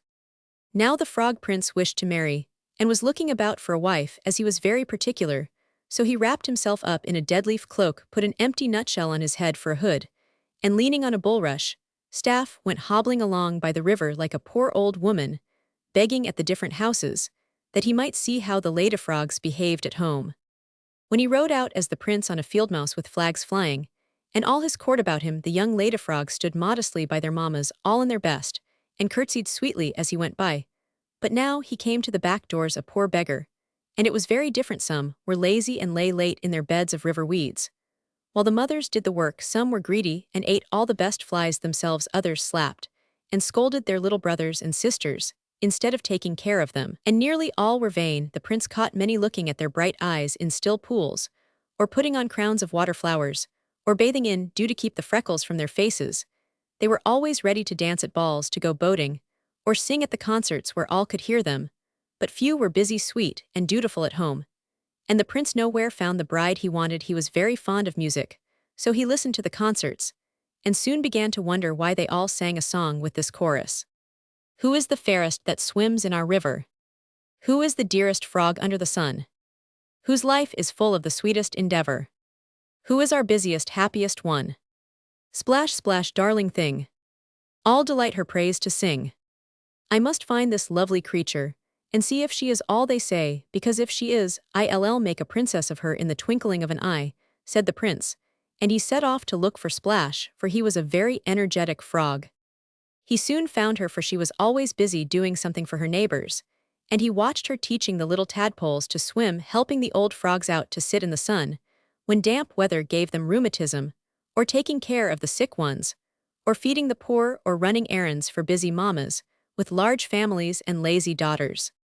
In her own little home all was as neat as wax, but so lonely she did not like to stay there much. All day she helped others, and at evening sat at her door and thought sadly of her lost brothers. She was very pretty in her neat gray gown and white apron, with her bright eyes, gentle face, and sweet voice, though she seldom sung except lullabies to the little frogs and the sick folks. She was rocking a small tadpole to sleep in this way one day, when the disguised prince came hobbling along, and asked for a bit to eat. Putting little Wiggle in his cobweb hammock, Splash said kindly, "Yes, old mother, come in and rest, while I get you some dinner. Here's a soft cushion of moss, and a leaf of water fresh from the spring." The prince sat a long time talking with her, and hearing about her brothers, and seeing how sweet she was, he made up his mind to marry at once, for frogs don't spend a long time and much money getting ready. Just wash up their green and gray suits, and invite their friends to the wedding. The bride can always find a delicate cobweb on the grass for a veil, and that is all she needs. The prince thought he would try one thing more, so he said to her, "I am very lame. Will you take me to the palace? I want to see the prince. Do you know him?" "No, I am only a humble creature, and he would nt care to know me," said Splash modestly. "But I admire him very much. He is so brave, and just, and good. I love to see him go by, and always peep behind my curtain. He is such a splendid sight." The prince blushed under the nutshell cap at such praise, and was sure from the way Splash spoke that she loved him a little bit. So he was very happy and wanted to dance, but kept quiet and leaned on her arm as she led him down the bank, put him nicely on a lily pad, and rode away smiling at him, and talking so sweetly. He got fonder and fonder of her every moment. At last they came to the palace, all made of white water lilies, with red cardinal flowers, for flags, floors of green moss, and pink toadstool tables, spread with acorn cups of honeyberries. And all the dainties frogs love, for the prince had sent a telegram by the wind to have a feast ready. "Come in, I have something for you in return for your kindness to me. I am not what I seem. And in a moment, you shall see who your new friend is," said the prince, leading her into the great hall where the throne was. Then he left her wondering what was to happen, while he hurried to throw off his old things, and to put on his green velvet suit, his crown of cowslip, and the tall rush that was his scepter. He looked very splendid, with white silk stockings on his long legs, his fine eyes shining, and his speckled waistcoat puffed out with the joy of his heart. The trumpets sounded. All the frogs of the court came marching in with the prince at the head, and when they were seated at the tables, he took astonished Splash by the hand, and said in a loud voice, "This is your queen, best, the loveliest in the land. Bring the wedding veil, let the bells ring, and shout with me, hurrah, hurrah, for Queen Splash." They did nt look like heroines, those two shabby little girls. Page 242. Ba the first. They did nt look at all like heroines, those two shabby little girls, as they trotted down the hill, leaving a cloud of dust behind them. Their bare feet were scratched, and brown. Their hands were red with berry stains, and their freckled faces shone with heat under the flapping sunbonnets. But Patty and Tilda were going to do a fine piece of work, although they did not know it then, and were very full of their own small affairs, as they went briskly toward the station to sell berries. The tongues went as fast as the feet, for this was a great expedition, and both were much excited about it. "Don't they look lovely?" said Tilda, proudly surveying her sister's load, as she paused to change a heavy pail from one arm to the other. "Perfectly delicious. I know folks will buy 'em, if we ain't too scared to offer 'em," answered Patty, stopping also to settle the 24 little birch baskets, full of red raspberries, which she carried prettily set forth on an old waiter, trimmed with scarlet bunchberries, white everlasting, and green leaves. "I shan't be ill, go right along, and holler real loudsy, if I don't. I'm bound to have our books and boots for next winter, so just keep thinking how nice they'll be, and push ahead," said stout-hearted Tilda, the leader of the expedition. "Hurry up, I want to have time to sprinkle the posies, so they'll look fresh when the train comes. I hope there'll be lots of children in it. They always want to eat," Ma says.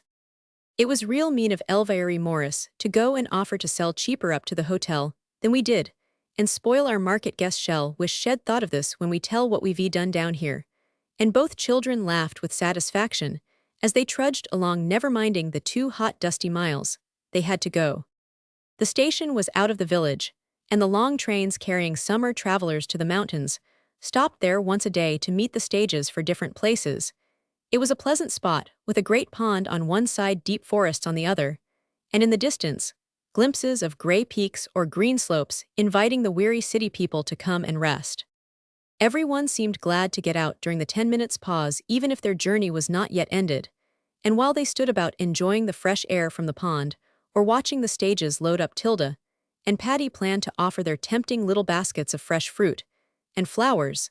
It was a great effort, and their hearts beat with childish hope and fear as they came in sight of the station, with no one about but the jolly stage drivers lounging in the shade. "Plenty of time, let's go to the pond and wash off the dust and get a drink. Folks won't see us behind those cars," said Tilda, glad to slip out of sight, till the train arrived, for even her courage seemed to ooze away as the important moment approached. A long cattle train stood on a side track, waiting for the other one to pass, and while the little girls splashed their feet in the cool water or drank from their hands, a pitiful sound filled the air. Hundreds of sheep closely packed in the cars, and suffering agonies from dust and heat and thirst, thrust their poor noses through the bars, bleeding frantically for the sight of all that water so near, yet so impossible to reach, drove them wild. Those farther down the track, who could not see the blue lake, could smell it, and took up the cry till the woods echoed with it, and even the careless drivers said with a glance of pity, "Hard on the poor critters this hot day, ain't it? Oh, Tilda hear em baw, and see em crowd this side to get at the water. Let's take em some in our pickin' dishes. It's so dreadful to be dry," said tender-hearted Patty, filling her pint cup, and running to offer it to the nearest pathetic nose outstretched to meet it. A dozen thirsty tongues tried to lap it, and in the struggle the little cup was soon emptied, but Patty ran for more and Tilda did the same, both getting so excited over the distress of the poor creatures that they never heard the far-off whistle of their train, and continued running to and fro on their errand of mercy, careless of their own weary feet-hot faces, and the precious flowers withering in the sun. They did not see a party of people sitting nearby under the trees who watched them, and listened to their eager talk with smiling interest. "Run, Patty, this poor little one is half dead, throw some water in his face, while I make this big one stop walking on him. Oh dear, there are so many we can't help, half in our mugs are so small. I know what I'll do." Tilda tip out the berries into my apron, and bring up a nice lot, at once, cried Patty, half beside herself with pity.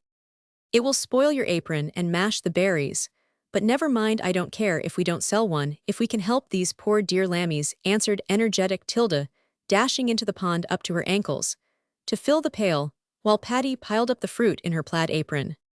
"Oh, my patience me, the train is coming," cried Patty, as a shrill shriek woke the echoes, and an approaching rumble was heard. "Let it come, I won't leave this sheep, till it's better you go and sell the first lot. I'll come as quick as I can," commanded Tilda, so busy reviving the exhausted animal that she could not stop even to begin the cherished new plan. "I don't dare go alone, you come and call out, and I'll hold the waiter," quavered poor Patty, looking sadly scared as the long train rolled by with a head at every window. "Don't be a goose, stay here and work. Then I'll go and sell every basket. I am so mad about these poor things. I ain't afraid of anybody," cried Tilda, with a last refreshing splash among the few favored sheep, as she caught up the tray and marched off to the platform, a very hot, wet, shabby little girl, but with a breast full of the just indignation and tender pity that go to redress half the wrongs of this great world.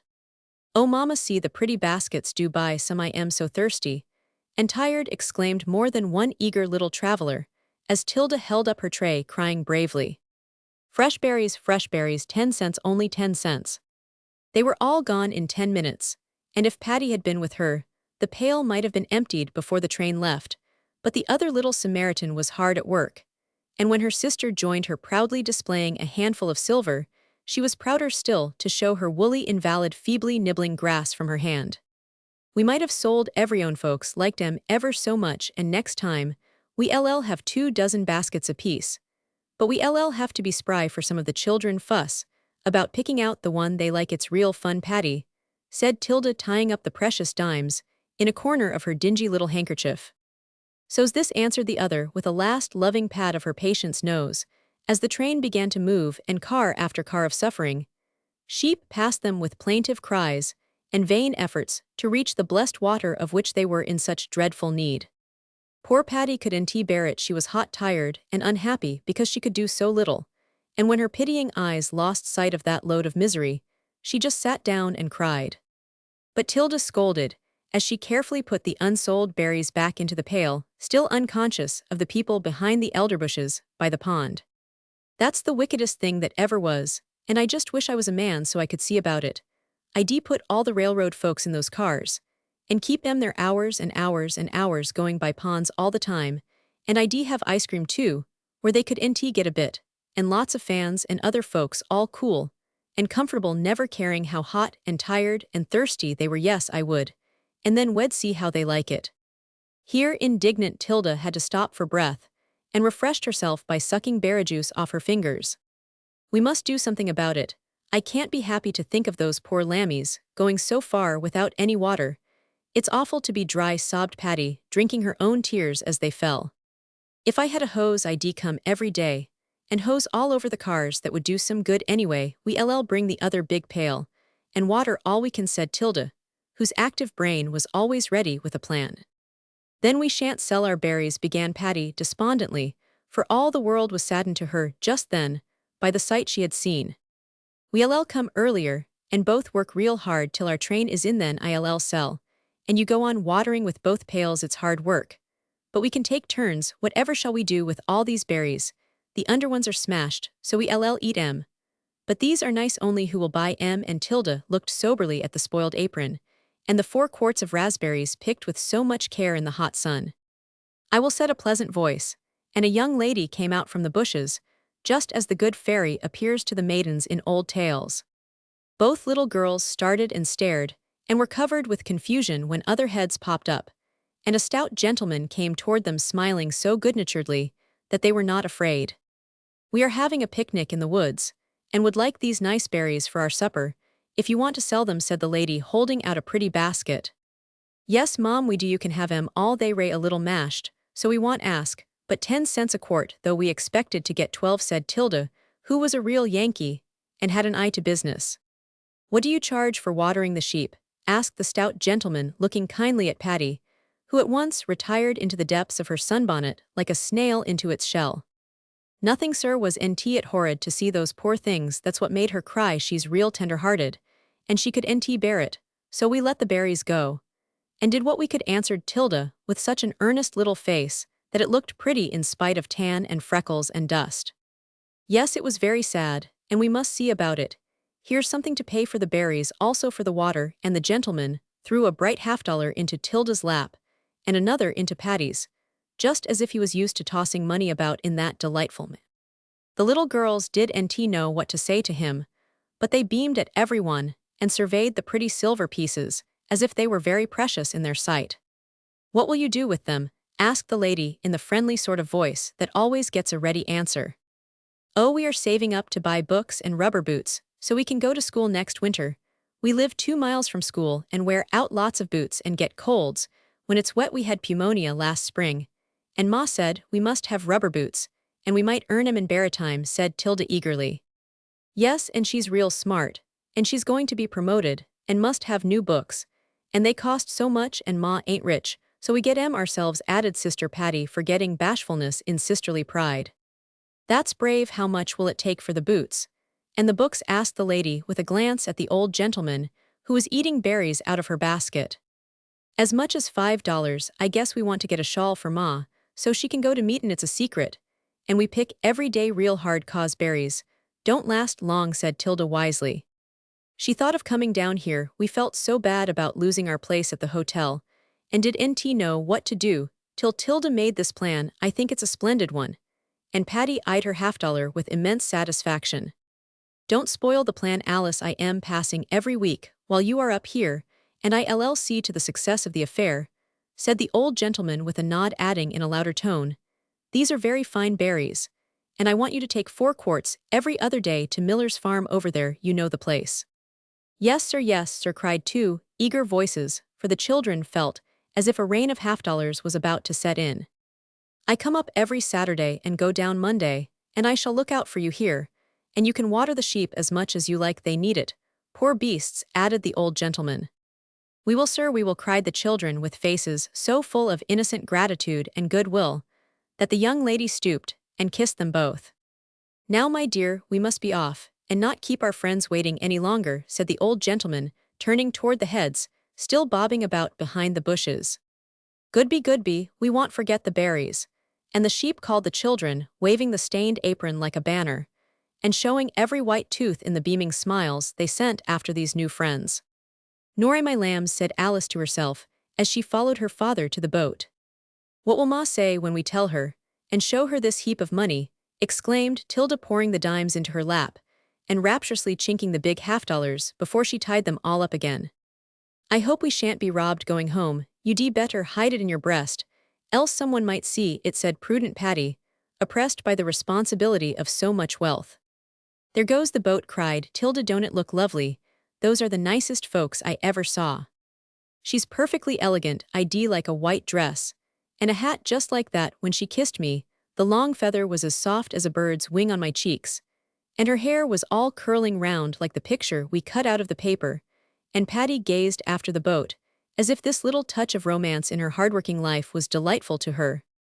They must be awful rich to want so many berries. We shall have to fly round to get enough for them. And the car folks too. Let's go right off now to that thick place we left this morning, else Elvary May get ahead of us, said practical Tilda, jumping up ready to make hay while the sun shone. But neither of them dreamed what a fine crop they were to get in that summer, all owing to their readiness in answering that pitiful ba-ba. Ba the second. A very warm and a very busy week followed, for the berries were punctually delivered at the farm and successfully sold at the station, and best of all, the sheep were as faithfully watered as two little pails, and two little girls could do it. Everyone else forgot them. Mr. Benson was a busy old gentleman far away in the city. Miss Alice was driving, boating and picnicking all day long, and the men at the depot had no orders to care for the poor beasts. But Tilda and Patty never forgot, and rain or shine they were there when the long train came in, waiting to do what they could with dripping pails, handfuls of grass or green branches, to refresh these suffering travelers for whom no thought was taken. The rough stage drivers laughed at them, the brakeman ordered them away, and the station master said they were little fools, but nothing daunted the small sisters of charity.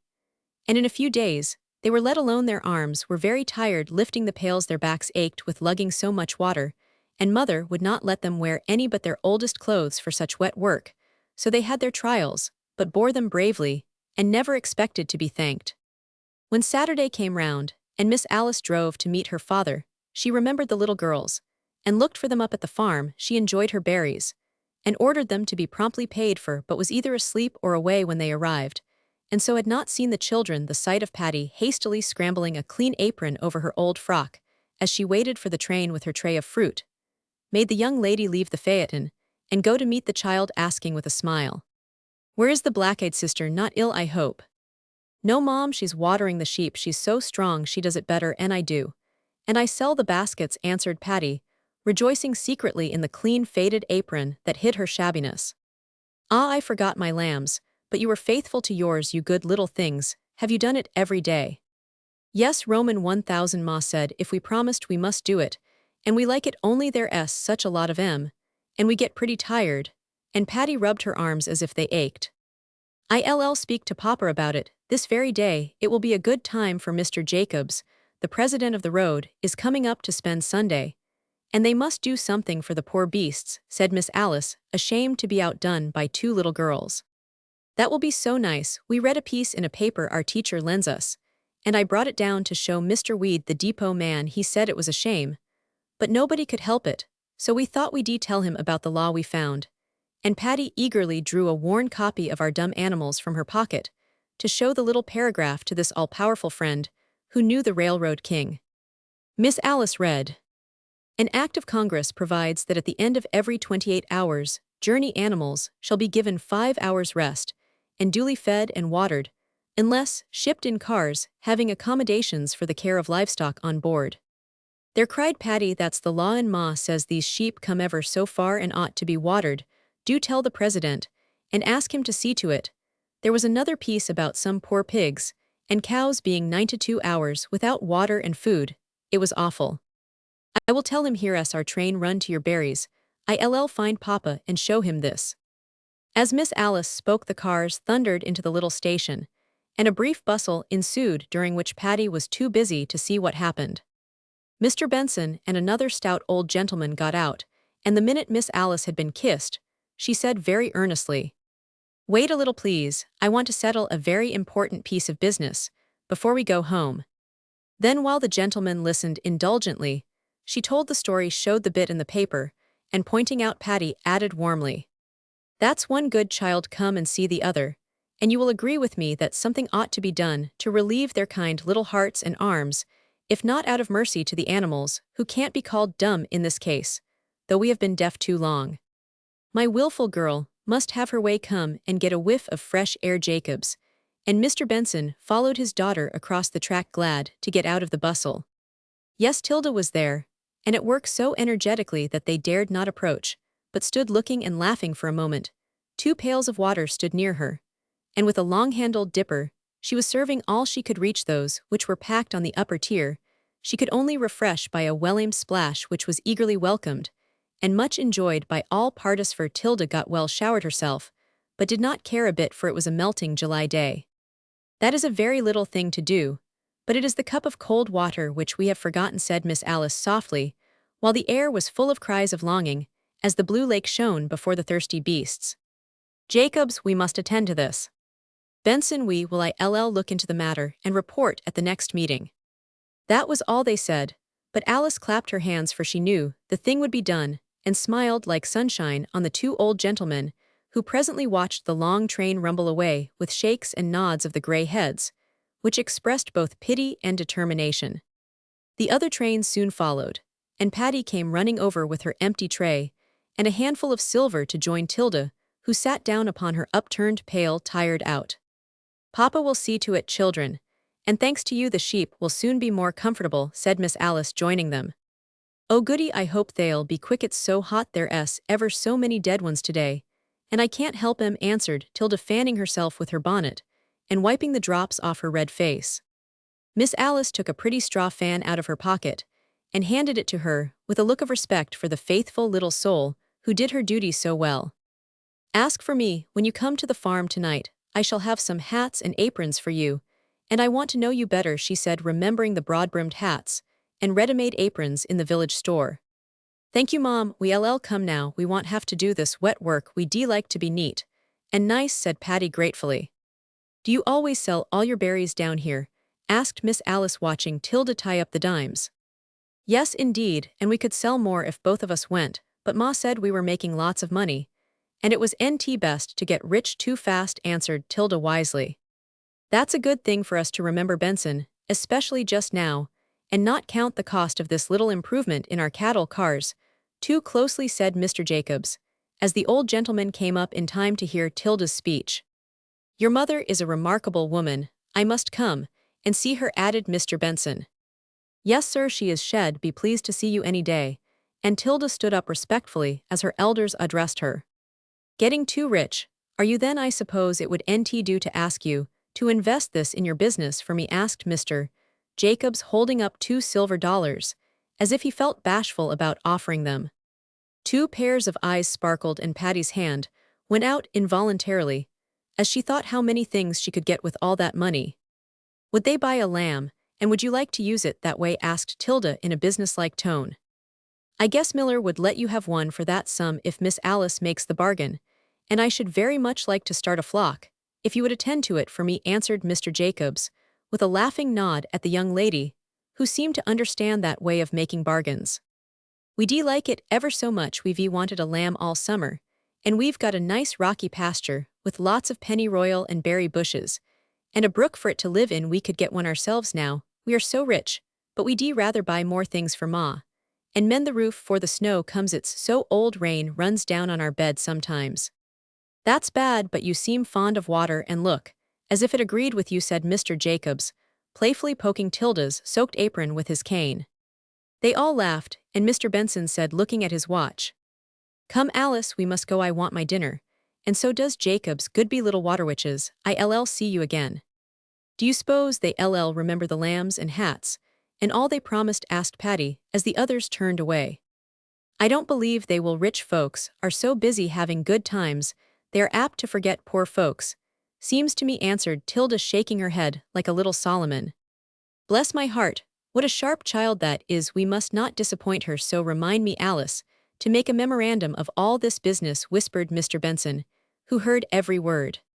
The president is a very nice man, and I know he'll keep his word. See, he dropped the money in my tray, and I never saw him do it, cried Patty, pouncing on the dollars like a robin on a worm.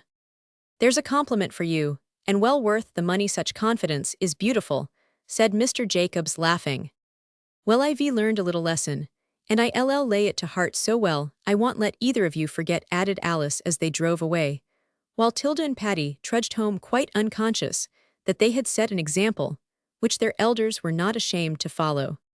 So many delightful things happened after this that the children felt as if they had got into a fairy tale. First of all, 2 nice rough straw hats and 4 useful aprons were given them.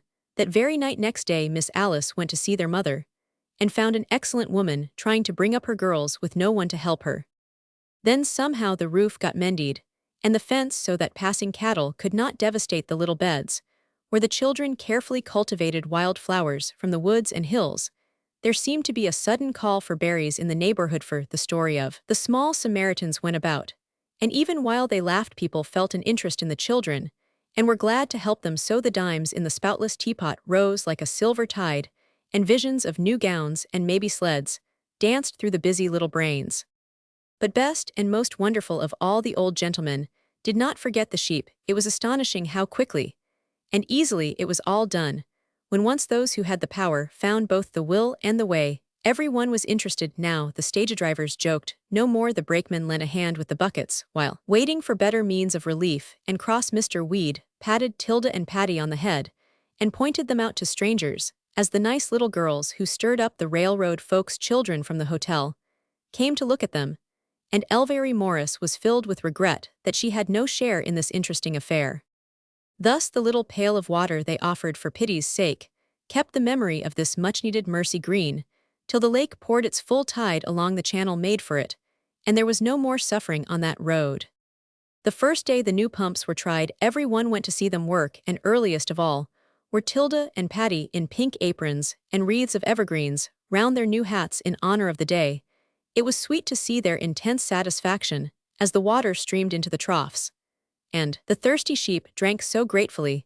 The innocent little souls did not know how many approving glances were cast upon them as they sat on a log with the tired arms, folded 2 trays of berries at their feet now, and 2 faces beaming with the joy of a great hope beautifully fulfilled.